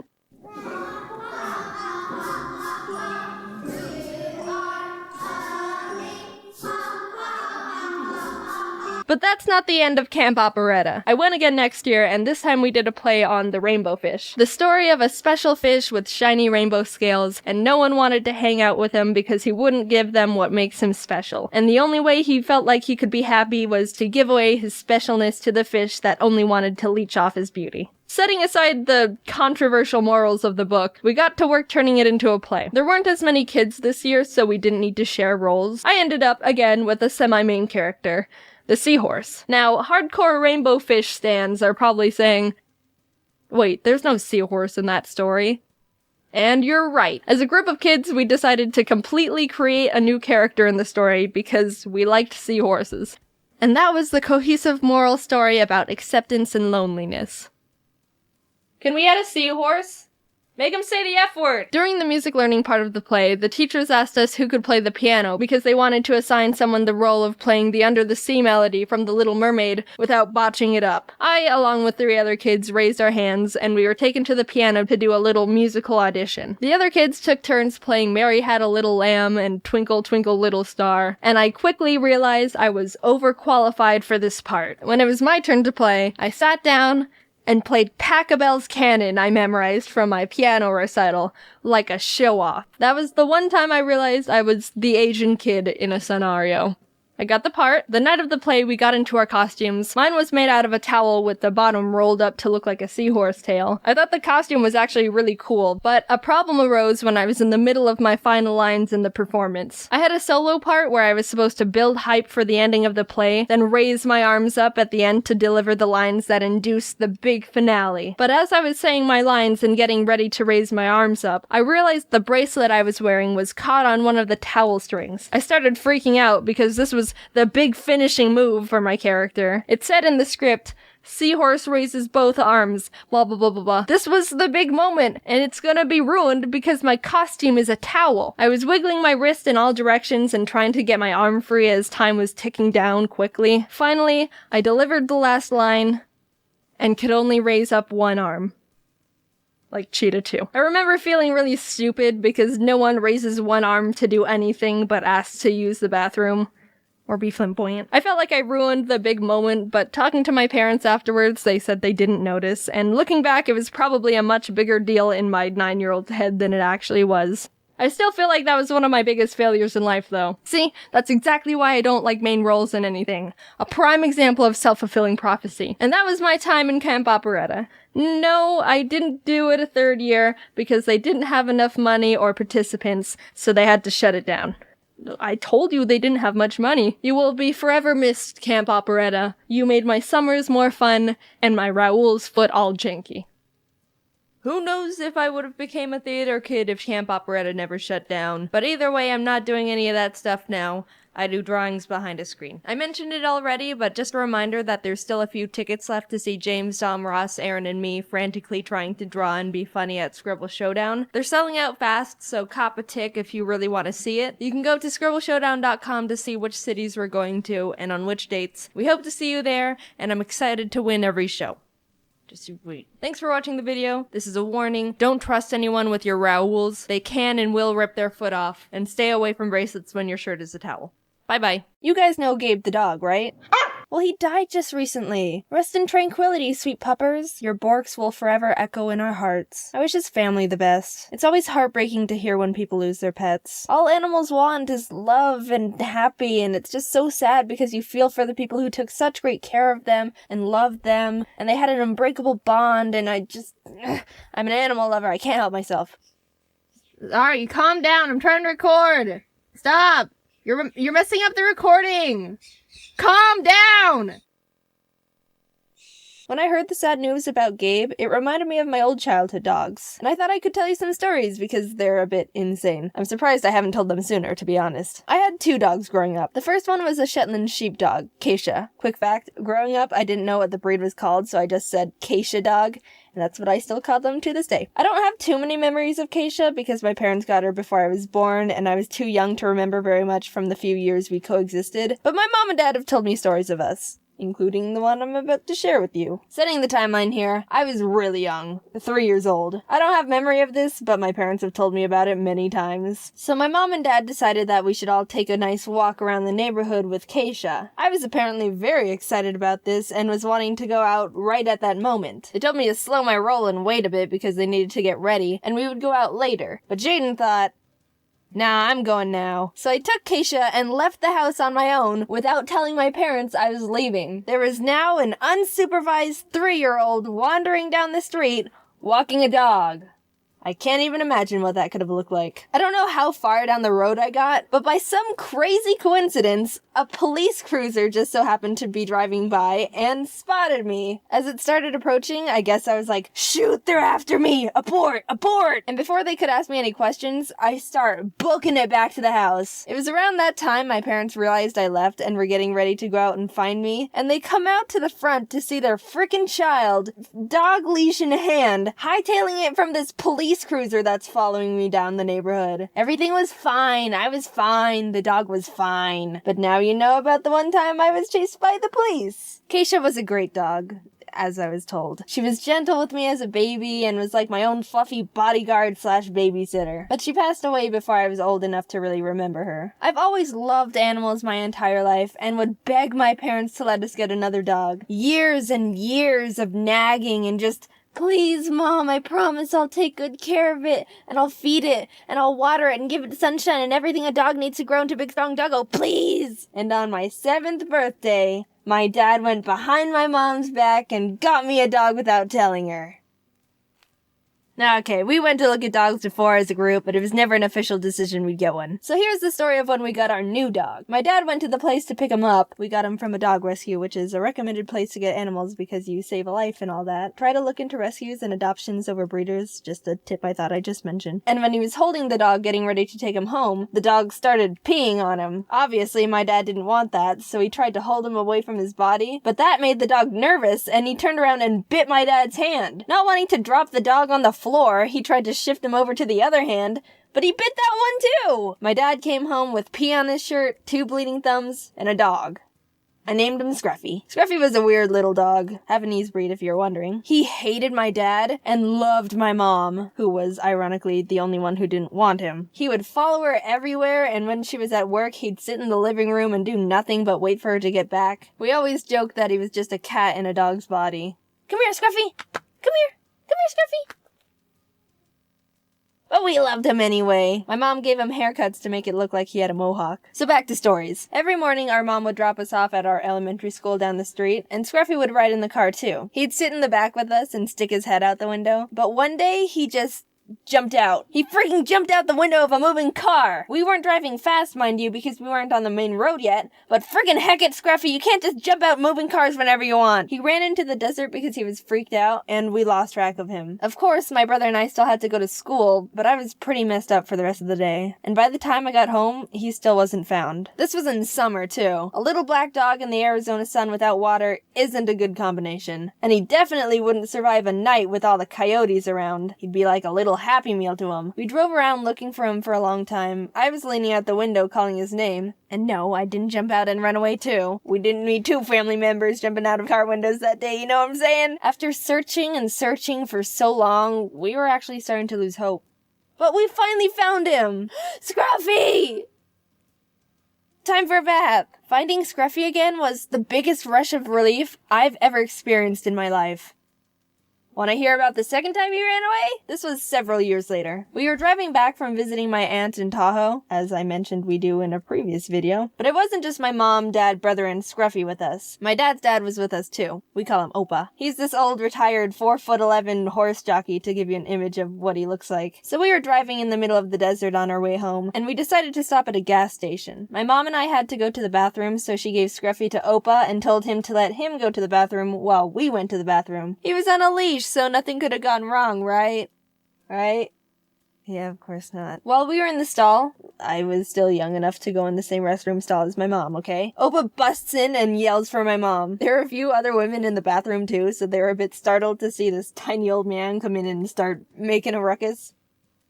Yeah? And she sees Opa holding the leash with no dog on the end. Oh, great! Pull up your pants, we're going on a run! Since it was all mostly flat open desert, we were able to see Scruffy still booking it down the side of the road. And since it was a tiny middle-of-nowhere gas station, the few people that were there were all chasing after him too. Everyone was screaming at each other, "Get the dog! Get the dog!" and running around. Ugh, what a disaster. The thing is, even though Scruffy was a small dog with tiny legs, he could run. Those things can friggin' run. And when he started running, you couldn't stop him. It was like tunnel vision. Need to run, need to run, need to run. Where am I going? I don't know. If I just run, I'll get there. You could try to yell his name. It wasn't like he was gonna listen. He hardly did that anyway. So how'd we catch him? Driving down the road towards us was a white van. They saw that there was a herd of people chasing this tiny dog down the road. So they turned sideways, opened their big van car doors. You know, the kind I'm talking about, the ones that they slide. And Scruffy just jumped in. What? Scruffy, hasn't anyone taught you not to jump into white vans with strangers? They didn't even have to offer you dog treats to get you in there. And I could try to lie to you and say they closed the door and drove off with a free dog, but they didn't. They gave him back to us. But think about how easily they could have. Oh, thanks for catching our dog. We could have never caught up to him. I don't think you would have forgiven me if I tried to pull off that ending. And that was runaway attempt number 2. He loved us, I promise. Scruffy was a great dog, too. And even though it might not seem like it because I only talked about him trying to run away from us, he was glad to be part of our family, and we all loved him. If you have an animal, make sure you give him a good pat on the head and tell him you love him. Even if it's a Snake. Yeah, snakes want love too.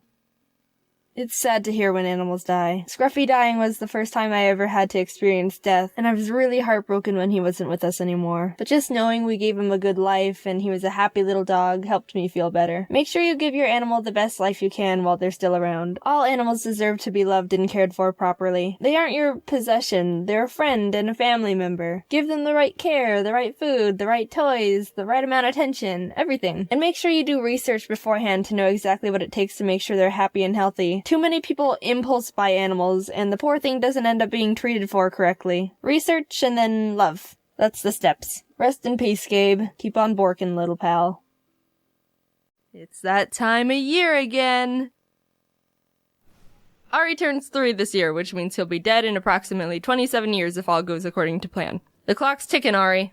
When are you gonna get a job? But for now, we can just focus on giving him a good birthday. Since he's still just a wee lad, he hasn't accomplished much yet. And the world is full of amazing treasures to be experienced, like making friends, or, I don't know, going to a park. Oh, wow. Oh, yeah, Ari, look at you go. Wow, look at you! There you go. Now wasn't that fun? Getting back to the making friends part, believe it or not, Ari's actually made another bird friend. He's not as socially inept as I thought, since he hates everything but bells and spaghetti. My buddies Jordan and Kelsey also have a bird named Baby Jim, so when the two of them met, they became instant best friends. They snuggle and get each other's pin feathers and poop on my computer together. They're practically inseparable, and it's frickin' adorable. Except for the double poop. That part is not as good. Since it's Ari's special day, I thought we could make a nice dinner for them to celebrate together. I invited Jordan, Kelsey, and Joel too, but Joel, you're uninvited because I forgot Ari doesn't like you. Careful.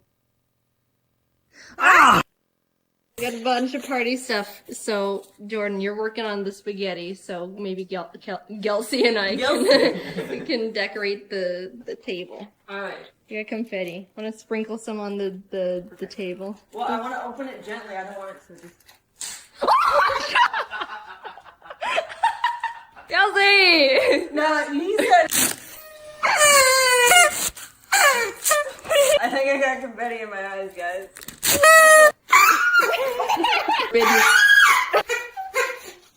Aww. You got a little heart.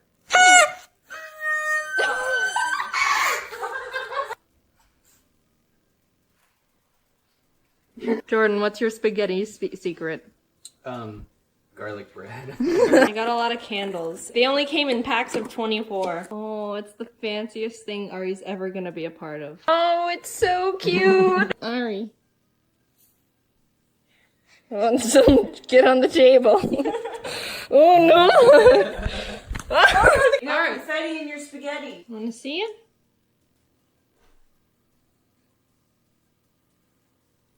No, it's spaghetti. Oh, oh no! You want spaghetti? You're gonna have saucy feet. Oh, that's the good stuff, isn't it? Oh, it's a good party after all. Yeah. Oh, good boy. Oh, it's like Lady and the Tramp. He's got spaghetti on his wing, right here. Does he? Yeah.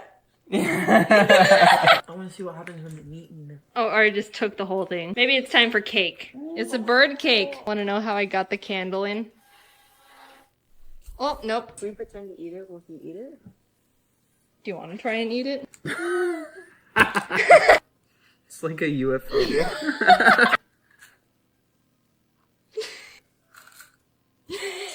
Hey. I'm getting styrofoam. It's good. Get a piece. Oh my god. See, now you like it. Oh, see, it's good. Look at Ari, he's got his piece too. We could just pretend that they're eating right next to each other. There you go. What if we take the plate away? Maybe he doesn't like gay. Oh, there we go. Go get it. Get it, baby Jim. Get it, baby Jim. Why is there a staple? Ari, why do you have a staple? Want the toy? Why are you on the floor? Come here. Where are you going? He's gone. Run it. Bye, Ari. Last year, we supported a local bird rescue with helping fund their renovations, which they were really thankful for. I followed up with Anika, who works there, and she said with the donations, they were able to revamp the electrical work and AC to be more stable, and are in the process of building more aviaries and a shed for extra storage. I was blown away with how much we were able to help, and I want to do something like that again this year. This time I want to help out the Bird Gardens of Naples. They're a non-profit Florida-based organization that takes care of birds that need a home and prioritize education on general bird knowledge and care. They put a lot of time and effort into caring for the birds they have, and all the donations they receive get put back into the birds through vet bills, flight cages, toys, renovations. I asked them to set up a GoFundMe for this occasion, and if you donate at least $10 to it, you'll be entered into a raffle to win a special Ari's birthday shirt or an Ari plush. I'm giving away 20 shirts and 10 plushes, and they all come with a signed card. I've also donated $1,000 to the rescue as well. If you can't donate or want to do more, there's links on their website to volunteer, adopt or sponsor a bird, or just tour the sanctuary. I hope Ari enjoyed his birthday, even though he's a little brat poopy bite toddler. He's my buddy, and I love him very much. Hopefully we can celebrate by doing good things for the birds and eating spaghetti.